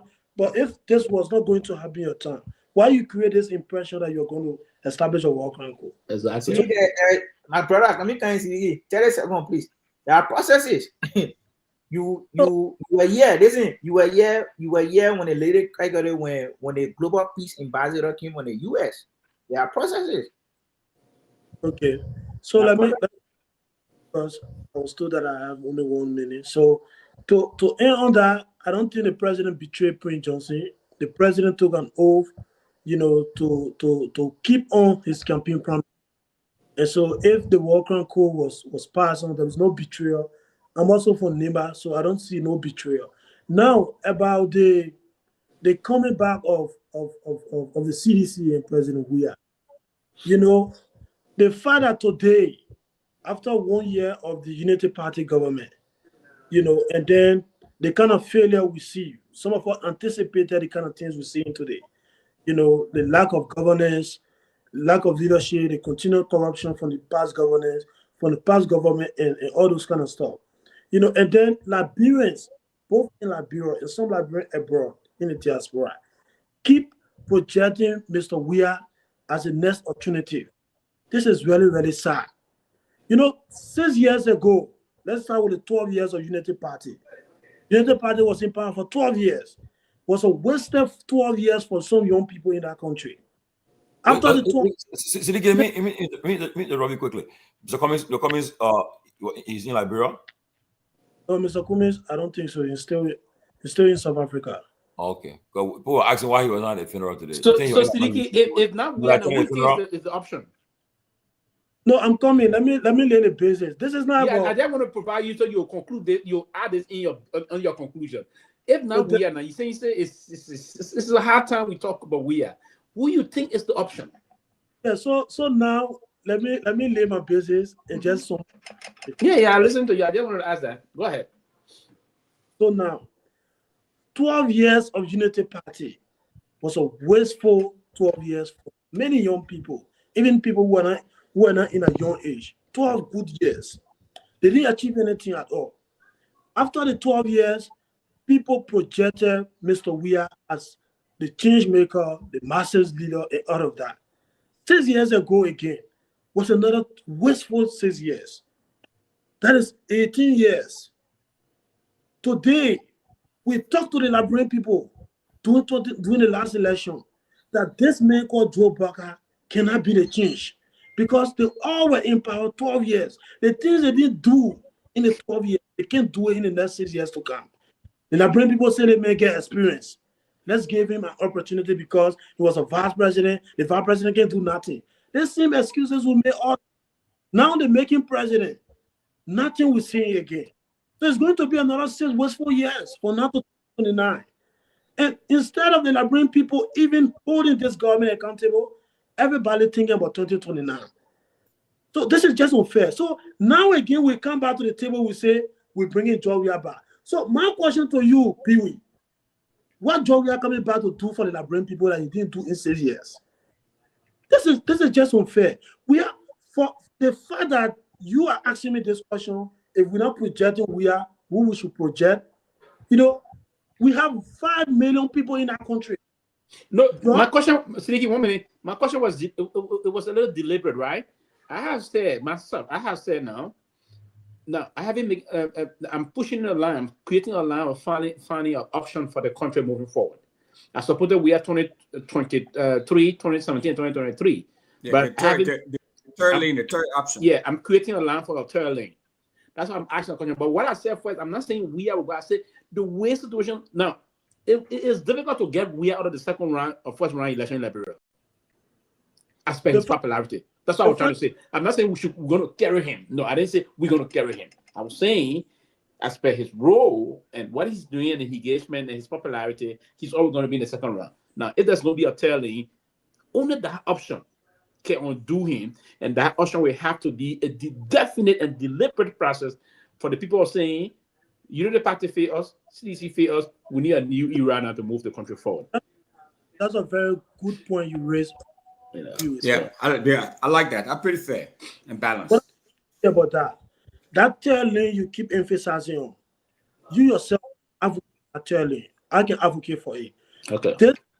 This closing argument, which is part of one year's network, they advocate for that tail lane.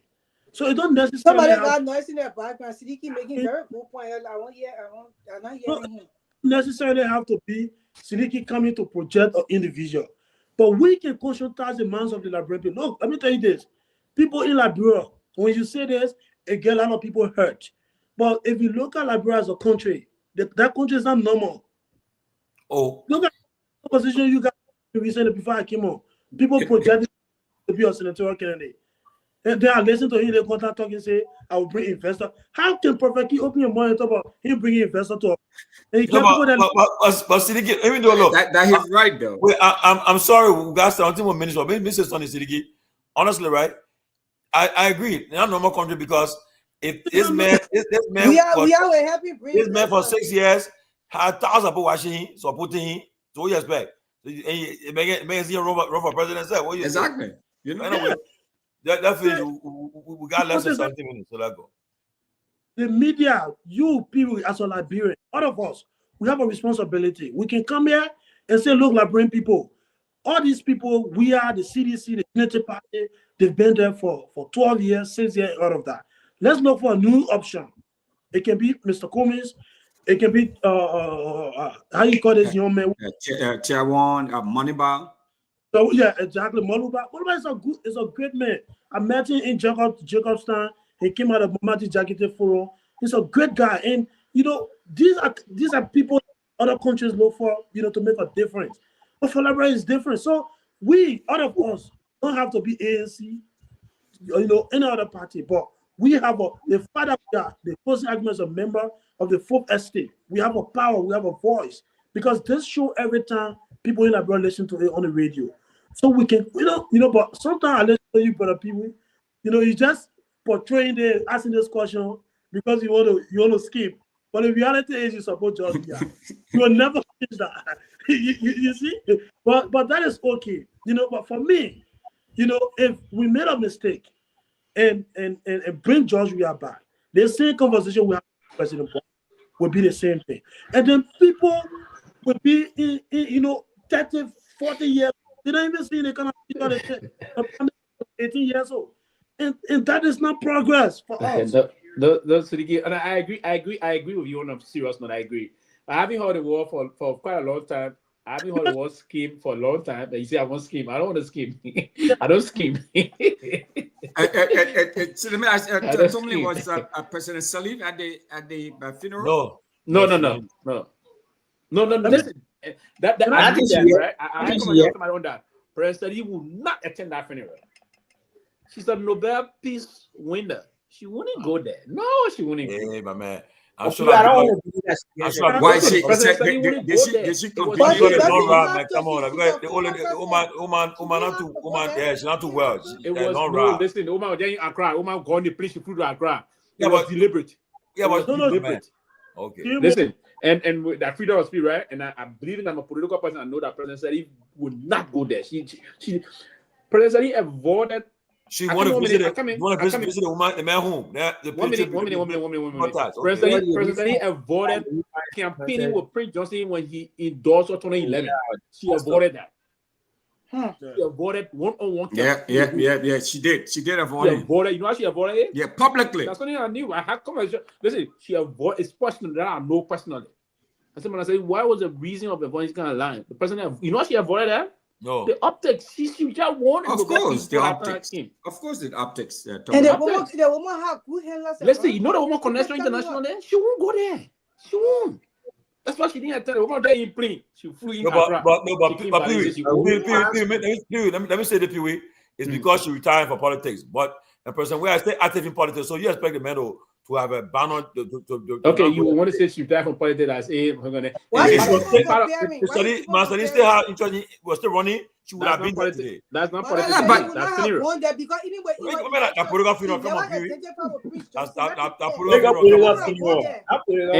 the part of the condition of the Abraham wife and then the what she won from she's not that the $5 million all those things too.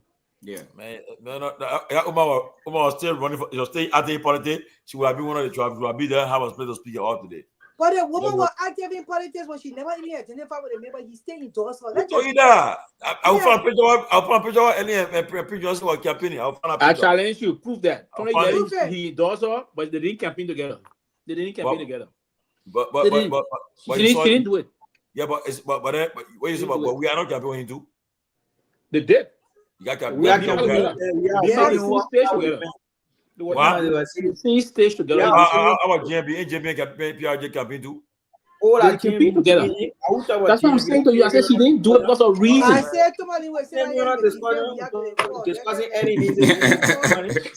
Georgie. Look, guys, that's our closing. We got 10 more minutes. That's our closing. JB went there. JB won there, but she didn't do it. He's the president. That woman is very strategic. Very. Let's allow Grace to close. Mind the time so everybody can add a time. And to the people in Liberia, and to also people Liberians in the diaspora, communication is that when I speak, you don't speak. And so Abu, thank you. I will close by saying that Liberia has a far way to go, but we can get there. I really, really like the way Siliki Koma spoke tonight on this platform. And okay, I come in, please.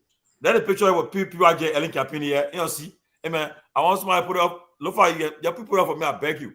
Let people are getting Ellen Campini here. We are from now because the guy person to get me to campaign.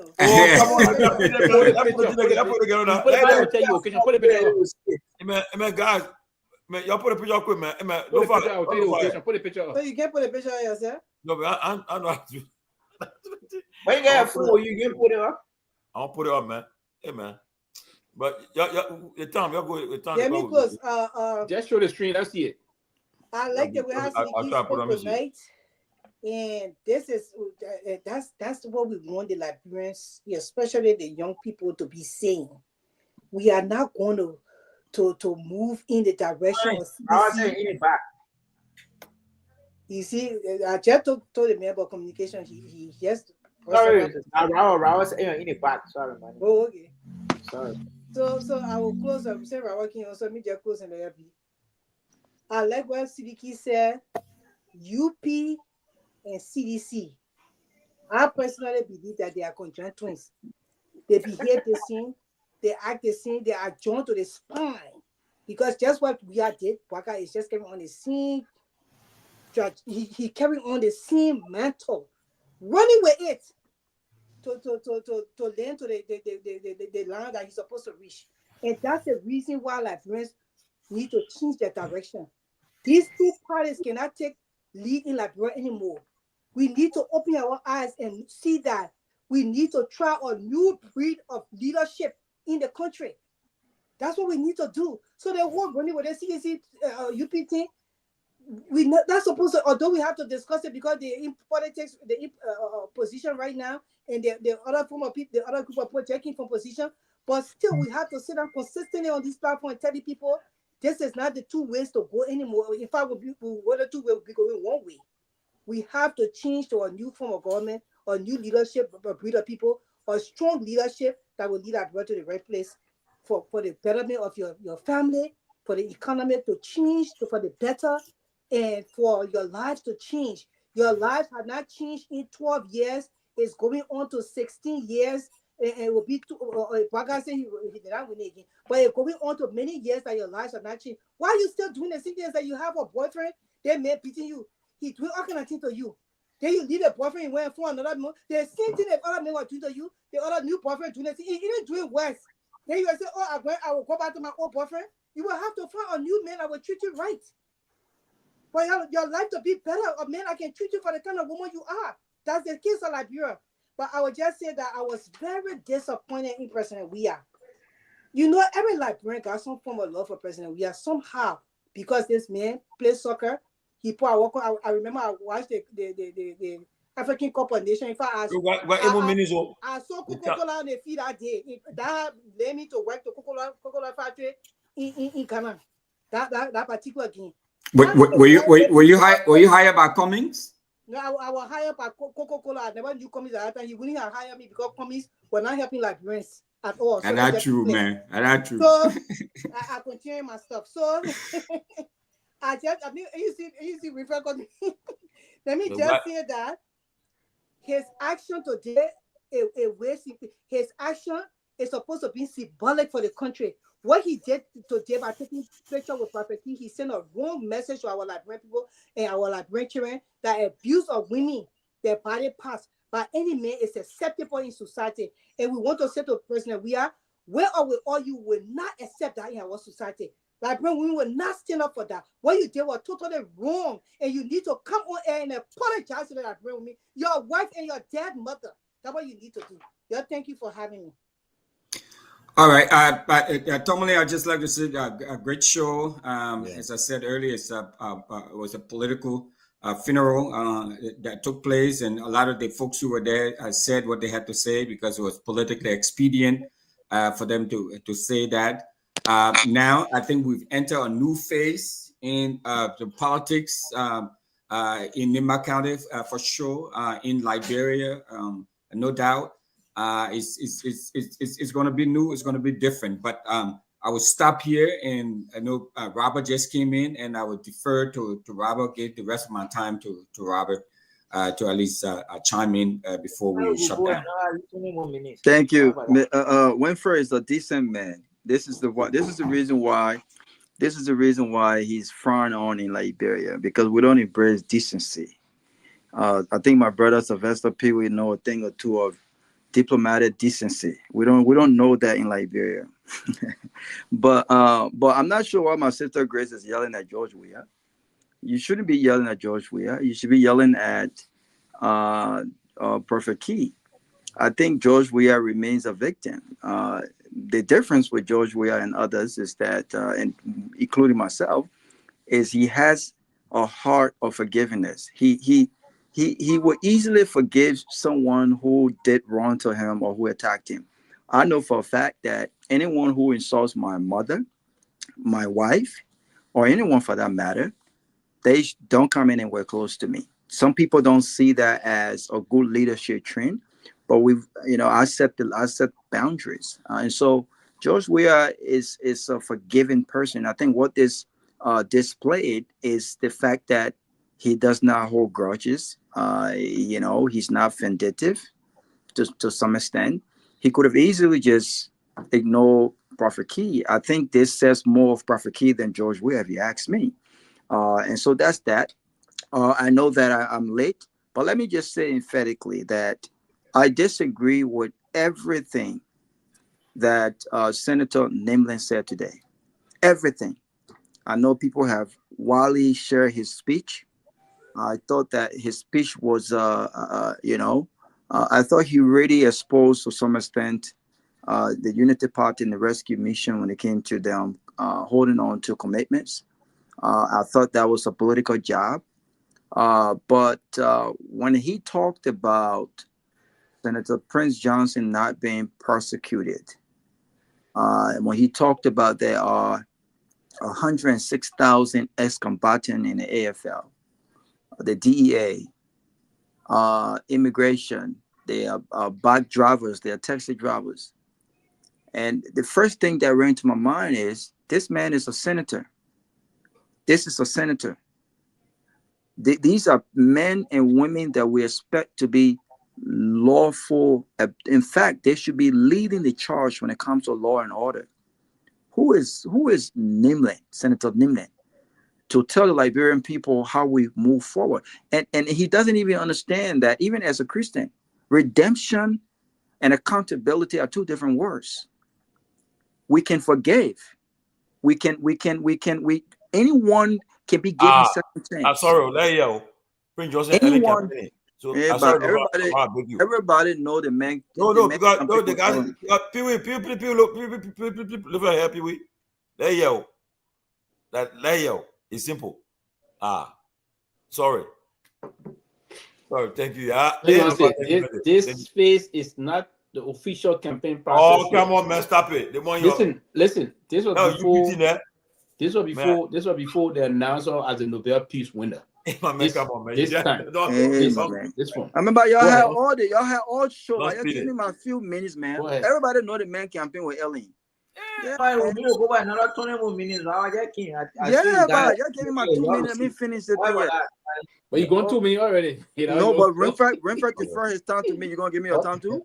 But as I was saying, for him to have made that statement, for him to have made that statement,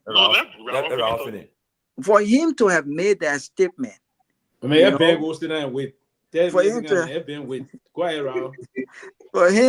for him to have made that statement as combatants, 1,000 there in the AFL. I mean, they're in the EPS. For him to have made that statement, I think says more about him, and it says more about where we find ourselves, because there are politicians who believe that and this is the reason why these guys have not done anything or made any effort to rehabilitate these guys, because they know that these guys are easily. Who is it? All right. They know that these guys are easily persuaded, and they have no future. They know that their future is in these politicians' hands. They were hurt. Their future was misguided by these politicians, and they have become pimping drivers.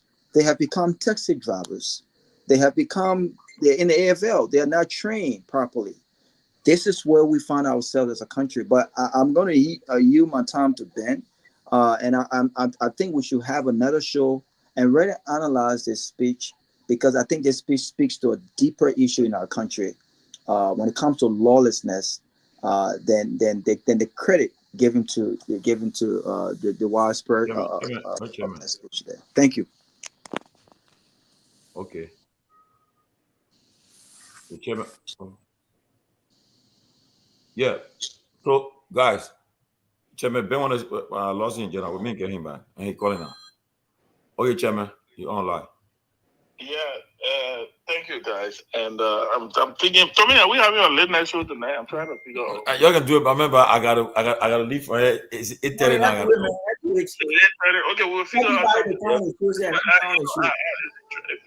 Interesting conversation. I was to Pewee, trying to create a picture that President Sanvee never campaigned with Prince Johnson. In fact, that picture you're looking at, it was the day Ellen was announced as the Nobel Peace Laureate. It was on the. That's not true, Ben. That's not true. That's not true. That's not true, Ben. That's not true. Stop misleading the people. That's not true. Don't interrupt me. No, I'm not interrupting you, but stop misleading the people. The day she was announced, she didn't campaign. Go and do your research. No, as a matter of fact, then stop. The day she was announced, she was in the U.S., she was attending the United Nations. That's not true. You see, stop misleading the people. Stop saying things you don't know. It's not true. It was announced the Nobel Peace Prize, Lima Bowie, all of them was on the field where the invisible part is. That's not true. That's not true, Ben. That's not true. That's not true. That's not true. If that is purpose you came on the show for, you are misleading the folks. That's not true. Stop misleading the folks. That's not true. That's not true. That's not true. If that the purpose they came on the show to make news on this one, you missed it. That's not true. That's not true. No. Tomalin will get him chance, but he shouldn't mislead the people maliciously. You can't mislead the people. Yes. You can't mislead the people. Pewee, I challenge you $1,000. Wow. Listen to me. I'm saying it publicly. I challenge you $1,000 United States dollars. That the day that I don't want the 1,000. I just want my ginger like you promised me. No, I don't want the 1,000. Okay, and you say I'm misleading the country. I will prove to you that the day that picture was taken, that picture was even taken on the place the invisible park is. The place where women used to sit down and pray. After Ellen won the Nobel Peace Prize, she and Lima Bowie then went on the field. I was in Liberia. I was there. It was the same time we were organizing the presidential debates. They would trust me. Yes, Ellen Johnson Sirleaf won. In fact, that is the reason why people were saying her Nobel Peace Prize was controversial. People were saying some of those things. But at that point in time, Ellen being the Maradona of Liberian politics, understood what she wanted. And also, you're right, Ellen didn't campaign a lot with Prince Johnson. She didn't. In fact, when Prince Johnson made an endorsement, it was late in the runoff. The runoff was already getting ready to start. So he didn't endorse Ellen in the first round. He ran for president that year. That very year, he ran for president. So again, put your money where your mouth is. I will pay you $1,000. And I will prove you pay me that money or you will pay that money because I know you. You will pay that money. Call Amara. It was on the invisible, the place, that place right opposite Ellen House. That where the women in Lima Bowie, all of them converge. If you go on Google, Tomalin, look for the picture with Lima Bowie and Ellen. She's wearing the same clothes.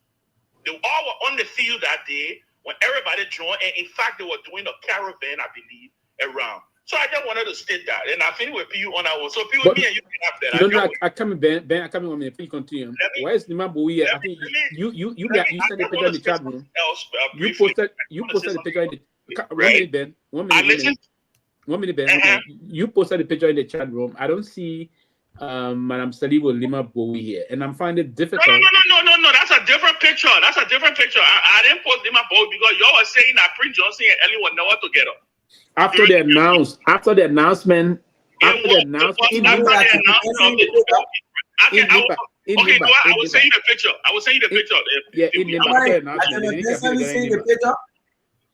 I will send you the picture, Pewee. Don't worry. I'll put it in the chat room again. Okay. And I will send you the picture. Me and you will have a conversation again. Don't worry about it. Okay.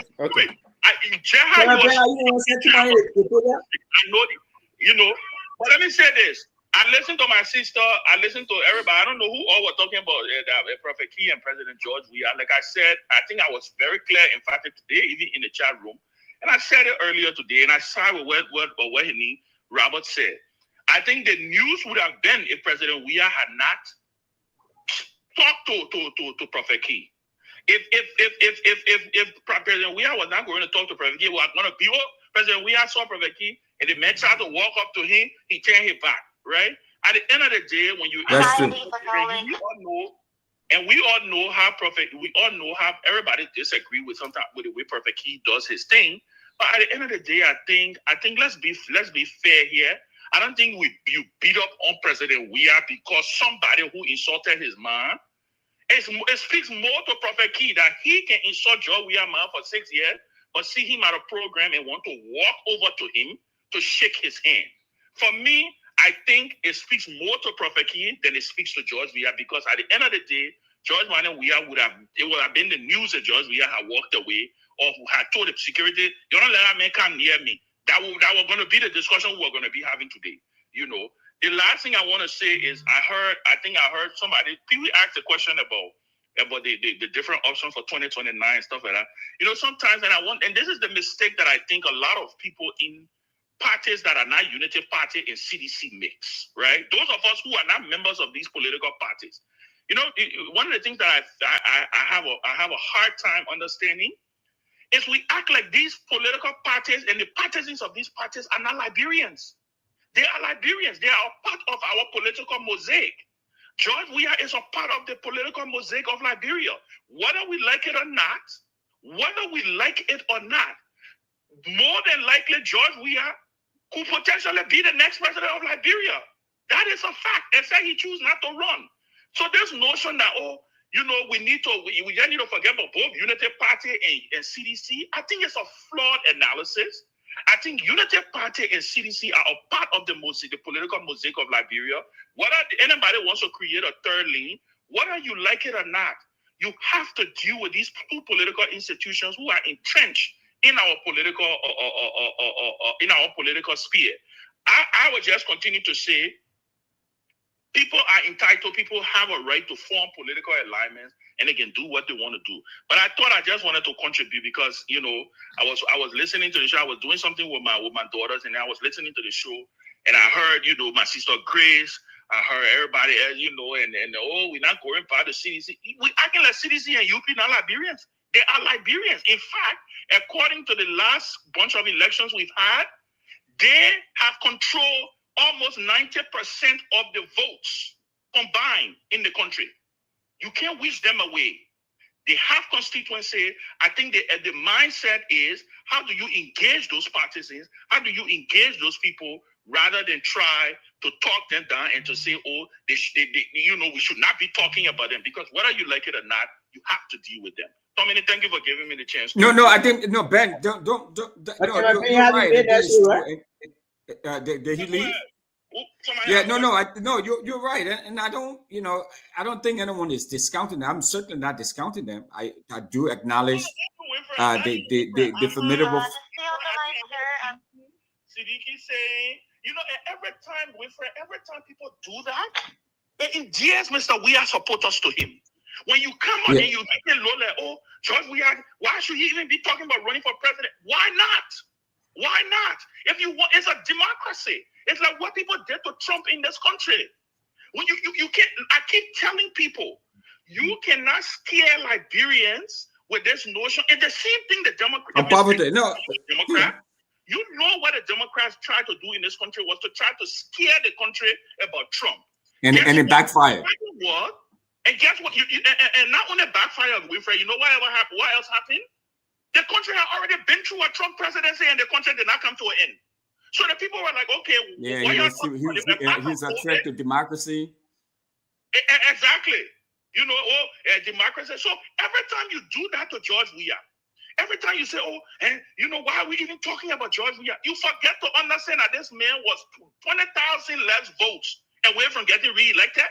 You forget to understand that he still commands one of the largest, if not the largest, following in the country. So if you want to appeal to his base, And some of the people who are here making the noise are people who are trying to appeal to CDC base. I keep telling them and I keep reminding them, whether you like it or not, CDC has positioned herself as one of the parties, if not the party of the future, because they have a lot of young voters that you have to deal with. And the thing that draws those voters to the CDC is George Weah. That is a fact. When you realize that and you find a way to engage them, you will not have the complexity of trying to say, why are we even talking about George Weah? Why are we even talking about Unity Party? Joseph Boakai was sitting down in rehab, right? Joseph Boakai was sitting down in rehab. It was the Unity Party and other opposition parties that resuscitated him, and today he's the president of Liberia. So how can you discount a party like the Unity Party and the CDC? But what the party that resuscitated Joseph Boakai? So I mean, Ben, I agree with you, and I also agree with the fact that, like I told Grace, that exactly what you said. I mean, it would have looked really bad. It would have resuscitated this whole feeling and thinking that Weah keeps grudge. He's very challenged. He's very, I mean, like, being in that political space, and someone like a Prophet Key comes there and extends his hand, to not have reciprocated with a handshake or so. I think it would have looked really bad. Just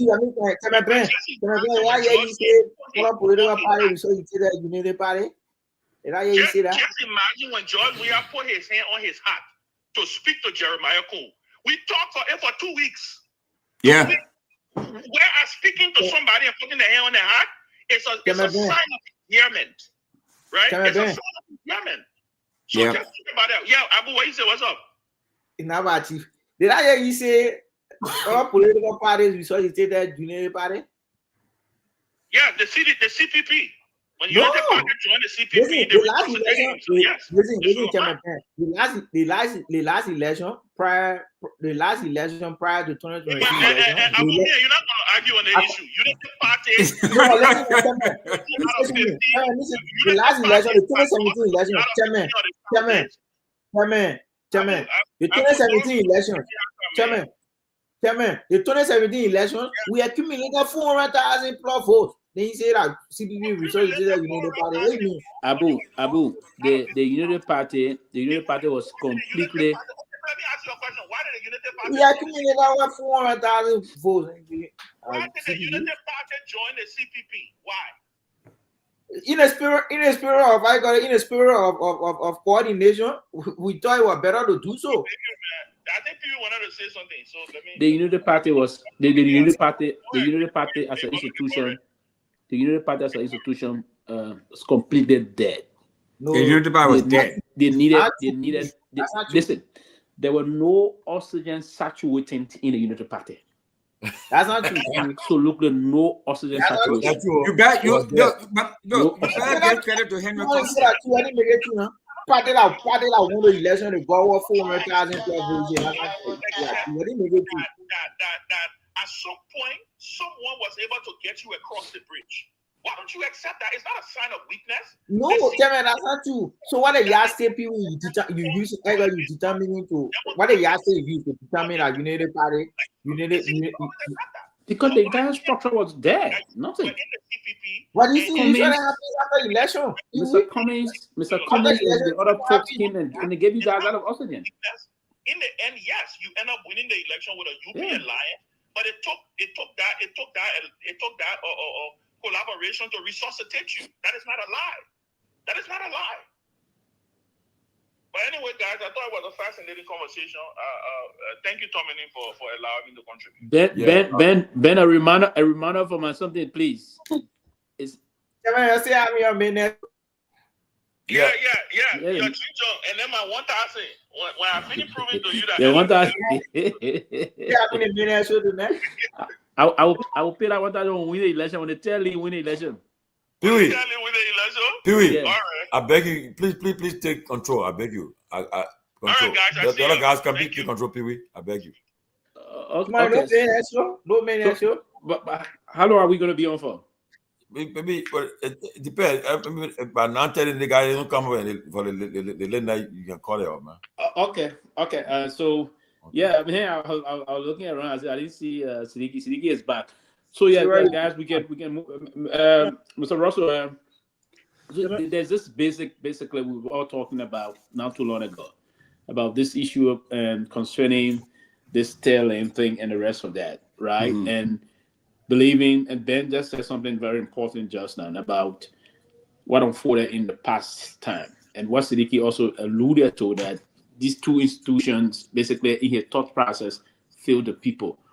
What approach you think moving forward that Liberian can now deploy in terms of finding the appropriate means to the presidency? Because we all do agree that Mr. Weah is still a major threat towards to the Liberian presidency in coming back to this issue. Not major threat, but a major force. Right? I'm sorry, I think I misspoke. A major force in coming back to the Liberian presidency.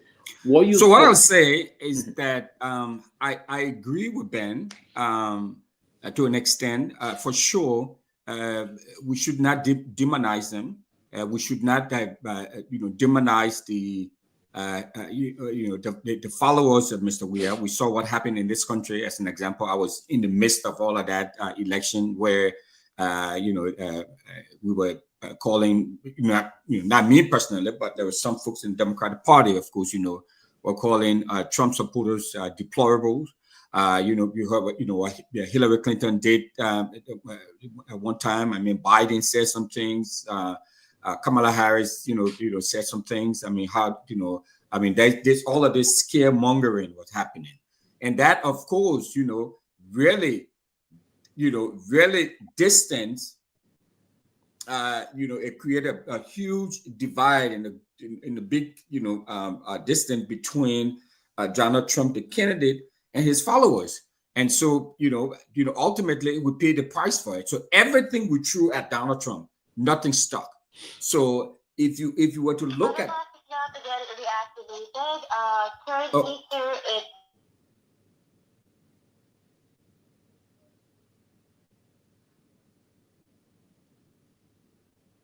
Okay, I think Mr. Rossa is a little engaged. So let me engage you back, Siddiqui. Yes, this process we're all talking about here now in terms of the tail end process, that is very much that folks are now focusing on. And now you sounded a little bit very deeply concerned and try to reject the thought process of, we are coming back to the Liberian presidency. And now what is unfolding currently with Boakai on handling of this country. What do you think is going to be the way forward in terms of how we have to galvanize this support about this tailing, and who you think? Now, if I will personally push it back to you, is Cummings the man you think we can push around and see if so? There's not much being heard of Mr. Cummings in recent days. How are we going to master this plan? Yes, first of all, I just want to clarify something with Chairman Ben. Was listening, they didn't get what I really said. So nobody's trying to demoralize the CDC supporters. Nobody's trying to do that. And I would never do that, because at the end of the day, if Mr. come out and say it's going to work, we need every Liberian support.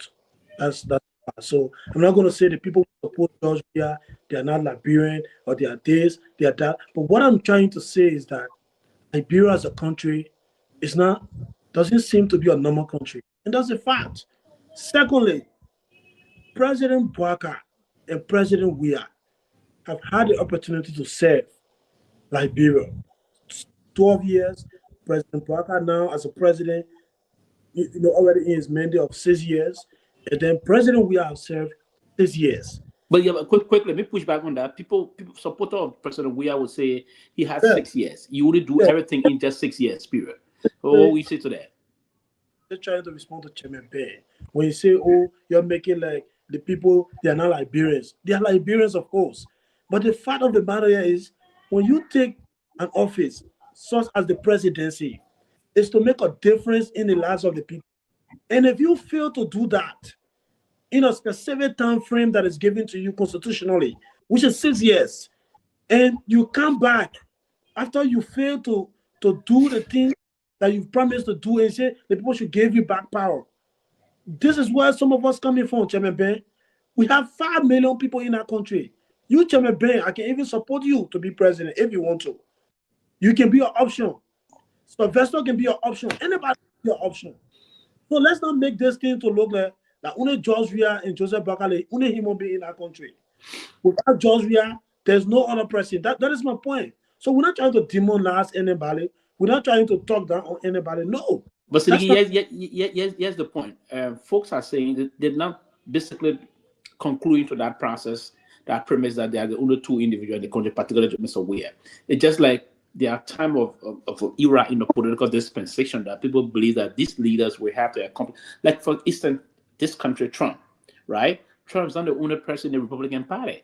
But they believe at this era he was the individual with that base in the MAGA force that would translate his popularity in. He came back, he won the primary last year, and subsequently won the elections. So folks are saying we are increasingly popular in the country. It's difficult with what is unfolding currently from the ruling establishment.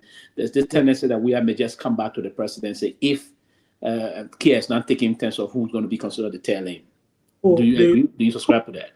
The response I would give to that is that the reason we are, being seen as the next opportunity if Bouaka fails is because the media, people on closing argument, which is also part of the media, and other network continue to project we are as the only alternative after Bouaka.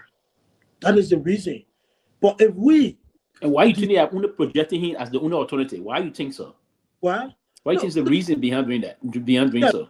Yeah, probably the reason the media continue to do that because of the election result. Basically, you don't think they're doing that because they're not seeing anyone with the potential capabilities. So my question to you now would be, for potential capability, what is that doing to put himself in that position as being a potential capability person to be projected as the next president after Bouaka has failed? He got an extraordinary constituency. That base alone that he has, that extraordinary is unshakable. That alone is applause to him, right? So this is part of the reason why the media is just doing her job in terms of balancing the story, analyzing what is unfolding. So they're looking in that perspective, looking currently now. There are two basic options in the country in terms of political now. You have the CDC and the Unity Party. The Unity Party is a hem of governance. They're not performing well. So the next option the media will be doing analysis to is the man that was just the most immediate president, and his power base. It's not it have not shrunk. It's not shrinking. It's in other words, it's improving today. His triumphant entry into the second popular county in the country. He saw that and other things. So that's the reason why the media is trying to push that. And that's the question I asked you. And you said, Ben, you made Ben to re-retire. Well, I haven't talked to Sidiki in a long time. I know he's been trying to get in touch with me. Conclude. How's everything going? How are you? Conclude, Sidiki, so we can go to Abu Konde and then we'll go back to Ben. Yeah, thank you. Let me conclude. I think Abu want to come in.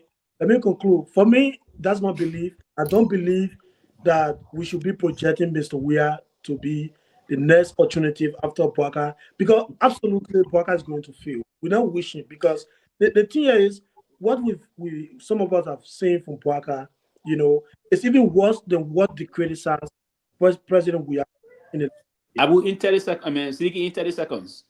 Who you think we should project? Who do you project if not Mr. Weah? Who? You? Absolutely, my option will always be Mr. Cummins. And for the record, if Cummins decide not to participate in Liberian election, me personally, I don't have control over anybody. But Sidiki personally would never vote in Liberia. That's my personal decision. Okay, Abu, got you. Abu, there's this. You listen to what Ben said, and Ben said something that's very profound in terms of that, and I believe and I share that issue.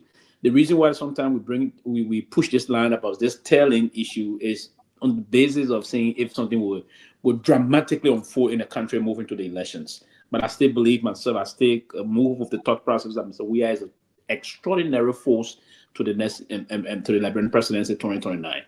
You listen to Ben just now. do you feel threatened? You, the Unity Party, as per Mr. Threatened by Weah, who? Threatened by Weah? yes. But Weah cannot return to the seat of the president. Are you just saying that because you want to say it as a matter of respond? I'm confident that the people of Liberia, the electorate. Because you listened to the callers yesterday on our show. You listened to the callers yesterday on our show. Most of them are very disillusioned, disenchanted about the performance of the current president. Hello? Did you listen to the caller yesterday on our show? Most of them are very disillusioned and disenchanted about the performance of the current president. Is that not giving room as a springboard for we are coming back to the presidency? I just said to you when I came on this show, and what prompted me on this show tonight was people who I believe should not be saying what is supposed to say. It was wrong that the case of I got a Tomalin and Nameland, and some of the folks who are going to Nimba to give the fallen senator a befitting burial, or instead they speak out information. It might have a proclivity to create animosity among sons and daughters of Nimba County. But to the exception Chairman Ben made, yes, anybody will say that Chairman Ben supported former president. We are in a runoff. So the election comes today. If Cummins is not in the race, or not Cummins about when his political party, the Liberia Party, is not feeling candidate, the second option may be we are. He demonstrated 2017, 2023, he did same. But quickly to what he said, right? We cannot be an option. In a worst case scenario, we are not going to happen. This president will succeed. He will fulfill his promises he made to the electorates 2023 elections.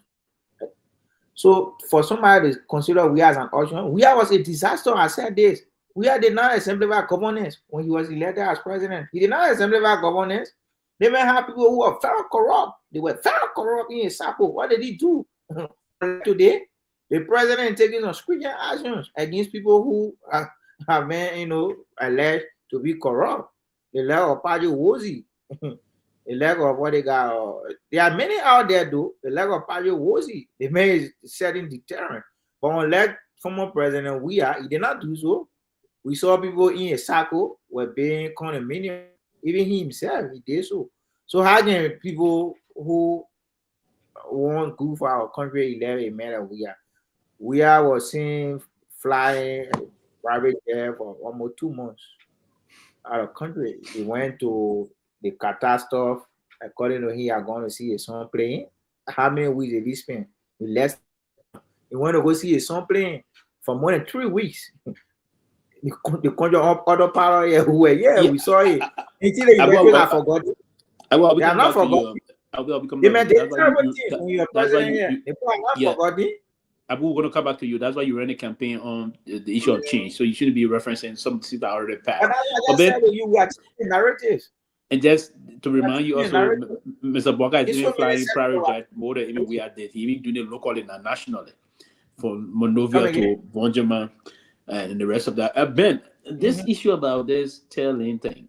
And I know, and you 1 minute, Abu, this lay Ben about this tail-in process, and I see you really not gravitating towards that direction. You still believe heavily that either Mr. Boakai or Weah, particularly Mr. Weah, got the chance of coming back to the presidency. Let me personally put this to you today, because I believe I'm inclined to believe that you had a support base on Mr. Cummins in the past election, but things didn't work well for him. Do you see any possibility, basically, in terms of the political forces coming together and pushing the line of creating a tail lane in the country for the sake of the both political institutions letting down the people of Liberia?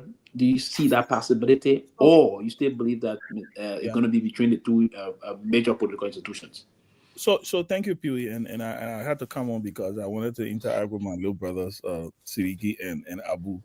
The two of them are very. I respect the two of them. They're from different sides of the political divide, but they're very smart and they're very sharp, right? And Pewee, you ask a fundamental question, and let me tell you why I have the posture that I have. Have you heard it saying, been there, done that? That's where I am. Look, let me tell you something. I'm 43 years old. I've been in Liberian politics since I was 16, 17 years old. I became National Youth Advisor to the President of Liberia at the age of 17. That's how long I've been in Liberian politics. I've known every Liberian president personally since Charles Gange Taylor. Personally. So when I speak from a place of experience. I speak with someone who has scars on my body to show. Siddiqui said the country is not a normal country. I've said that over and over. And the country not being a normal country, not because we just choose not to be a normal country. It's because of the past, because of the foundation that we laid for the country. We do this thing in Liberia where we plant pepper and then we expect to reap okra.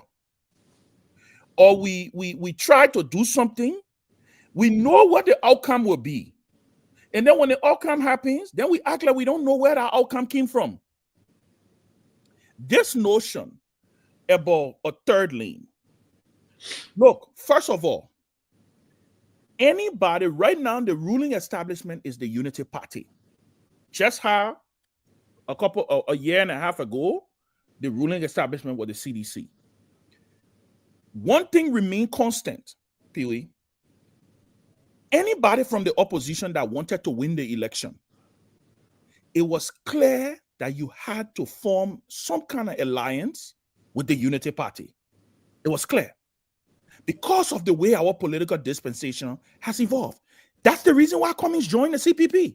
He didn't come and join the CPP because Cummings wanted to take himself and just put himself through the ringer for people to carry him to court and do all the ass trade that they ended up doing to him. He understood something. He had ran in 2017. He came, I think, fifth place in 2017, which, by the way, he had a heck of a performance because I think he came into the process, I think, 8 months before the election. Cummings got more votes in Montserrat than Liberia Party, the party that I chaired in 2017. To show the level of the progress that he made in 2017. After the 2017 election, it was clear that, like Abu said, the Unity Party had garnered 400,000+ votes, even in defeat. So one thing the opposition thought about was that, listen, we got to all come together to be able to defeat a populist president like George Weah, right? He did a lot of things along the way to help even defeat himself. But it even shows you, it clearly shows you how formidable of a candidate George Weah was. That with all of the mishaps of his government, with all of the challenges that his government went through, the opposition alliance, we had several alliances against the CDC.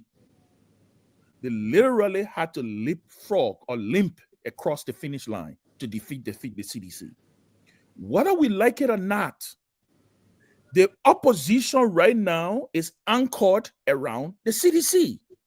Until something dramatically happens for me to see it, this is not about feeling good. Pewee, you are political animal like I am. This is not about feeling good. The time for feeling good not can't pass. And my brother Lofa Julius, I can always tell him. I said, Lofa, I've been in this place before where I was hope and change.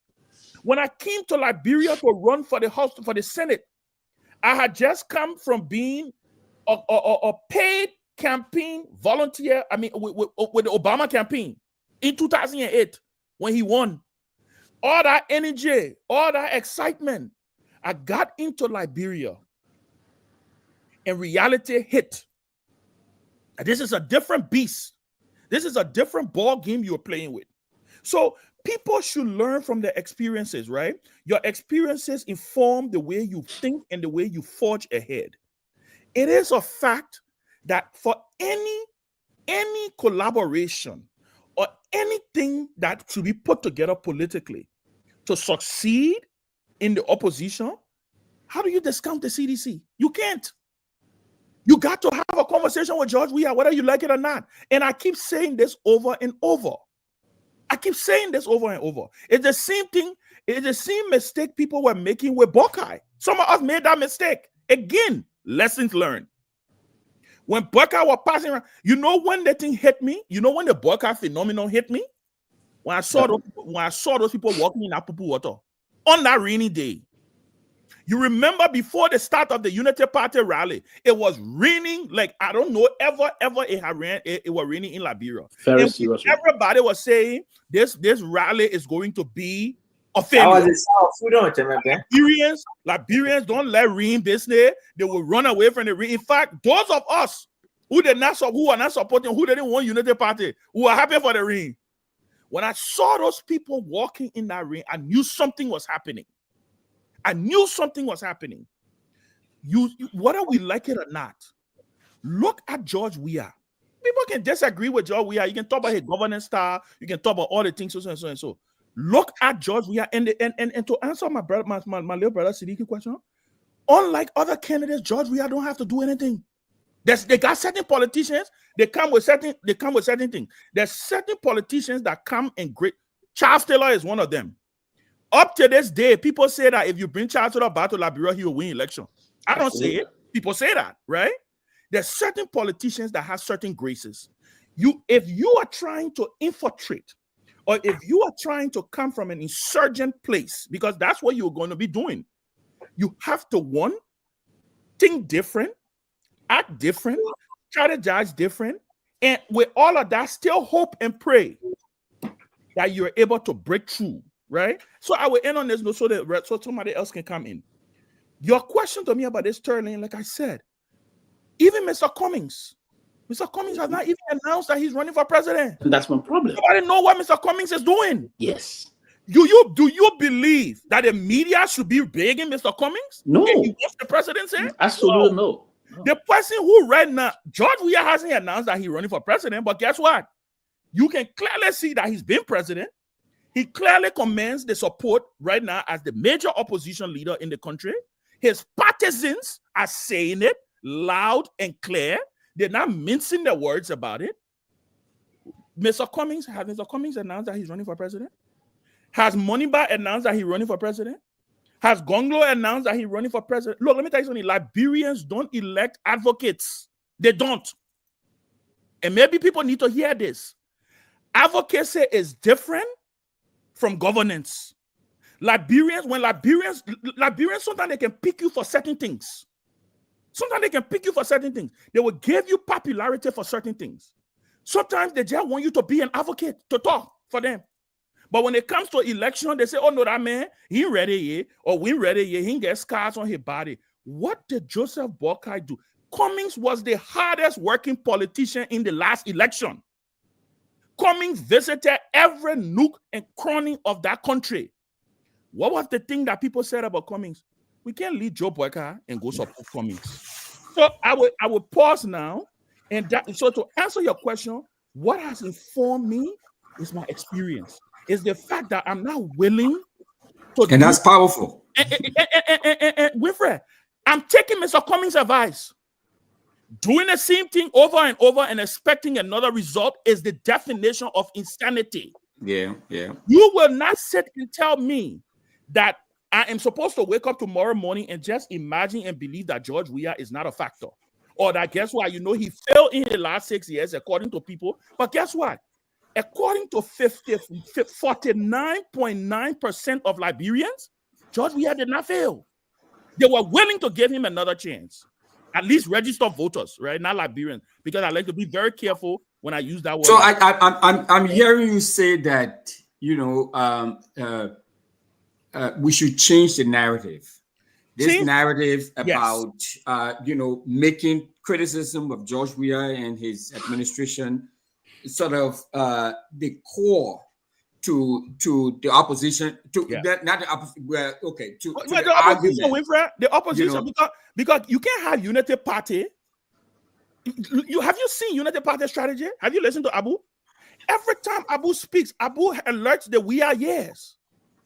If you are trying to tap into Weah vote or to get Weah to work with you, how do you take Unity Party attack line? It's the same thing I told my friends from the ANC when we were in the CPP. I kept telling them, when the ANC started in the CPP, the ANC used to be attacking CDC. Every day you hear Cummings, he giving speech, he critiquing George Weah. And I told Mr. Cummings this personally. I said, you're running in a primary. You won't reach the general election yet. You are trying to get the standard bearership of the CPP. Why are you worried? It was like if John McCain, who are running in the Democratic primary against, no, not John McCain, what his name, Mitt Romney, when Mitt Romney ran against Barack Obama. You see how politicians operate in this country, right, Winfred? You are a politician in this country. When you're in the primary, your message is different. Of course. Democrats are far left when they're in a primary. By the time they win the primary, they move in the middle. Yep. They move in the middle because you know what? They have to deal with a voting population that is in the middle. But guess what? When the ANC people, when Mr. Cummings finally realized that the real threat that stood before him and the presidency was not Weah, because Joseph Barker. Cummings would have been a much dangerous candidate against George Weah as the CPP nominee, right? Yeah. Or United CPP nominee with a unity party, right? When he finally realized that Buckeye was his firewall, it was lit. It was lit. Yes. Yeah, the damage have been done. But quickly, Sylvester, let me just ask Ben again. So even though part of that damage came from Liberty Party, though. Your political party. Liberty Party? How did Liberty Party damage coming? Mr. Russell, go ahead, please. I'll get to my point. Okay. I guess Ben, what he's talking is not necessarily the division by design, but by default, just because of the. I disagree with that. I disagree with that. It was because of Cummings and Buckeye that Liberty Party divided. It was because some of us in Liberty Party who wanted Cummings, and the other side wanted Buckeye. And we made a determination that we're not taking our party. But that was that intra-fighting, that intra-tension within Liberty Party. But that's what I'm saying. But even with that, the damage was done. The damage was done way before Liberty Party. What are you talking about? Let me bring in Abu 1 minute, please. Let me bring in Lofa. You just come in. Welcome to the show. We listened to Ben just now and their whole point about and when struck something that Sylvester, before you pivot now, I had a question before. He won't pin me. He won't pin me. Go ahead, Winfred. Okay, what's the question? Just shortly. So we all agree that, I think you agree with me that, okay, I accept your argument. I embraced it, especially judging for what happened here in this country. There is some similarities that I think that some similarities that are applicable, in our context there. So if we all agree that, or if you agree that we should change the narrative, right?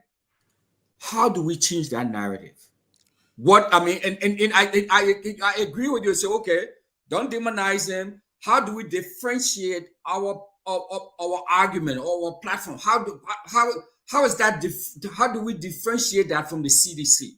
So, in so far as being certain that we're not dogging or demonizing we've been down that road, we've seen that, we've gone through that, we've survived it, we're not going to die if he came back. So how do we, how do we change that narrative? So how do you change this narrative, right? First of all, nothing is absolute here, right? Of course. We know nothing is absolute, right? Yeah. But let me also say this. Again, Liberia, the voting pool in Liberia is very small. The population is very small. People can register 2.5 million people to go register to vote. In the end, you only get 1.8 million people to go vote. Again, history lesson, right? You may say you're adding new people on the voter roll. You may say all of those things. How do you pivot with this? Is you understand the terrain in which you are going to war. One, you have to understand one thing, that governing can only happen when you win. The message that the current message, right, from the third lane, is a governing message. It's a governing message. It's a message of a general election. It's not a message of a third lane that is trying to formulate and that will include the CDC. If you are going to campaign and say the CDC was a failure, then why do you need CDC support? That is the question Seditians will ask you. If you think George Weah was a horrible president, why should he endorse you? Why do you need his support? When you and the Unity Party, right, have the same message, you know you're in trouble. When you and the Unity Party have the same message, you know you're in trouble. This notion that whether you like it or not, again, like I say, it may not be what many people will want to hear, but it is the hard truth. It is the hard truth, because the way most Liberian voters operate, they remember the last thing, and they think that last thing was the best thing. They did it with Taylor. When Taylor was president, they said we had normal day with Doe. Forgetting to understand it was the Liberian people who were singing Chucky Must Come to Town. When Taylor left, they had Salif. What did they say about Taylor? Ali, when Pape was here, Pape had only $80 million budget, but money was in the country. The people were not mean. Money was circulating. When Ellen left, when we are king, right? When we are king, what did you hear? Ali, during my Ellen time, they had UN here, they had multilateral, we had 16 billion investment. I'm telling you, because of the pattern of the country. And what are we hearing now? What are we hearing? Right, you hearing right now? What are you hearing right now? When Mane was here, we never see that kind of thing happening in Mane time. We ain't see that. My man, Abu, I'm not going to go back and forth with you on the thing.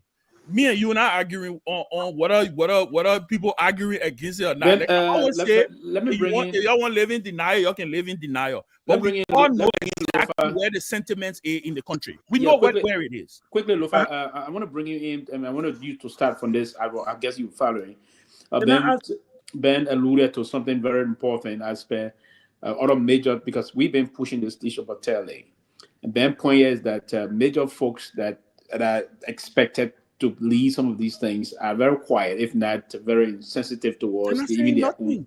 And Mr. Cummings, Mr. Gongloe, Mr. Moriba, and the rest of that. Do you think it's unfortunate that we're not hearing from none of those people? And if that is true, that will give room to Mr. Weah chances if this government is underperforming for coming back to the market. I don't think so. No, but people, let me say this. Lofa, I want you to incorporate this in your thing. Why was Cummings, Moniba, or Gongloe not in Nimba today? Nimba was a political theater today. Whether you want to accept it or not, whether Prince Johnson a warlord, he not warlord. Nimba Mr. Cummings is not in the country. Mr. Cummings is not in the country. Good. He's not in the country, so then that's a good excuse. But why was Monimba not there? Why was Gongloe not there? Right? So go ahead. Sorry. So let me first of all start with this idea here or this narrative.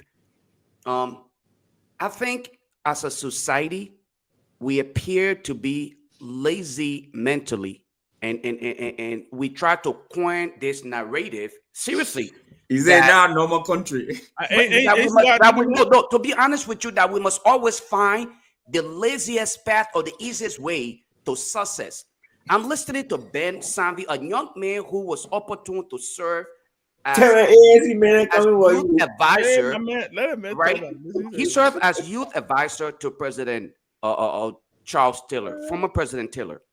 If I'm to look at the record and do a little bit of comparative analysis, I want to see what true transformation may have been impacted on the part of Ben Sanvee if we would take this narrative that he's presenting, that the people's minds are made up, and because of that, nothing can ever change. Ben Sanvee, you serve as a youth advisor to Liberian President Charles Taylor, not just the ordinary president or youth advisor. If you look at the young people today, what mark did you leave as an impact on these young people? So if we will follow this kind of narrative, then of course we would definitely not change Liberia, because you know what? The minds of the people, it is often said to all of us on here, the more consistent you are with your message, whether it's a lie or not, it appears to take some kind of, some kind of graph with your audience. It started with Henry Costa.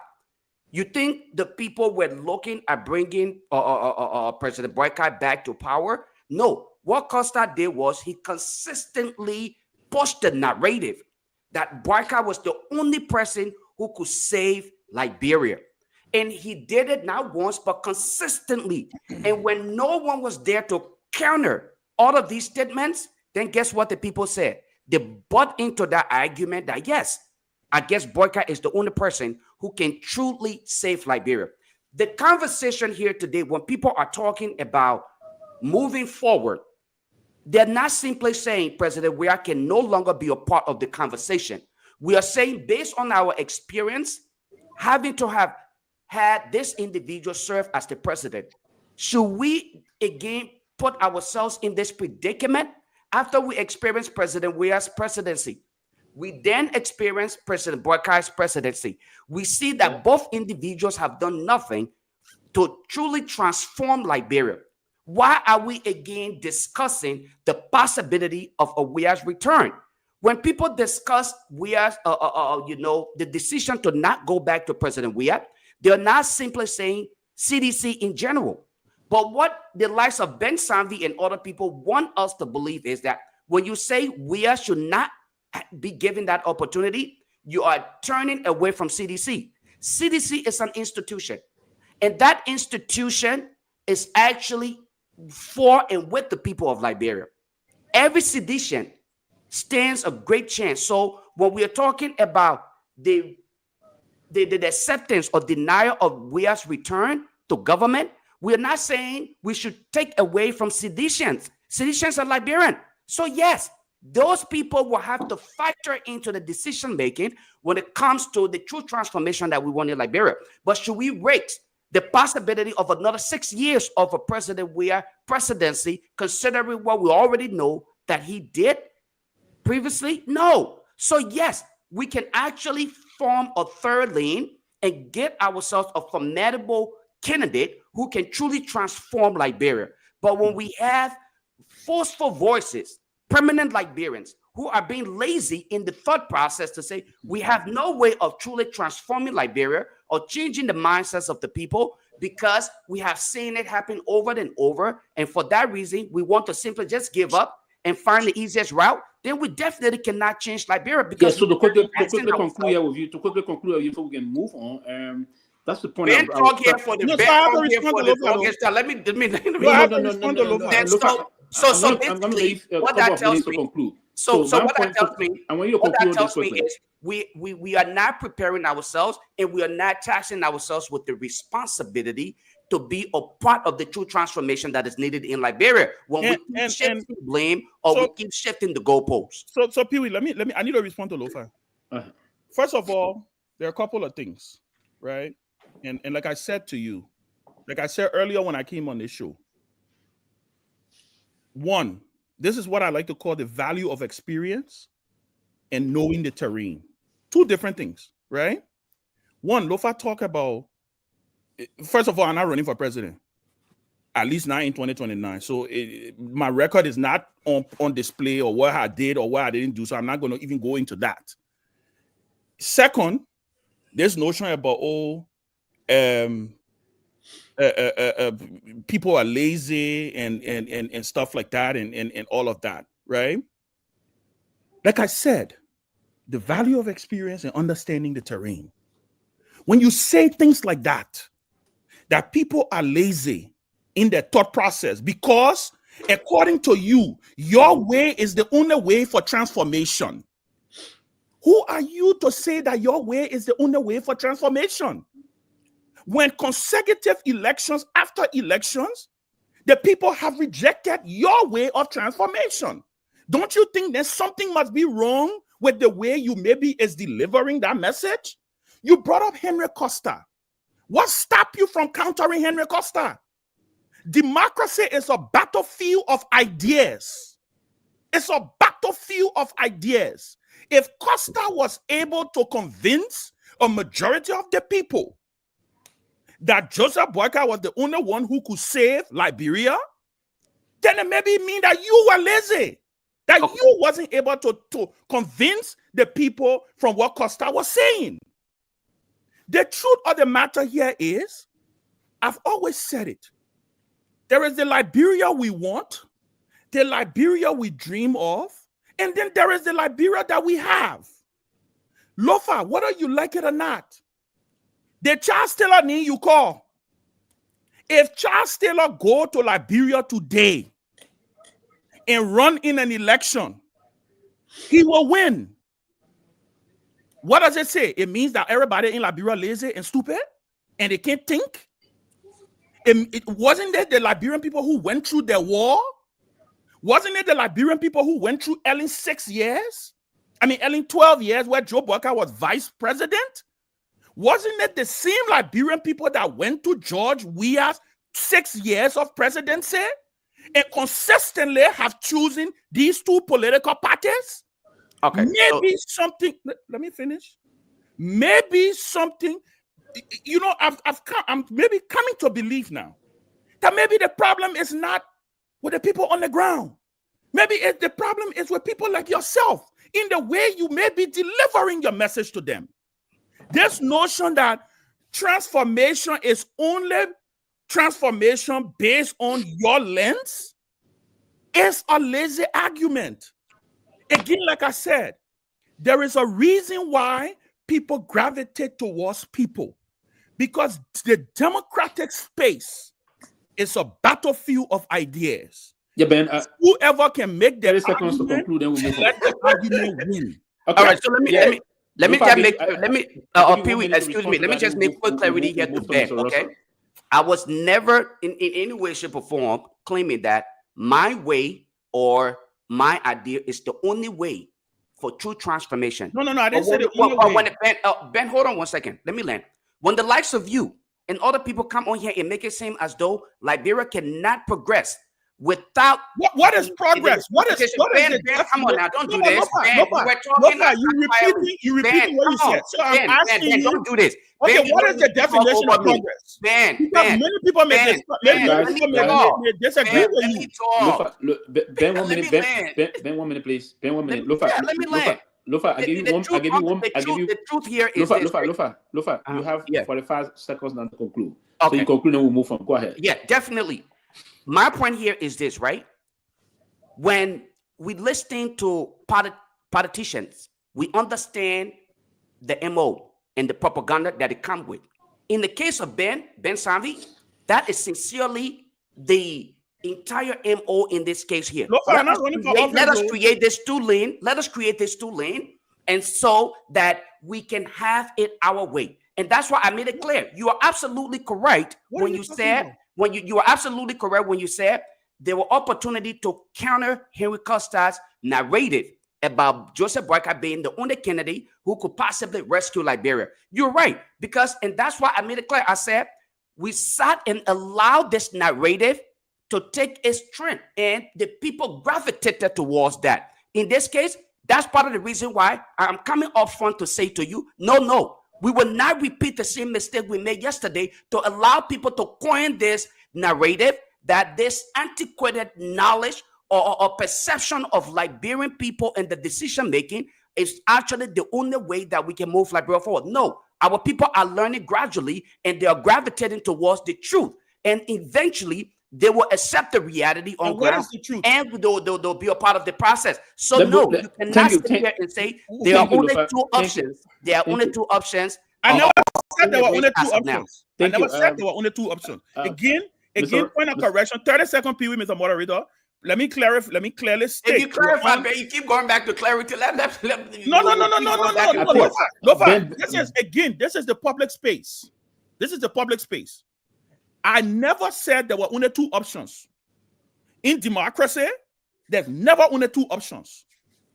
I said clearly, and I was very clear, that maybe, just maybe, the other options are not delivering the message properly for the people to gravitate. Okay, then that's a fair view. We'll come back to you. Let me hear from you quickly before going to Mr. Russell.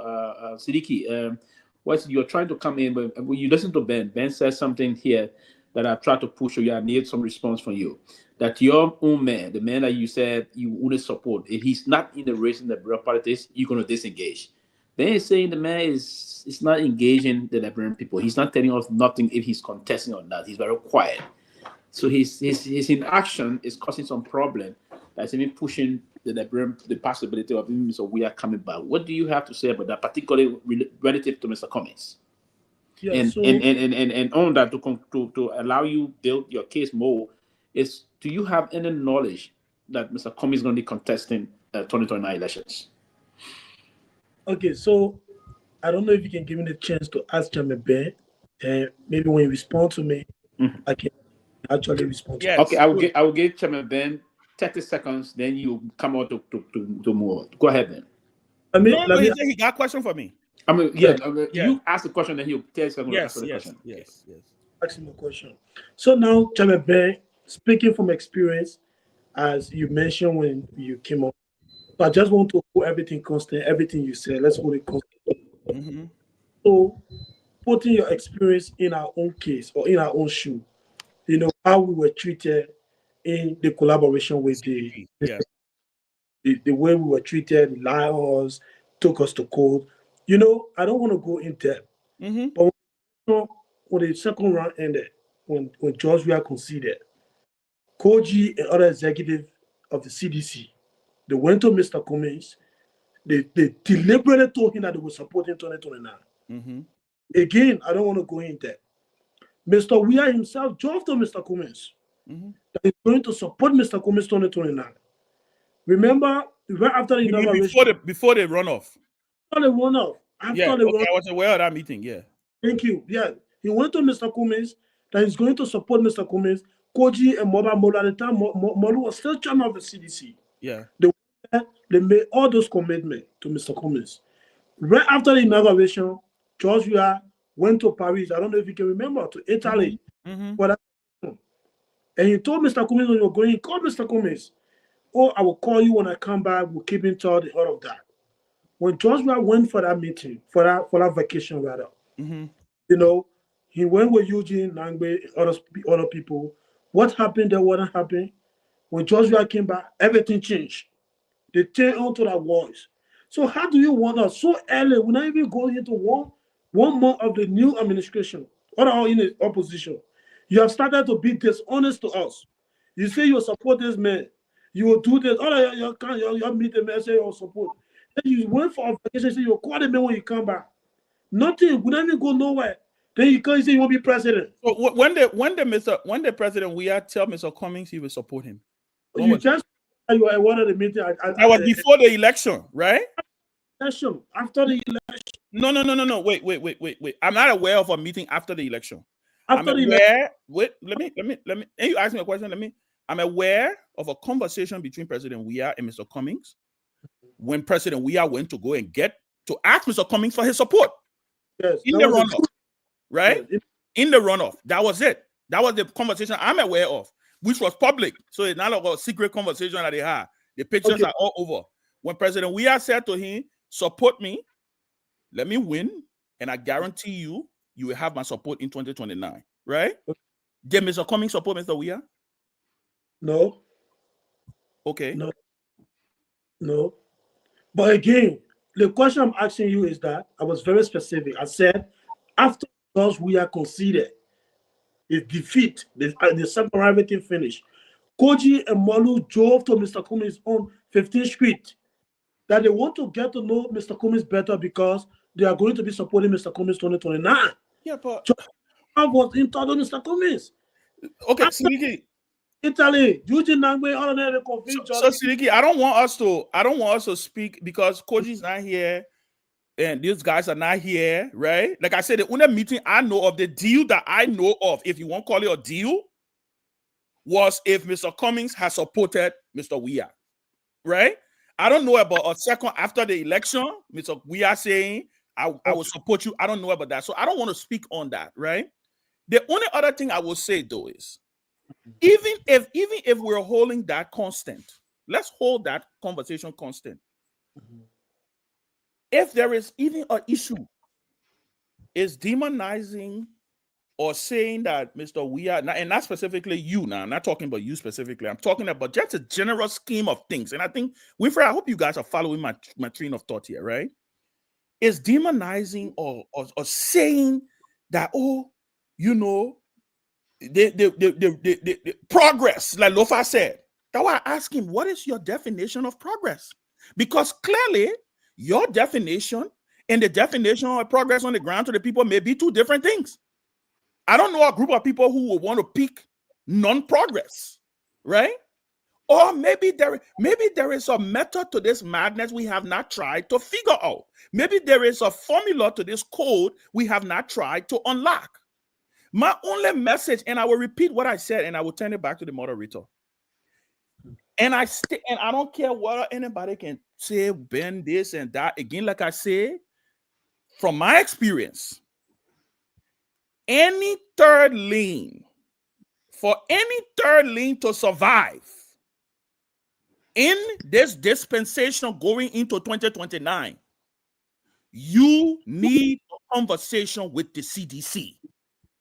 If you keep the CDC out, you will stay in third lane. And you joining election because you want to stay in third lane. You join elections because you want to win. It took George Weah to form. George Weah ran for president in 2005.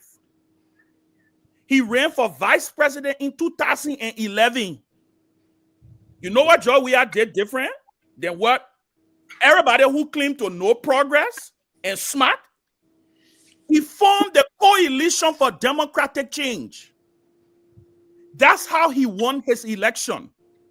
He didn't win his election talking about, I'm going to strike a third lane on my own. And I don't, and all the other people, if George Weah, if winning was going by that logic, Weah would never enter a marriage with Charles Taylor's ex-wife. He would never have put Charles Taylor's ex-wife on his ticket. Thank you, Ben. Mr. Russell, let me push it back to you on the issue of this. I didn't talk about. Oh, you didn't, but your question took very long. Go ahead. So I gave 1 minute. Go ahead. I gave 1 minute. Go ahead, Sidiki. Okay, so basically, the reason I asked Chairman Bear was to put it on the record that both the CDC and UP cannot be trusted. So the marriage they're trying to propose, any attempt for us to go into a marriage with the CDC, it will end up the same way the Unity Party will end up. That's the same way they will treat us. So do you believe, so I'm asking you a direct question then. Do you believe you can win an election without the CDC? I'm coming to this. There where now I'm coming to answer Sylvester against question. the UP. Yeah, when you talk about Mr. Cummings stay, Mr. Cummings, first of all, let me make this clear, Sylvester. From 2017 to the recent election 2023, this is what I personally, I don't want to speak for Mr. Cummings, I've observed. Mr. Cummings have been dealing with both internal and external forces in the Liberian politics. And so that's why he's taking a long time to come out and speak. You know, internal forces, what I mean is that people pretend to support this man, but they don't really support him. External forces are people who all of you see physically, CDC, Unity Party, all of that. And so there have been a lot of betrayals and stuff like that. And this thing about a better Liberia for Mr. Cummings coming to run, it's not about Mr. Cummings. This is about coming to make a difference in the hundreds. No, let me share this quick story with you all. Recently, there was a graduation year in Kigali, Rwanda, specifically in my university. And a couple of Liberians graduated. This Liberian guy, he studied finance, economy, or something like that. So he wanted a job in Liberia. Instead of this man sending a resume for them to look for a job for him, you know what they asked the man for? They said, send a copy of your degree. That go and hustle for you for a job. How you look for a job for people on degree? Degree. It's just a piece of paper. So if you want to employ somebody, you ask them for resume. So I'm saying that to say that Liberia is a small country. And so when people like Mr. Cummings come up and say he wants to be president, it's to fix the system, to fix some of the things that spoil in our country. And so when this man is facing internal forces, people betraying him and doing all kinds of things, external forces, you know, people who are not even supposed to insult him and lie on him will be doing this. Mr. Cummings in the wrong business, oh. It's going. Thank you, Ben.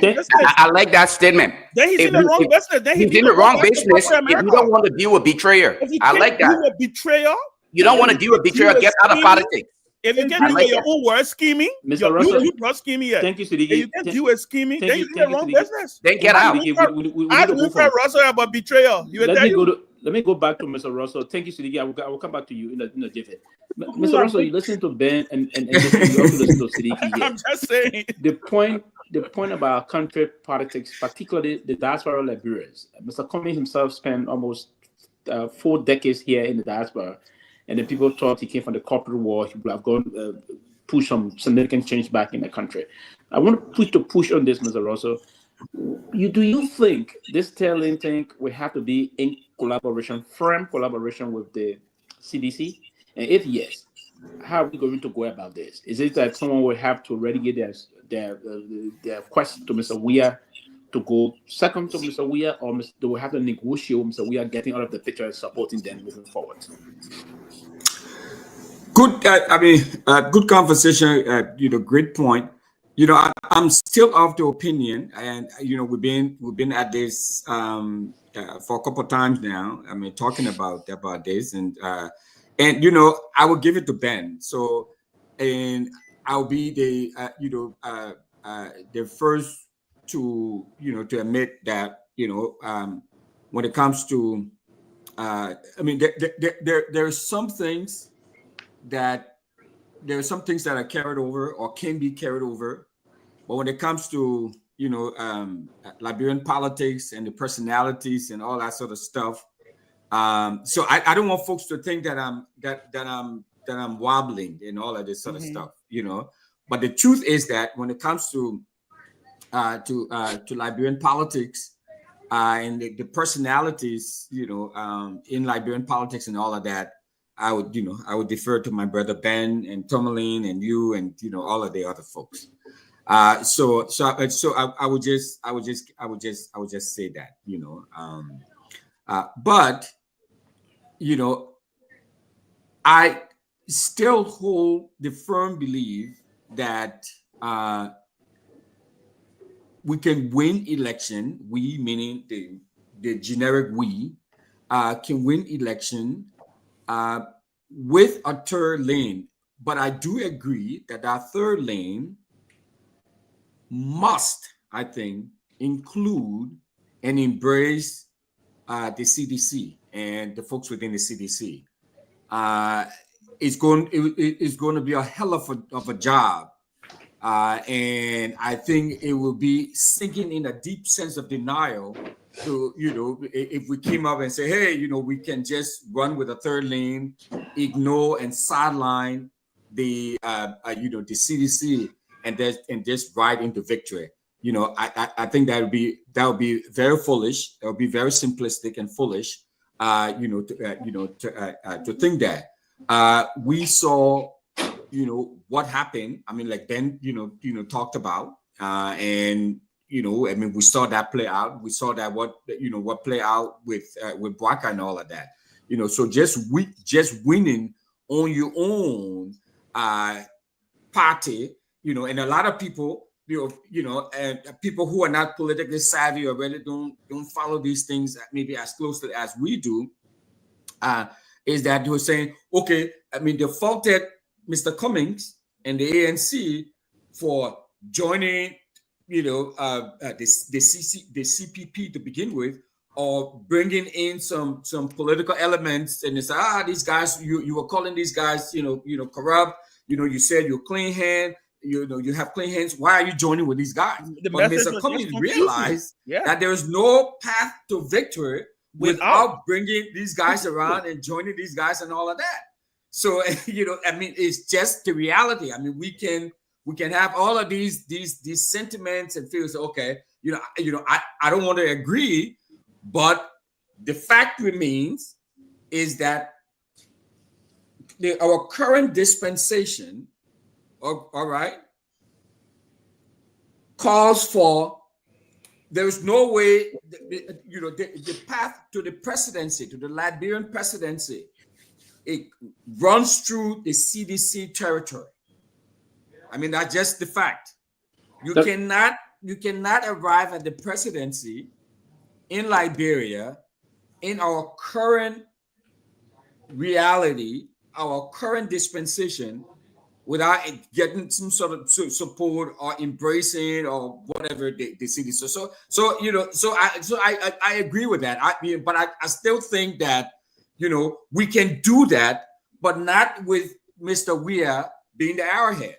We can do that, but not disrespecting Mr. Before Weah. you conclude quickly, how do we go about that? Not making Mr. Weah the arrowhead. How do you go about that? Well, again, I think like part of what right? Ben has been saying. Yeah, you that's know, the $1 million question. And for me, Winfred, what I've been saying though is that is the hard work that the Cummings, the Gongloe, the money bars don't probably want to do. Yeah, and if you want but to do that, but must be done. But yeah, they want to assume that they can get his support. Well, look, like Siddiqui said, right?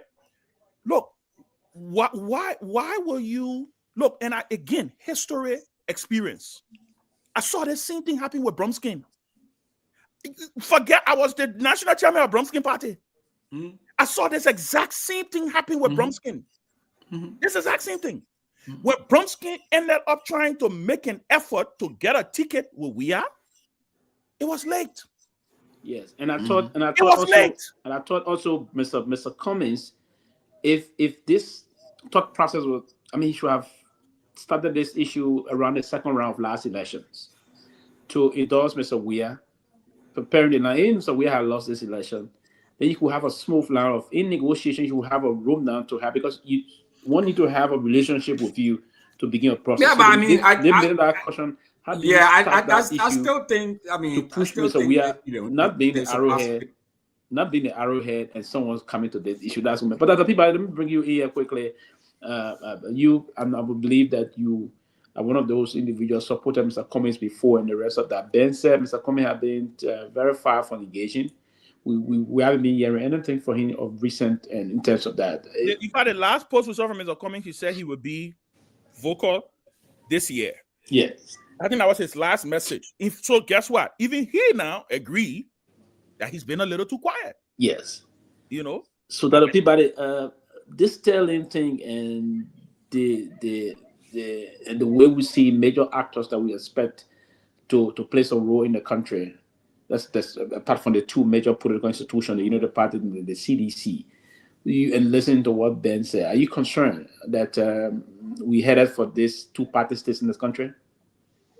Well, Liberia, always the last few years, we've always been a two-party state. I don't care how far we put it, we will be a two-party state. But let me say this. I don't care what you do in Liberia. Liberians will always say, oh, you're not engaging. Oh, he's not known. Oh, he's new. Oh, he's this. It's the complain and complain and complain. When Liberians make up their mind and say they want certain people, that's the excuses to come up with. I don't think so. I think Mr. Cummings, if Mr. Cummings wasn't too engaging or been too quiet, how did he reach terror? How did he come terror in the election a few years ago? It's just that Liberians have made up. He didn't come terror in the recent elections. Not a recent election, but previous election that he came terror. Okay, the last election. I don't think he's ever come third. No, he came third in the. No, 2017 it was Brumskin. Oh yes, 2017 was Brumskin. 2011 was Prince Johnson. 2011 was Prince Johnson. 2017. I take it back. That's correct. That's correct. Let me say this.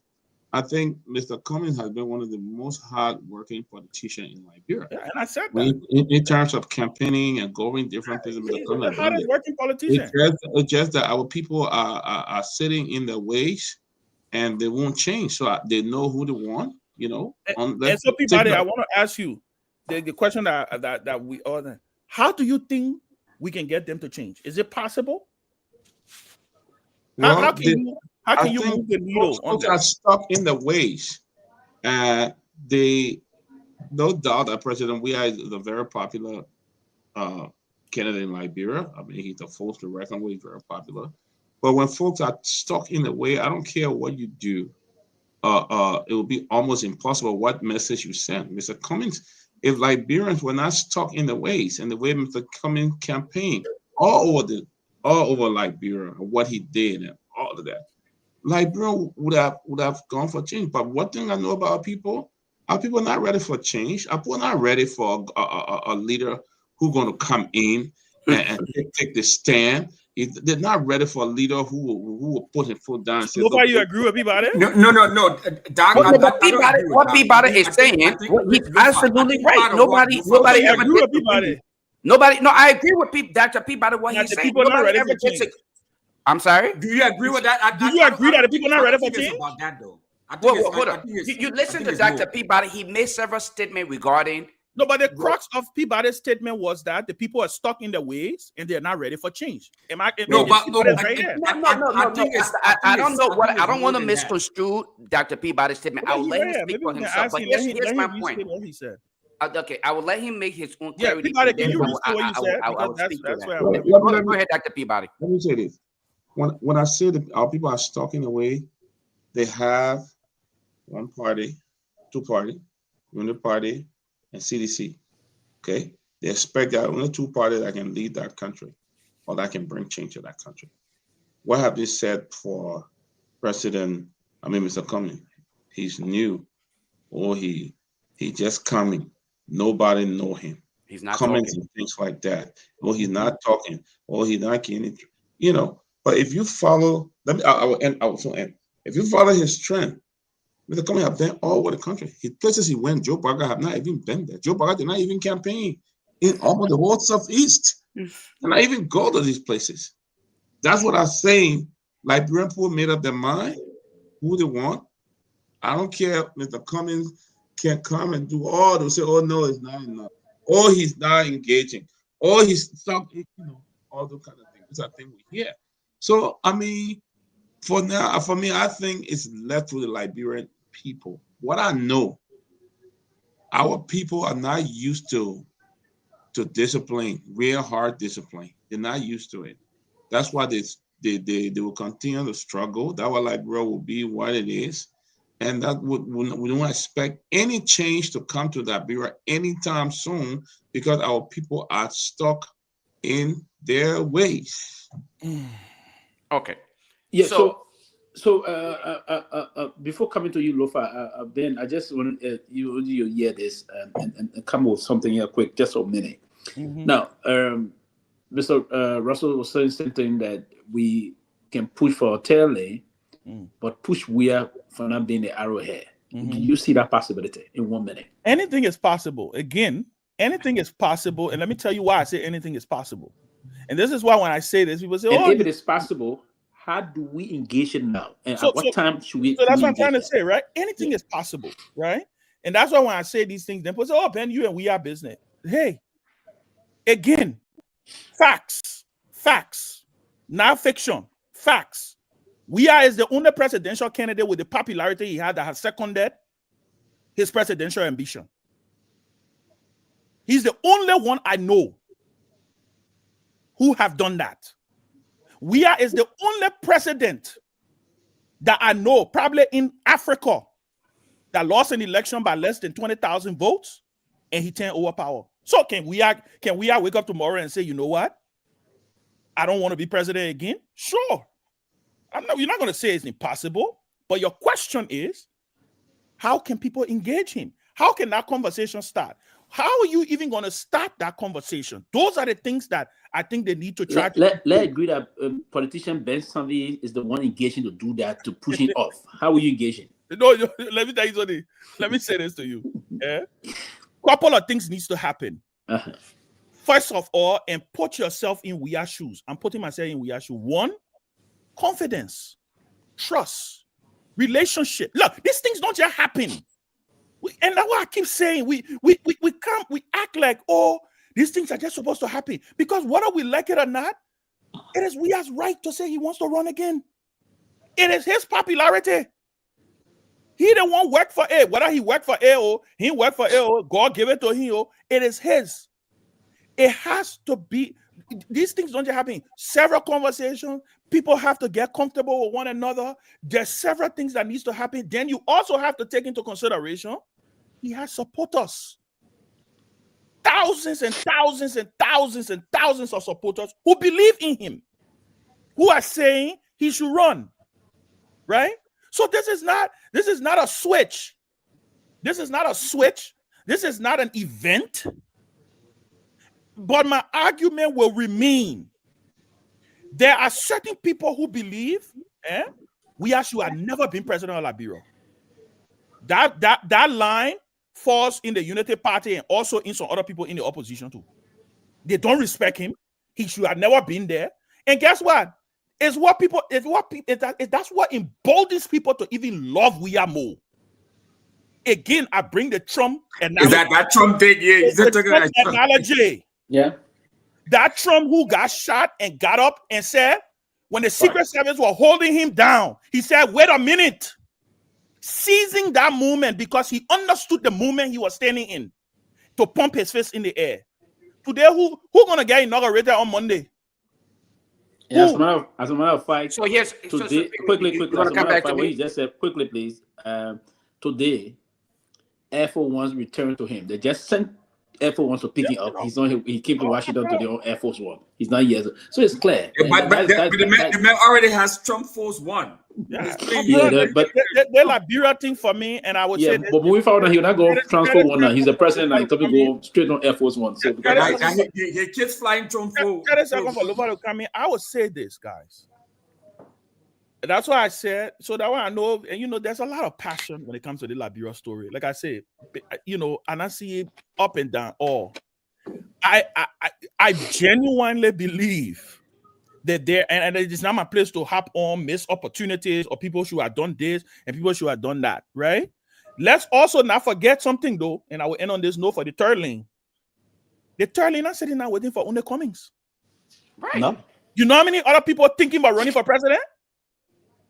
So what are you going to do? You're going to tell them, say they might not run for president because Cummings may think about it, or Gongloe may think about it, or Moniba may think about it because they ran. I don't even think Cummings prepared. There are other options. You know what I'm saying? There's a lot of other people who waiting to have this conversation too. So here's my thing, and I think this is where I think we continue to just pivot from the reality here. My point and the point that a lot of other people are making is simple, right? We're not saying that George Weah should be ignored. There's no way you can ignore George Weah in Liberian politics. First of all, he served as your president. Prior to his ascendancy to the presidency, guess what? He was at one point your senator. Okay, I think you, Ben Sanvee, you ran against him, and you know what happened to you. And I felt the weight of. You felt the weight of his popularity. Right? But Exactly. Here's what we cannot do to ourselves. We cannot sit here and say that if George Weah is not given that opportunity again to serve as president, or somebody from the UP, we cannot go forward. Because like you just said, Ben, and I agree with you, okay, that the reality exists, that there may be other forces out there who may just not be coming out in the forefront to say, look, I'm right here and I am willing to be a part of the process. What I want us to continue to do is let us keep the platform open so that we can get competent individuals, true leaders who are willing to be a part of the transformation process.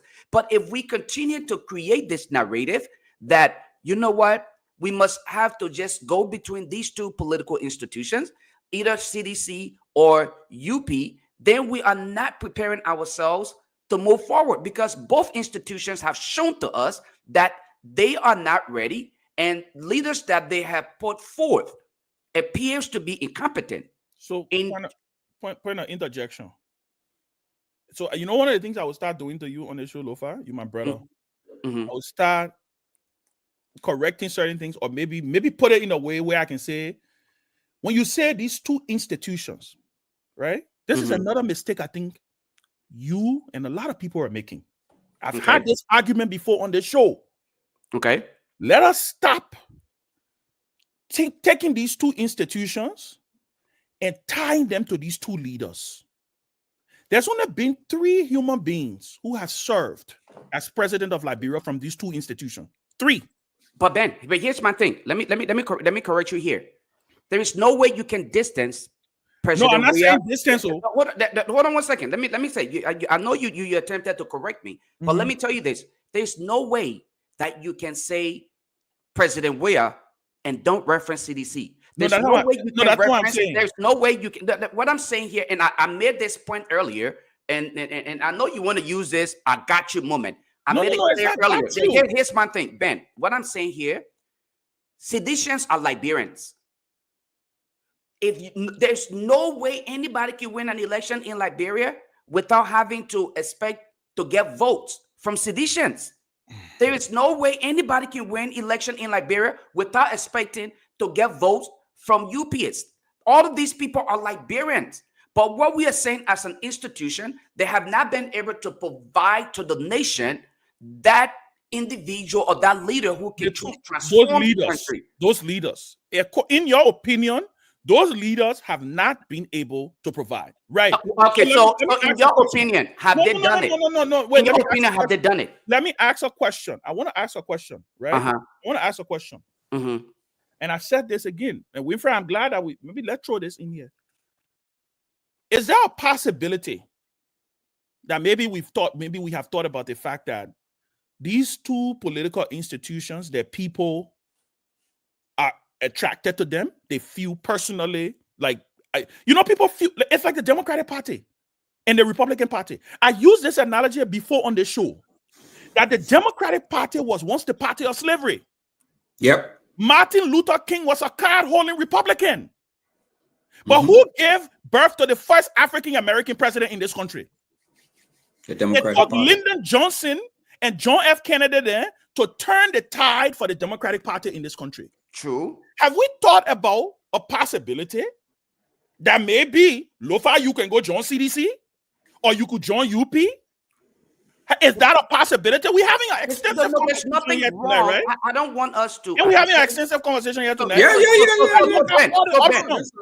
And Ben, I want to agree with you that this idea of what I would let me phrase it this way: intrusion and fixing. You get in, and then you, as part of the group, you fix it from within. I know that is where you want to head with this, but again, I want us to also take into consideration that, look, CDC and UP, why it is true that these two institutions have been in existence for the longest, and especially, I don't even want to discuss UP. As for UP, they have to discuss UP. As for UP, I said I don't want to. I didn't say I said I don't want to. I'm focusing. UP is the oldest political party, right? Right. Yeah. CDC is a grassroots institution. Okay. CDC actually their core value it appears as though they appeal to the people themselves, because they feel that this institution is a grassroots institution and they have gathered themselves. Some of them even reference the institution as, and I think the one would say, excuse me, not to be denigrating here, a cult. Where once a sedition, right? Once a sedition, you're a sedition, and all of these things. Yes. So, how many people are willing to go and be a part of that cult to then transform it? That's a question. That's a question that people have to answer, right? You see, again, Lofa. This is where we have to be very careful. I keep saying this. At one point in time. And you know what? We have been privileged to step out of Liberia and have different experiences. So we have a broader view of things. Yeah, our view is different. At one point in time, Republicans called people who supported Obama a cult.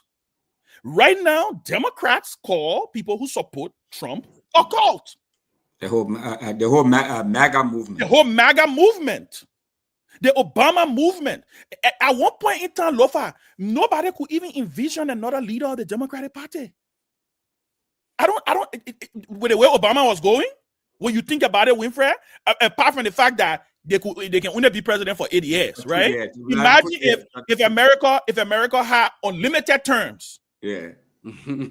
Just think about that. Yeah. With the wave that Obama came with in this country. So that's what I'm saying, Lofa. We have to be careful. The reason we have to be careful is because you see Charles Taylor, the Charles Taylor name you were calling. Do you know why Charles Taylor is still influential in Liberia? Because for the last 30 years, all of the people, about 90% of the current leaders today in Liberia have some kind of attachment to Charles Taylor. They trusted him. Okay. That is the reason he is still so influential.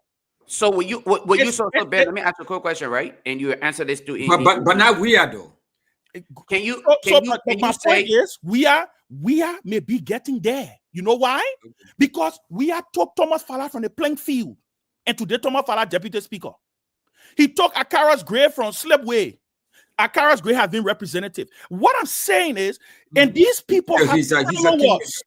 These people, our society is one that is built in a way where if you take food from Winfred Russell Muff, you're taking food from 10 or 15 families' mouths. So Ben, and Winfred got turning over those people. So let me ask you a question then.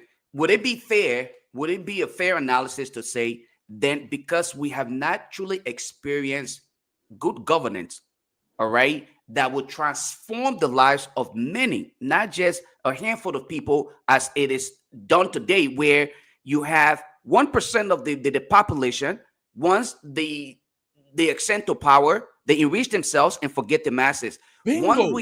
Once we have a leader who understands. You see, Lofa, you finally getting to where I'm getting to. Well, okay, so Ben, that's what I'm saying. And my question, and the reason I'm saying this is because Lofa, the same Mr. Cummings told me. Ben, let's leave Mr. Cummings. No, I'm bringing Mr. Cummings up. I'm bringing him up because they're trying to make a point. I'm making a point, Lofa. Mr. Cummings and I was having a similar conversation like this. This was in 2014 when I was running for the Senate. And there was one moment where I came to the States and he came to Charlotte and we met for lunch. And I was telling him how frustrated that I was getting in the process, right? I was telling him, I said, Mr. Cummings, can you imagine? I'm on the radio. The other day, I saw a video of me giving an economic policy speech. A speech, you know the word propos. I found it in my speech. I got a copy of that speech. Putting Monserrato back to work. I gave a policy speech on turning the economy around Monserrato at the Monrovia City Hall. In fact, it was at that program Charles Bromsky attended. After my speech, Charles Bromsky bucked his party. I was now a member of the Liberty Party. Charles Bromsky went in front of the press and the people asked him, say, Mr. Councilor Bromsky, we see you here today. Can we equate this as an endorsement of Ben Sanvee? And he said, if Ben was in my party, I would be supporting him. So I'm going to do everything I can do in my power to make sure I get Ben in my party. Why do I bring this up? Because during that conversation with Mr. Cummings and Lofa and Winfred, I was frustrated. I said, Mr. Cummings, I'm going all over the place. I'm driving all over. I'm talking to the people. Do you know what the people telling me? The people telling me, Ben, you young. Let's give man a chance. You gotta give man in the team. My man, you know, man are your big brother. Man are your big brother.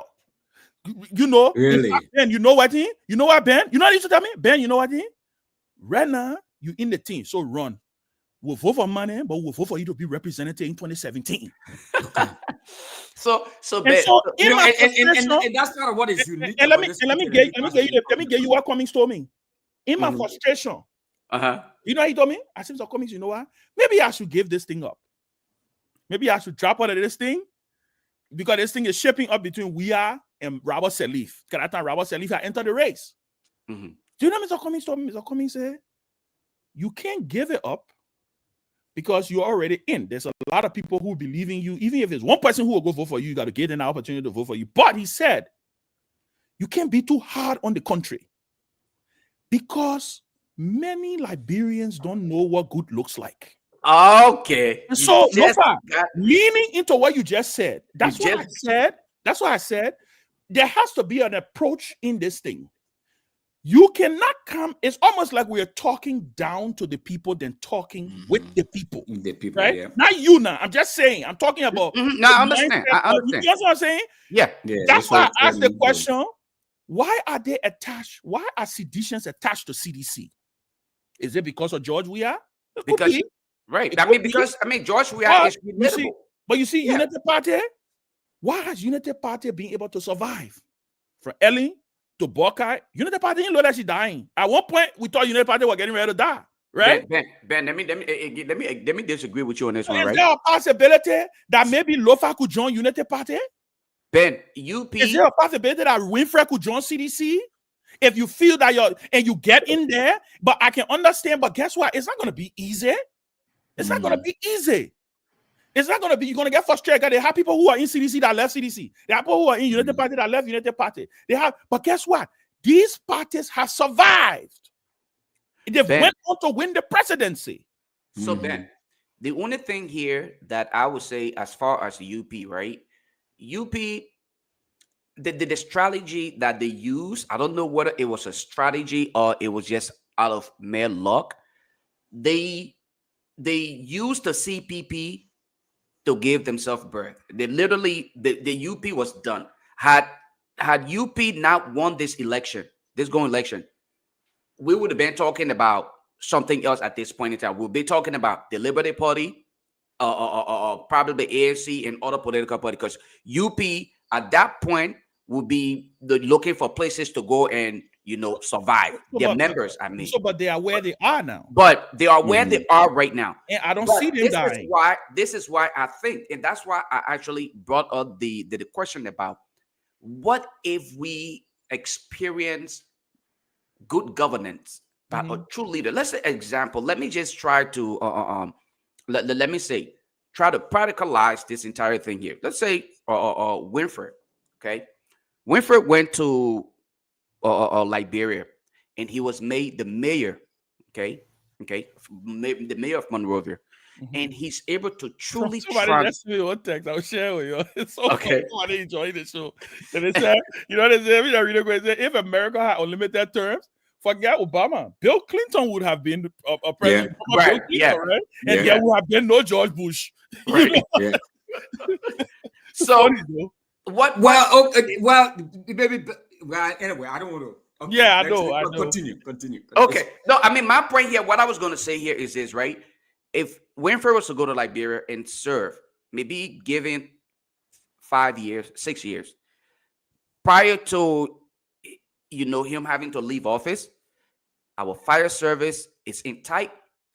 The communities. And Ben, you missed that conversation yesterday. Yes, I did. I need to go watch it. Yeah, the communities are kept clean, or water and sewer, all of these things are working, okay? Do you think they will again sit and say, let us consider a Jefferson Korji after a Winfrey Russell's work? So after they I have an easy answer for that. Are you even completing it? Okay, what would that be? What would be? One. The question is, how does Winfrey get there to do it? Right? Can Winfrey use the CDC as a vehicle to do it? And force Jefferson Korji and force all the other people who you're talking about to say, maybe there is another way. Somebody says a possibility. Somebody said you got to wear our Barrett. So you see, all I'm saying is we are in a situation, Winfrey, where we have to look at this picture and take emotions out of it. We have to understand that these two political parties are entrenched. Okay, let me ask the both of you now to your point, Lofa. And I know I'll get serious pushback and disagreement, all of that. But to use your point, okay, I thought Mrs. Sirleaf. I mean, there were some challenges there. There were some issues there. But Mrs. Sirleaf, governance strategy, and even her, her administration as a whole, in as much as we want there were some folks who beat her down and talk about how atrociously corrupt she was and blah blah blah blah blah.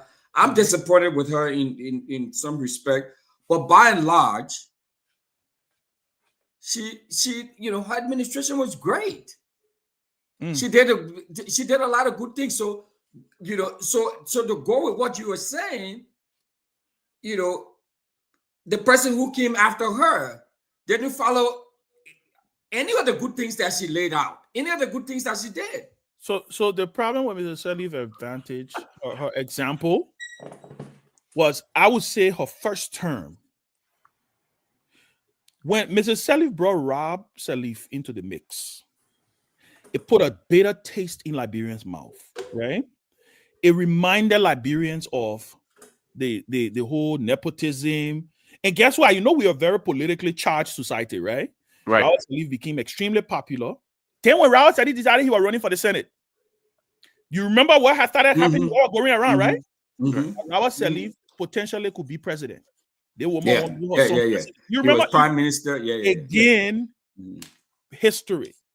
Many, you know, I try to alert people that nothing that has happened in Liberia, Winfred, has happened in the abstract. There's always been a method. For sure. It's not happening. There's always been a method to our madness. We have found resonance when Robert Sirleaf decided to challenge him. When Robert said, in fact, he played it too. In fact, you know, I know people who said, Ben, we will close our eye and voted for you. But the fact that the Robert Sirleaf men are getting a race, we can take chance. We got to beat him because we got to make sure that Ellen made her son president in the country. And so we are, and the CDC played. Well, that's what you were thinking. What's going to happen? And I can tell you, far from the truth. I don't think she was even thinking about it, because I know personally, she even had a problem with him running, but she just couldn't. She didn't know how to tell him no. When you talk to Rob now, even Rob, you talk about close to Ellen, they will tell you that Ellen tried to tell Rob, don't do this. This election will turn to be a referendum on me. And that's what happened. Exactly what ended up happening, right? That's what happened. And you saw what ended up happening. Now, when you leapfrog into the We Are years, and this is where maybe we may have a slight disagreement, right? We had a lot of trouble in his first 2 years. In his third years, he started finding his bearing. We never became the perfect president. He never did. I will tell you that. In fact, I criticized him. I'm on the record when I went after President Weah, right? Because I felt he was not doing what he had campaigned, what I felt the people were looking forward to seeing, the transformational leader that he could have become. But I think he ended up finding his bearings, right? But I thought it was too late. The damage was done, right? So in the latter years, you saw Weah started reaching out. You saw him started reaching out to political, and he started building parks. He started doing different things. The economy started making some kind of move. He started embracing. He got into an IMF program. He made the central bank, independent. There were certain things Weah started doing, but I thought they did a lot of stuff around the MCC. And in the MCC, that what led to us getting this thing now, right? So Weah for his bearings a little late, Winfred. And I thought the damage was done. And then he had a very sophisticated opposition. He became the first president, the first Facebook president, real Facebook president, right? Where you can just jump or you get on live. Ellington were in discussion groups. In discussion group, Winfrey, you remember Ellington? You had to know how to compose sentences to participate in Facebook debate. Now that's what we're doing right now, where everybody can just jump on live and chop and talk foolishness and say the thing they want to say just because they can put camera on. During Ellington, we were in discussing Liberia, TMZ Liberia. There's a group that had a Dara Dillon intellectual thing started that had Dillon phone his voice, because we started having those interaction on Facebook by text, by chatting. You got to write sentences. You come back. Me and Winfred Gorian here. Now that right now where we talking, I mean, you literally you type in paragraphs to counter Winfred argument, right? We have seen the first Facebook Live president, where all you needed was the thing. Once you get cell phone, you are a journalist. In 2 seconds, you can put things online. So we are becoming. What was that? Was that there was some platform? There was TLC Africa. TLC Africa. Then there was another one. There was Perspective. Perspective. There you go. The perspective started with Charles Taylor. Yeah, they'll gotta be writing serious. The perspective started with Charles Taylor. And then it entered to Ellen. Those boys used to write articles. Long articles they used to write. So George Weah became the first Facebook Live president. And that first 2 years, the damage was done. And when he finally started finding his bearings, I think the opposition was a little too sophisticated. The CDC had some issues with even the coalition, with issues of what it is. But you know, that's the thing, man. I don't know. You know, because the CDC was very effective as an opposition party. Yes. Yes. But we were looking. But now they had the resources. They were empowered. They had the resources. All of that. So then what happened? Did they get complacent? I don't think it was complacency. You got to understand the CDC have been in opposition for 12 years. You gave a bunch of new people who've never managed a country before. You turn over a country like Liberia to them. Listen, that's why I tell people, I say sometimes I tend to give the CDC a lot more credit than people do. The fact that we was able to hold that country together for 6 years with all of the challenges, you got to give him some credit, bro. You got to give him some credit because at the end of the day, you know, all the guys. They made mistakes. They learned along the way. And like I said, in the end, when they finally found their bearings, it was just too late, right? Henry Costa had done a lot of damage. That's why when Henry Costa tried to reverse the damage, people started saying, no. You can't just the devil and then you can't talk about say, oh, we must forget, but we can't do that, right? So you see the same challenge Unity Party having. This is why a lot of people are shocked at Unity Party, because Unity Party was a governing party, went into opposition, very effective in opposition with propaganda and everything. And you're starting to see the deficits of what they're having right now.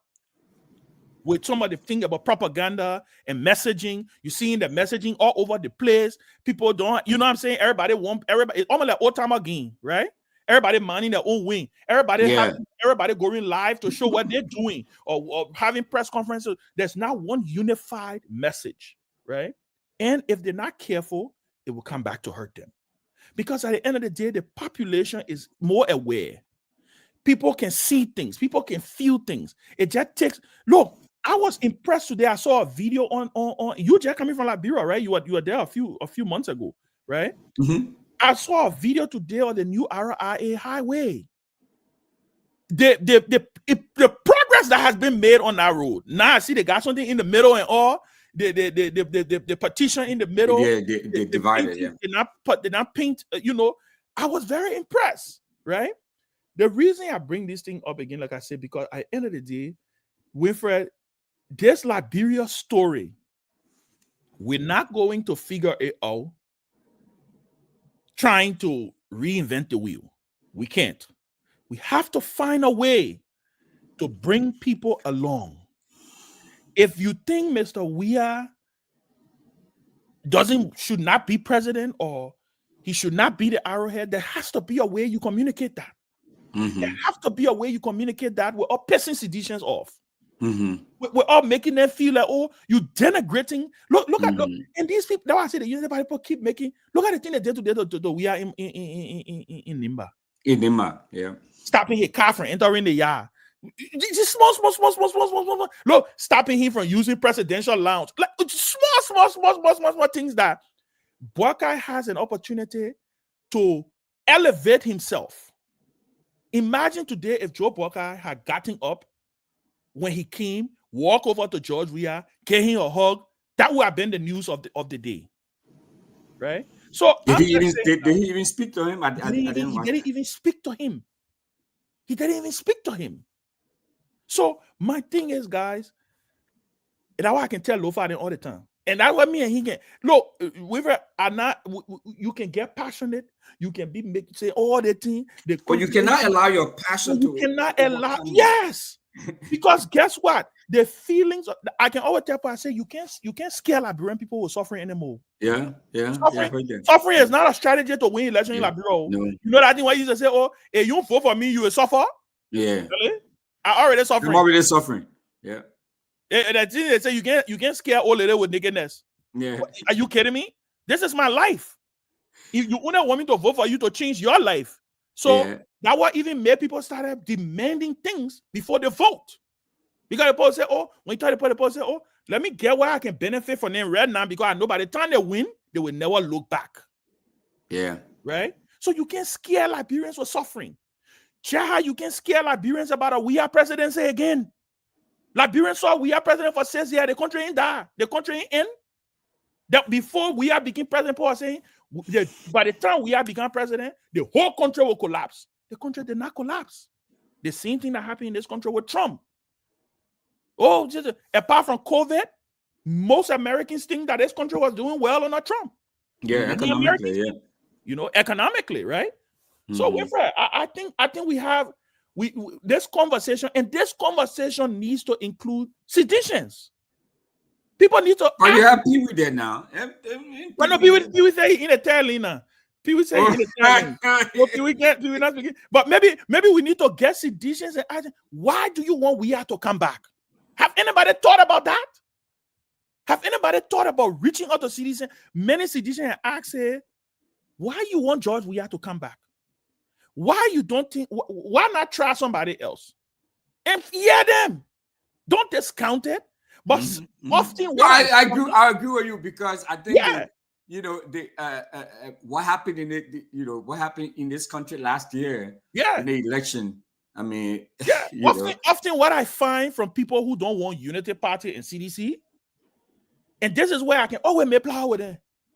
First of all, Ben, how could you have seen yourself supporting Weah? I'm like, are you kidding me?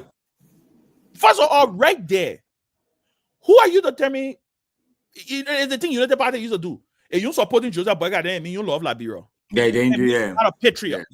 That means you hate the country. No, right? I pick my poison, you pick your poison. Nobody perfect in the race, right? So my thing is, maybe people need to start to engage seditions, engage Unity partisans. Why did you have many people in Unity Party? Why did you go back to Joseph Boyka? Why? Why do you want President George Weah to come back? And when they answer you, don't see it like, oh, they're stupid. No, they have a reason why. Respect their reason and give them the opportunity to be able to we cannot portray them as a bunch of deplorables. And that is the problem. Yeah. You know, on that score, I mean, I agree with that. I mean, people, what are your thoughts on that? You know, but for me, I think, look, I'm waiting to see. I haven't seen anything yet. Again, like I said, Winfred, like I always say, is history, is lessons learned. Yeah. We saw the excitement with the CPP. If anybody would have told me that the CPP, the high that the CPP was on, you saw when the CPP ran in the senatorial election, Dillon then. Oh yeah, Dillon. Yeah. The high the CPP was on. So what is the fear? I mean, what is people? I mean, it seems like this fundamental, antagonism towards Mr. Cummings, and and they've done everything possible. So if we all are saying, we everybody on these talk show, with your show, with this new orientation, with everything around, the singular message was, we want the best for the country. We love Liberia more than we love you. Everybody was talking, about how much they were so patriotic, and they were talking about their nationalistic bona fides, and everybody was talking this stuff. So you have somebody who stepped forward that you all know with a long track record of success. His hands, there's no information that his hands were in the cookie jar or whatever. Okay. What happened, Ben? All you guys were there. I mean, and then even within you all know of our friends, mutual friends, and all of us there, and we all singing. I mean, there's this deep sense of hypocrisy. You know what my position was with the CPP. I was very clear. I thought Mr. Cummings made a huge strategic mistake by trusting and going into that arrangement with both eyes closed. He went into that arrangement with both eyes closed. He thought he was going into an arrangement with everybody on the same page. Yeah, right? People are being honest. Get rid of we are. The men are doing well. We need to get rid of we are. We need to get rid of we are. And no matter where it is, we got to get rid of we are, right? So guess what? There's going to be a level playing field. All will work together. We will rotate the chairmanship. They started doing all that thing. Listen, I think Mr. Cummings, and that was his first dose of medicine that he got. The fact that, again, like I said, I believe the Unity Party use it as an opportunity to clean. But why did you all there, just as sophisticated? The people in the Unity Party, they're not more smarter, have more experience. No. You know, I mean, as you know, my orientation is here in the U.S. Age age has nothing to do with anything. Yeah. You know what I'm saying? You have the experience, you can deliver, you custom. So, you know, I think it came down to the issue of there were two things that started. One, who could win? Who is the winnable candidate here, right? The UP, when they first started the thing, and it was Costa then who started this thing, right? About the 400,000 votes. You remember that's when we started pushing back. You got 400,000 votes sitting down in the bank. Yeah. If you feel you got 400,000 votes sitting down in the bank, then we might as well just give Weah his second term because Weah had more votes than you in 2017. Yeah. So Weah took a claim. I got my own 600,000 votes sitting down in the bank. Correct? When they started pushing that narrative, I don't think there was a strong enough, because guess what? You also got to understand that, and this was where when people, many people you can say, Ben, I used to, you were not as passionate for Mr. Cummings in 2017 because I got frustrated in the early stages of the CPP. Ask anybody in the Liberty Party. I used to tell them. And why is that? I got frustrated because I felt I knew it from the beginning. From my own experience with whether U.S. politics or just politics as a whole, I knew we were in a primary. My message from Mr. Cummings was, the ANC people was, you got to take on Buckeye. You got to treat Buckeye as an enemy combatant. But how were you treating that? No, let me understand. How were you treating us an quote-unquote an enemy combatant when you all were part of this arrangement, this marriage? This was after this. I'm not talking about the time when we were doing the senatorial thing and all of that, right? Okay. This was after when we were getting into the presidential politics.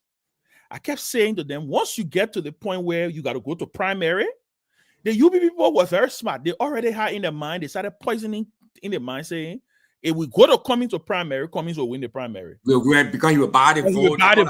Right? You remember they came out with black voting. They said, we'll go vote as a black. Then you had the ALP supporting the Unity Party. Then what the Unity Party did that was smart was to infiltrate the Liberty Party. With Yombly then saying, look, this thing we got to figure out, because what the argument Yombly then started making was, let's fight to put Cummings and Buckeye together. As Cummings go as vice president, Buckeye go as president, right? Cummings was, listen, let's give the process a chance. Yeah, let it play out. Through the process and I lose, then we can have that conversation. But the thing was, they did not want to take that risk because they felt that if we go into the primaries, Cummings may end up winning the primaries.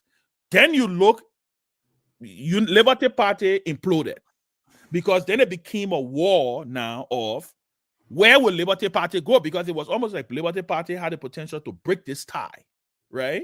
So where will Liberty Party go? That way you saw Yombly, Taylor, and the rest of the guys saying, listen, we can't support Cummings because we think Cummings can win this election. The people say they want boycott, and the people want boycott, and we got to get the people boycott. Let Cummings just go. But you're telling the people who they want. Yeah. That's why the people want to say, you know.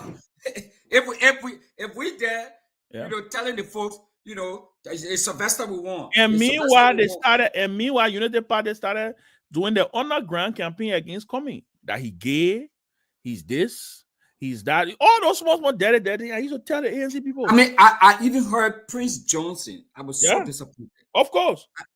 I even heard Prince Johnson, you know, come out and make a statement as, oh, you know, we don't want to support anybody who had this sort of, you know, issue that it's sort of anathema to our family values, blah, blah, blah. I think Winfrey, I think there's a lot of lessons. And for me, that is why I get frustrated when I see people trying to do things the same old way. Yeah. You see that telling thing that Pewee and everybody's talking about? You better come up clear cut who your leader is. They think about all that weight will go in a room and do primary. I mean, the earlier the better. The earlier the better. Find your arrowhead. You keep your arrowhead. You move on with your arrowhead.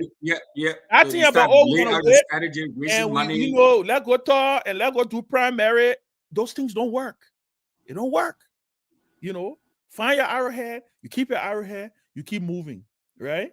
And that is where the difficult conversation about WIA comes in, because you may revisit the same situation that you had in 2017 or 2023, where WIA could come in the room, or the CDC people could come in the room and say, you remember that one of the arguments the Unity Party people had against Cummings? Boyka has been vice president.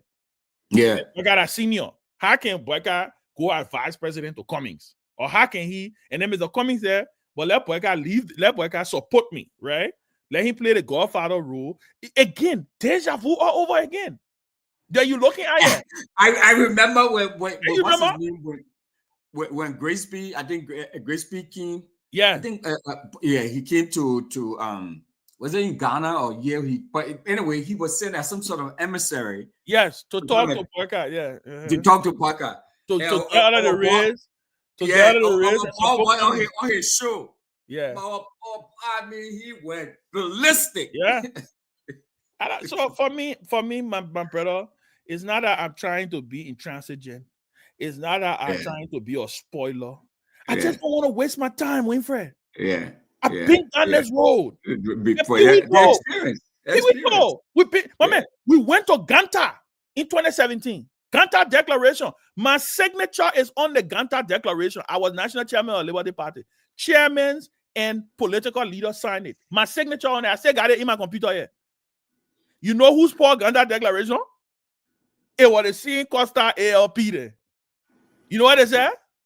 Because I'm my own ball. We can laugh now and talk about it. ALP, when we got out of Ganta, the men said Prince Johnson had received money from Ellie, and for Prince Johnson to put WIA and Bromskin together. And it can't happen. So as we were leaving Ganta, the Costa show were already attacking the Ganta Declaration. And you know what ended up happening? That's why I said, when the people talking about WIA, I can just laugh.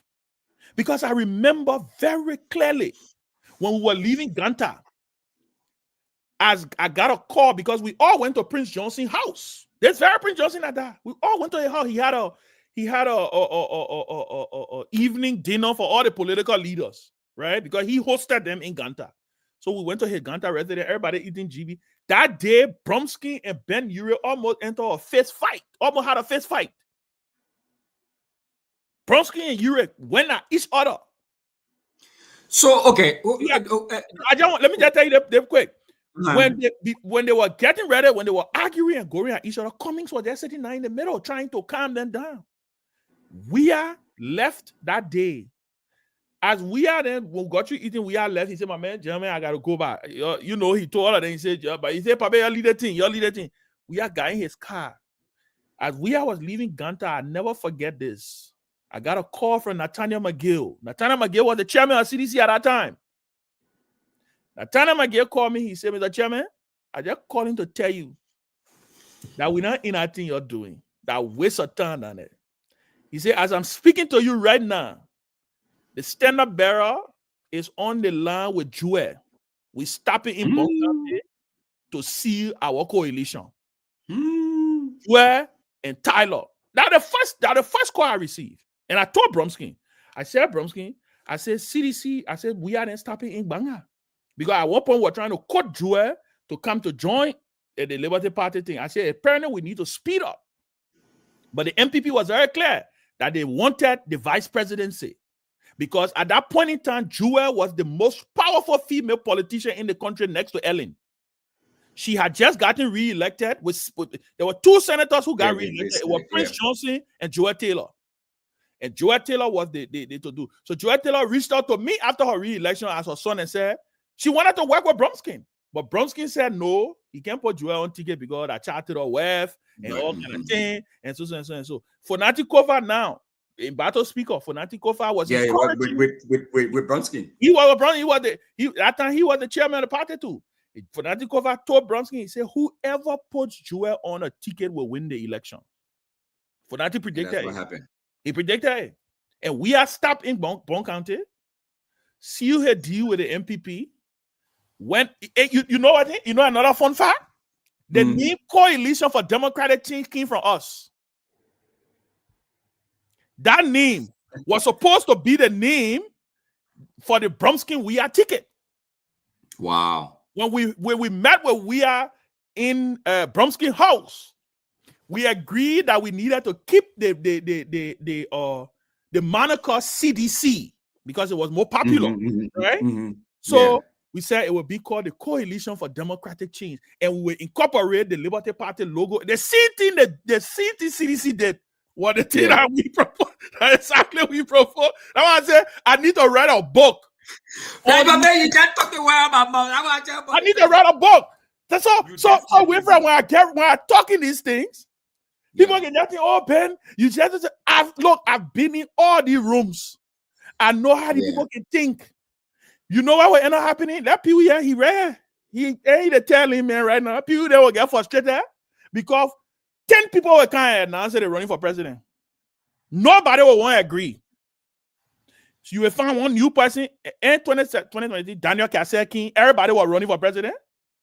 10 people were announcing they're running for president. You know what will end up happening? Then we will blame the voters. The voters will go to the poll and they will go back and they will vote for Unity Party and CDC. And then everybody will be relegated to go saying, y'all go support in a runoff. You know the difference this time with me? I am not waiting for no runoff to form a political alliance. I will forge my political alliance going into the election. Stick with it. Yeah, going into the election. Yes.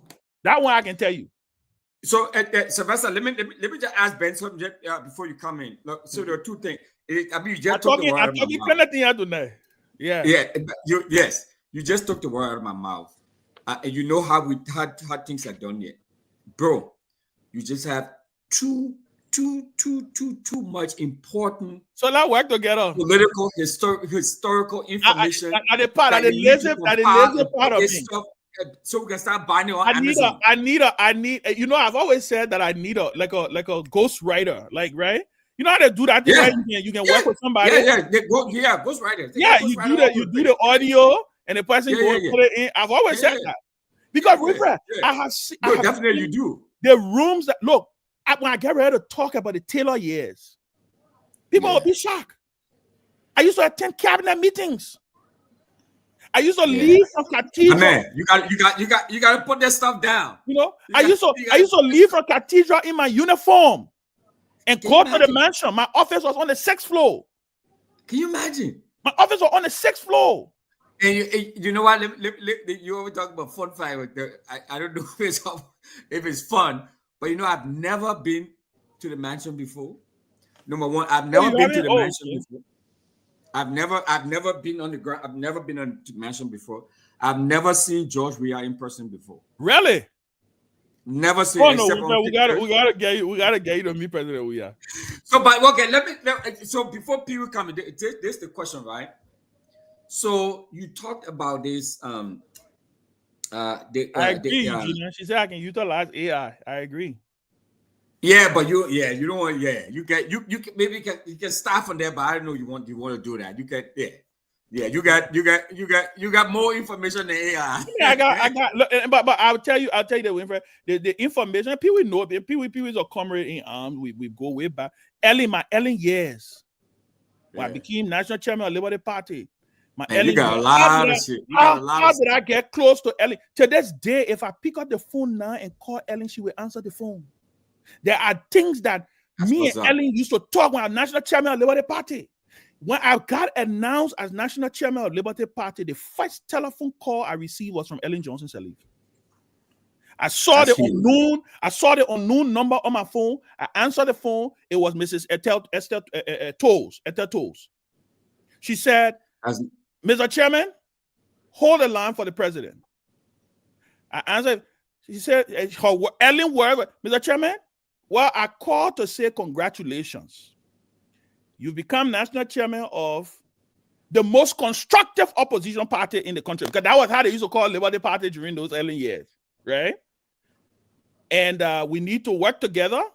I don't have a problem with the critique. Y'all Liberty Party people, y'all let her give me hard time, but I ain't got a problem. So I told her, because you know how I begin chair. She had made Fonati Minister of State with our portfolio. So Fonati had left from the chairmanship of Liberty Party. I was vice chair of political affairs.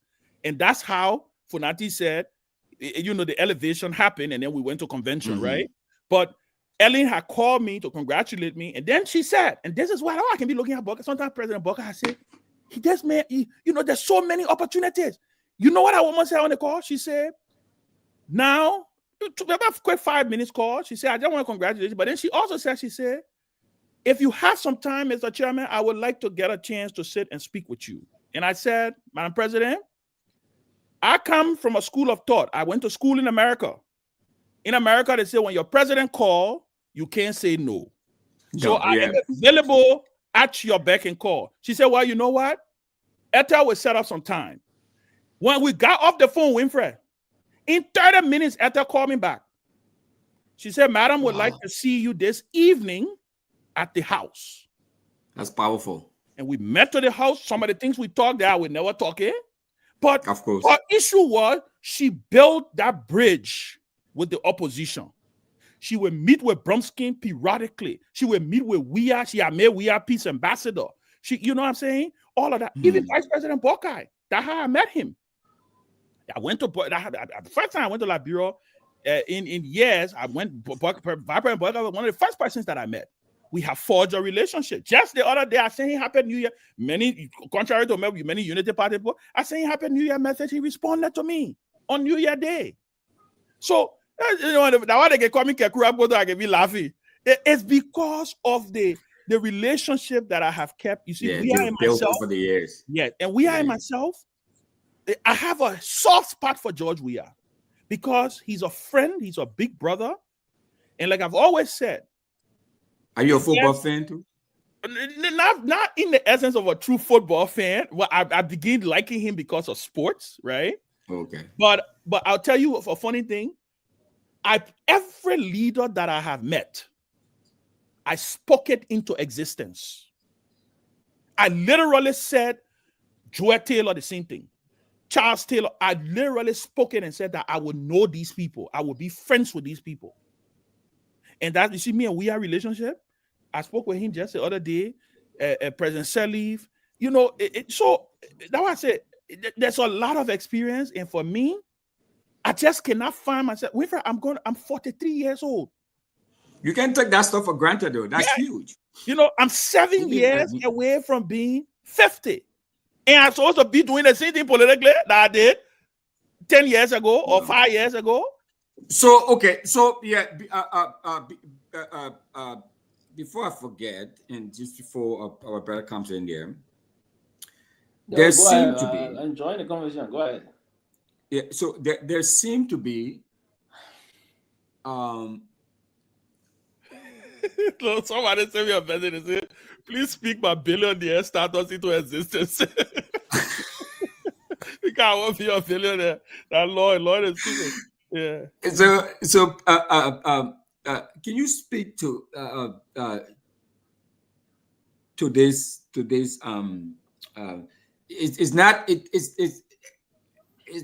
It's not a rumor, but it is something I have observed.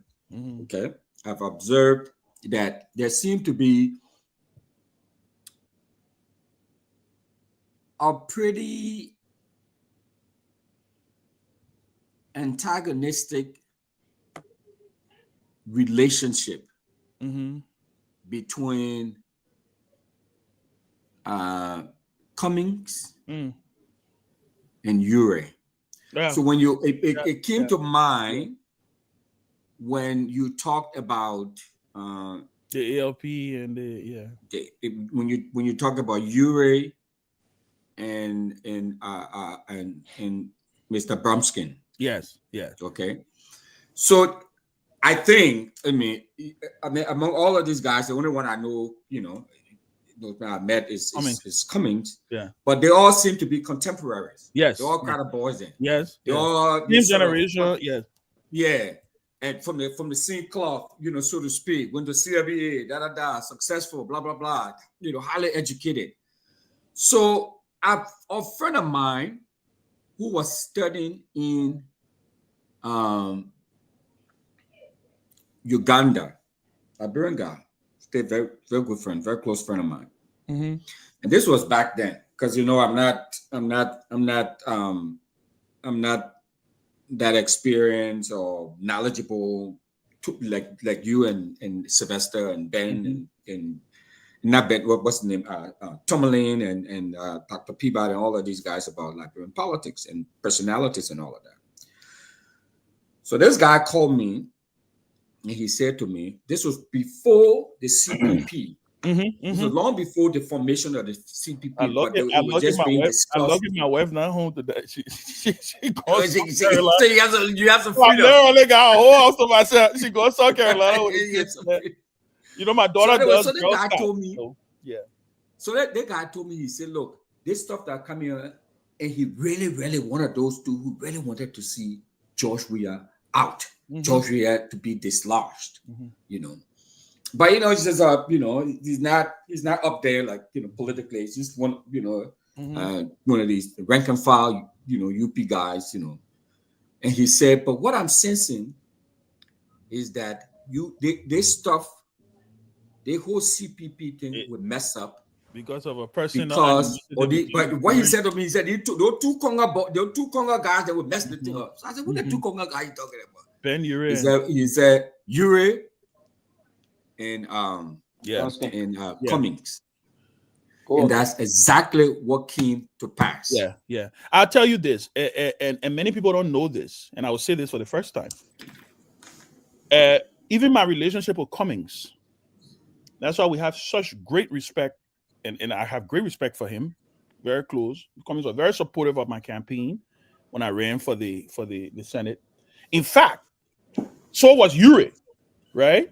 So was Ure. In fact, Ure was very supportive of my campaign. Ure, for the first time, broke away from Weah. Because normally Ure supported Weah in 2011. Ure broke away from Weah to support me. Many people don't know that. The introduction of Cummings and Ure and Brumskin, in fact, I put Brumskin and Cummings together. It was because of my relationship with Cummings. When I went to Liberia, I told Councillor Brumskin, I said, you need to speak with Mr. Alex Cummings. He wants to run. I said, he hasn't decided yet though, but I think he's flirting with the thoughts. You see Tai Wongbe? The first time Tai Wongbe met Cummings, I carry him. I introduced Tai Wongbe to Cummings. You know Leo too, right? Leo, in fact, when Leo started the Cummings things, and so we all look, full disclosure.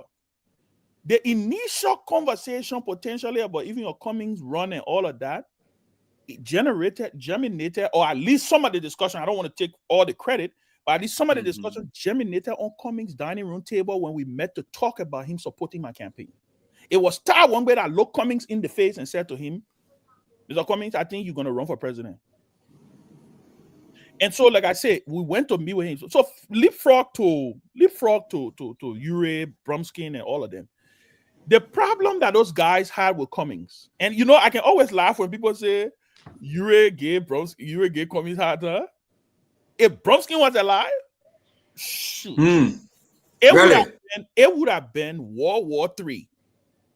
Wow. There was this thing that they felt that Cummings did not have. He didn't have any scars to show. Cummings just came from nowhere and expected that everything was just going to be laid out for him. It's almost like you pay your dues. It'll have been a coronation. You pay your dues, right? And truth be told, Cummings did hurt Brumskin in the 2017 election. Cummings got more votes in Montserrat than Brumskin did in the 2017 election, right? Because most of the people who were leaning towards Cummings were people who were originally supporting Liberty Party. When Cummings came into the race, all of them, I'm talking about those young bankers, the Gen Zs, those young people, they all resonated with Cummings and lean. And so we had a healthy competition. Me and my brother Ty Wongbe at that point in time were with the Cummings, the Team Cummings people. I was with Liberty Party, you know, and stuff like that. But the Ure thing was all that. You got to understand something, Winfrey.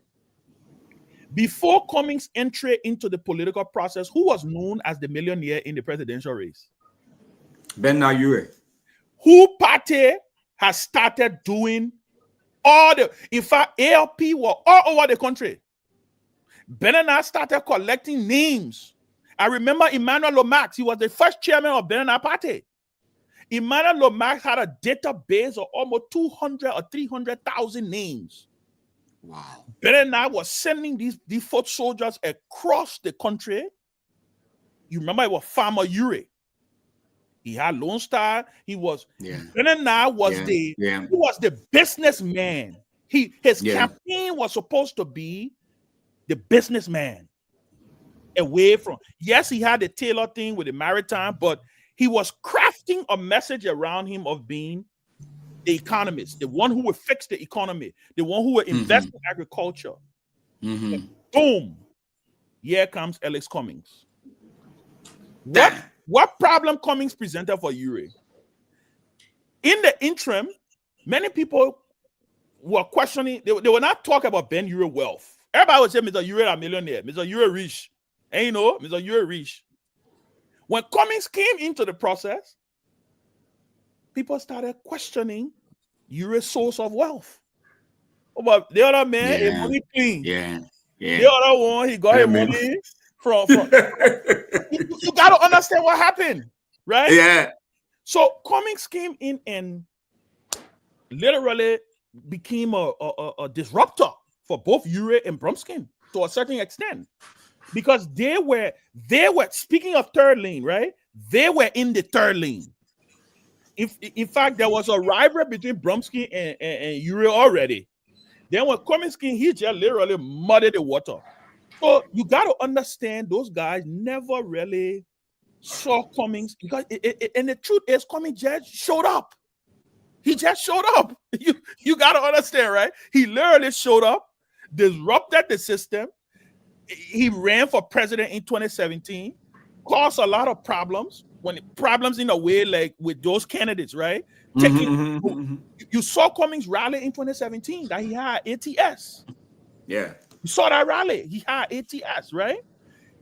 And then one of the things they started doing, they started going after individuals in these two parties, Liberty Party. And in fact, my brother Ty told me that was one of the strategies. We got to go in these parties and break these parties down.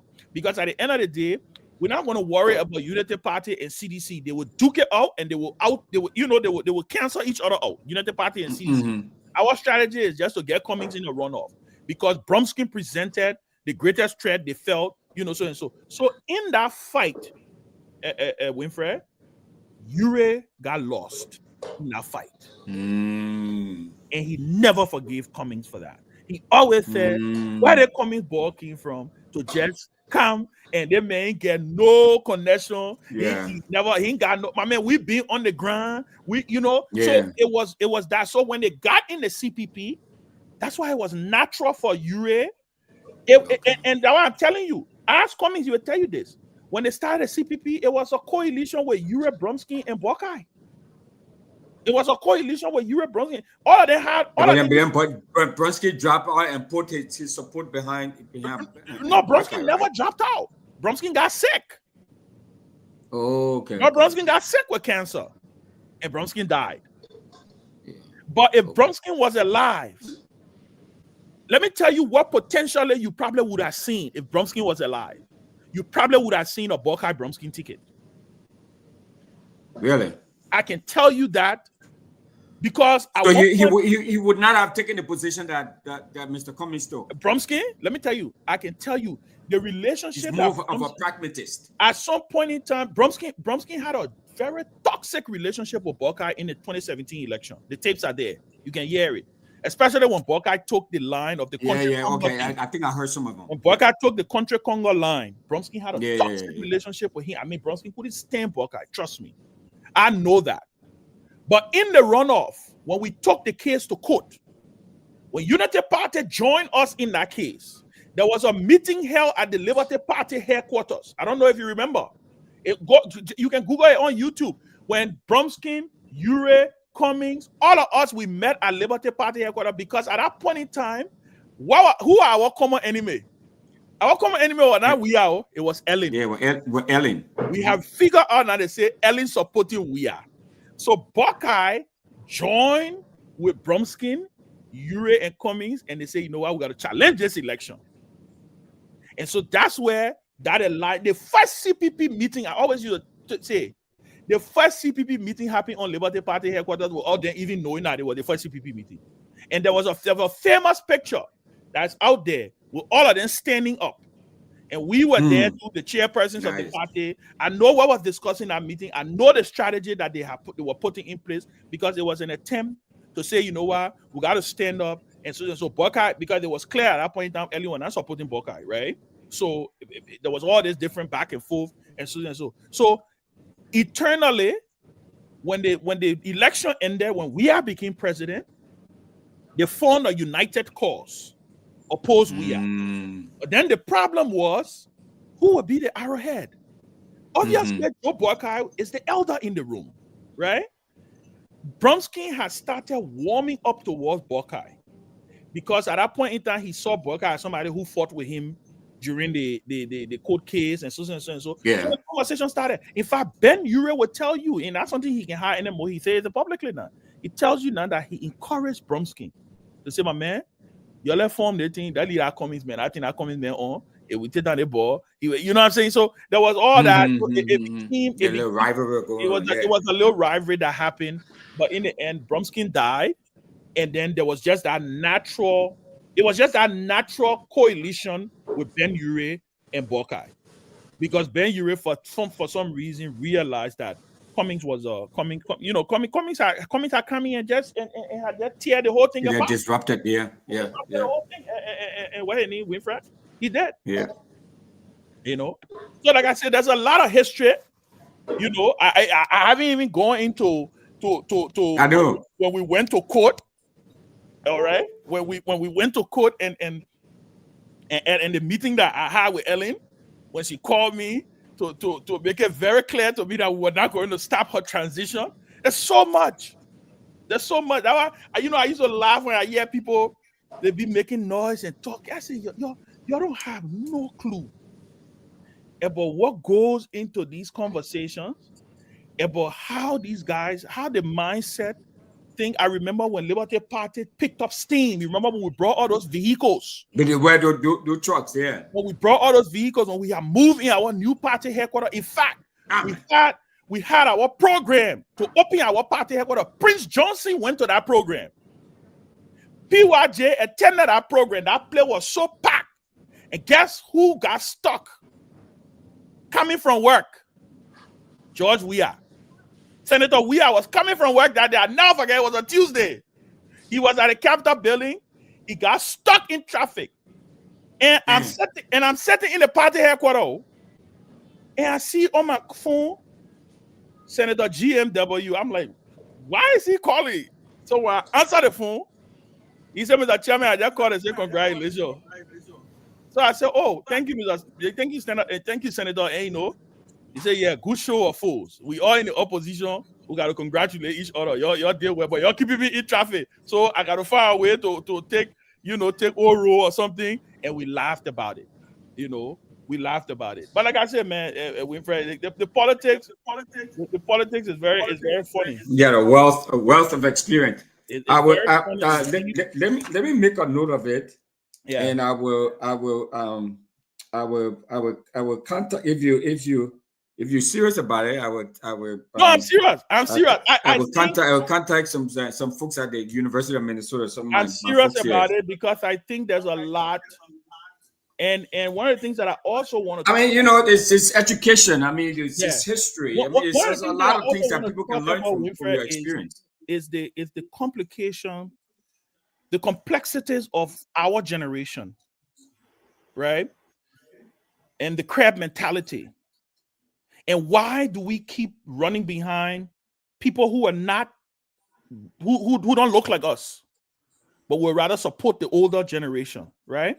Every election cycle. So you see, but that's part of what I was asking. That was sort of the premise of my question that I asked you the last time. So if all of us sitting around by talking about, okay, are we just being deceptive? We always sitting out, we want the best for this country. This, the other generation have messed things up. The other generation have messed things up. But while we're there, meantime, we're undermining the folks that we know for a fact can help take us to this promised land, so to speak.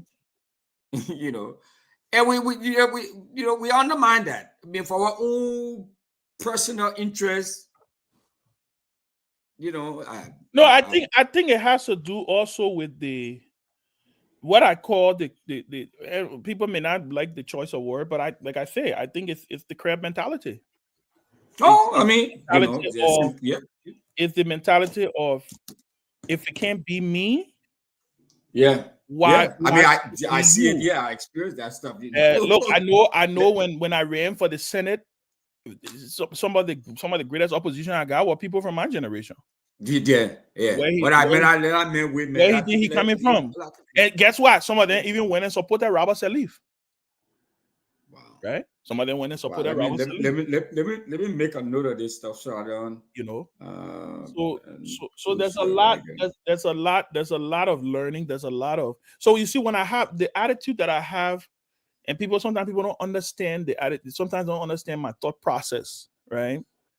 Even with the Myean situation, many people ask me all the time, why did you support Myean? Why? And I said over and over, but one of the fundamental reasons why, right? And I remember I had these conversations even with now President Buckeye. I had a fundamental problem with the fact that Ellen could not be a character witness for him. I just had a problem with that. I mean, and I mean, as you know, that would be front and center. Yeah, I just really had a problem with that. That the person who had worked with this man for 12 years could not vouch for him. Well, but then the Unity Party people were able to flip that. Of course, and they turned it and made it look. And their sympathy. It was all a sympathy thing. And then we start playing the victim card. The thing for me with Myean though, it was more of, especially in 2017 for me when I endorsed President George Weah. At that point in time, it was about this is what the country wants. It seems like I'm going up against the tide. Yeah. I tried to run against this man for senator. They said, no, Ben, wait. We got to support him. I presented Brumskin, who I thought would have made a heck of a president. They said no. And then they ended up giving me George Weah and Joe Buckeye. And we had just had 12 years of Unity Party. And in my mind, makes sense. It was just like, no, to keep the democracy alive, to not have a political hegemony erupt in this country, we need to break this thing at some point. And guess what? Say what you want to say about Weah. I thought Weah put together a heck of a team in 2017. I mean, Joel Taylor, Toga McIntosh. I mean, there was some real solid people who was a part of the Coalition for Democratic Change in 2017. So when I looked at that in the runoff, I was like, you know what? And then This was what the young people wanted. I felt that the baton was finally about to be passed. Yeah. That we were leaving. And remember now, Ellen had made a promise that she and Boca will retire together and that they would give our generation the chance to lead the country. And I felt we are represented our generation at that moment in time because he was the one in the runoff. So we went to the endorsement, and the video is out there. I don't know if you've ever seen my speech, the speech of my endorsement of President Weah, where I looked. No, I think I've seen it. I looked George Weah in the face, and I told him, I said, do not let your people down. At the program, Winfrey, I looked him in the face and I told him, I said, look, you will be the most consequential president we probably will ever have. Because for me, George Weah's story is the Liberian story. The rags to riches. The chances of George Weah becoming a Zogo was high if he had not had his blessing to go play football. The chances, the Liberia that we were bequeathed, that was bequeathed unto us, if we had not been blessed by God to go play football, we are There's probably a natural innate talent. Yes, we are probably in Gibraltar there running around. So God had, and these were the things that I said to him. I said, God has blessed you. You win, you conquer the world. Your people called upon you. Now they are about to make you president. Do not let your people down. So when the first year, when I started to see certain things, that's what made me upset. That's what pushed me away. That's what led me to fearlessly go after him the way I did, because I felt betrayed. I felt that the man that the people voted for, that I saw young people, look, the people saw themselves in George Weah. All that thing we were talking, BB book, making noise, all that thing, the people mind were made up. This is what they wanted. They was going to. I saw people cry when George Weah was announced as president. I know the feeling. I walked like that Obama. That Obama movement. I remember Winfrey when they announced we are president. We went to, it was me and Musa Ability. I never forget when we drove to Weah house. And when we entered the house, he was sitting in his dining room, and I walked over to him and I said, congratulations, Mr. President-elect. And he looked at me in awe, like, wow, I am president-elect. And I said to him, I said, hello, Mr. President, you have a special moment and an opportunity to fundamentally shift this country. Because you know what? By every stretch of the imagination, you should not be here. The people themselves were the one who lifting you up. They lifted you up. You didn't get here because of no political class. In fact, the political class bet against you. Your resilience is what got you here. Consistency. You didn't get it because of your family. You didn't get it just because, not because you could speak the best English. You never attended debate. You didn't do anything. It's because the people said, this is the man that we want. And so for me, when I started seeing, the mishaps and so, and then internally when I tried to make those points and was getting the pushback, I was like, oh, hell no, I'm not. Young, vibrant, and I'm like, wide-eyed. Yeah, I'm not doing this. I'm going to go out. I'm done with this and blah, blah. But with that being said, like I said, we have a relationship. Even through our most difficult and bitter disagreements, George Weah and I stayed in touch.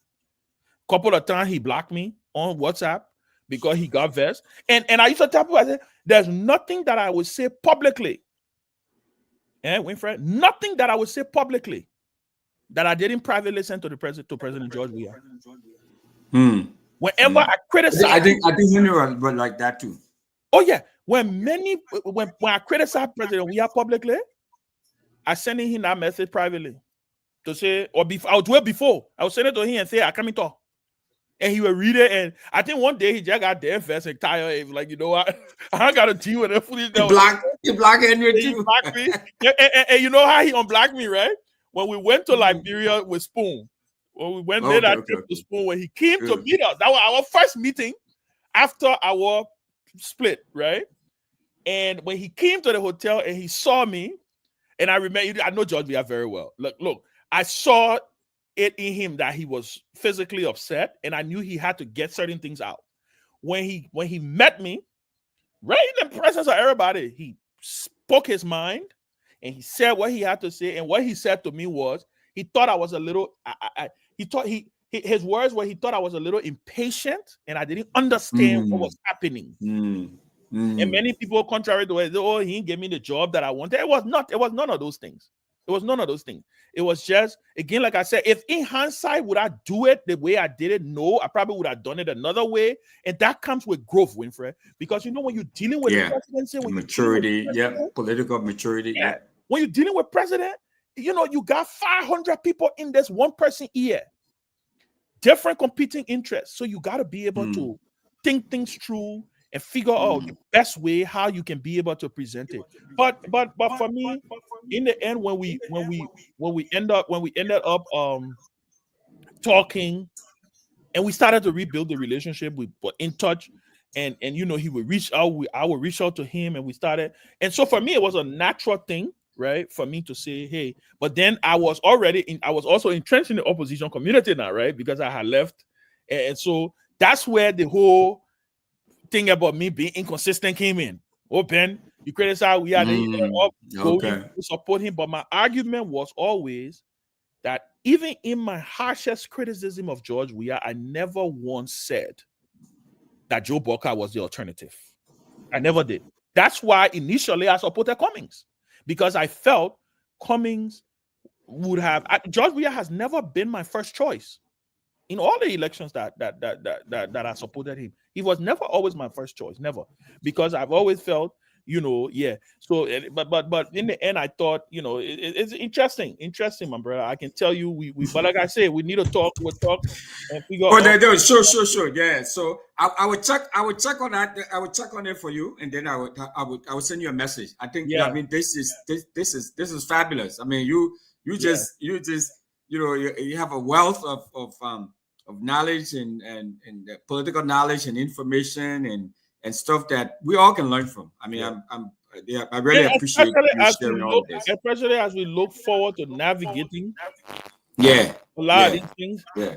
And that's why I try to tell everybody, that's where my mindset comes from. I can't think like the old Ben. I can't think the way I thought I was thinking in 2017. I know what the reality is. I know what's happening.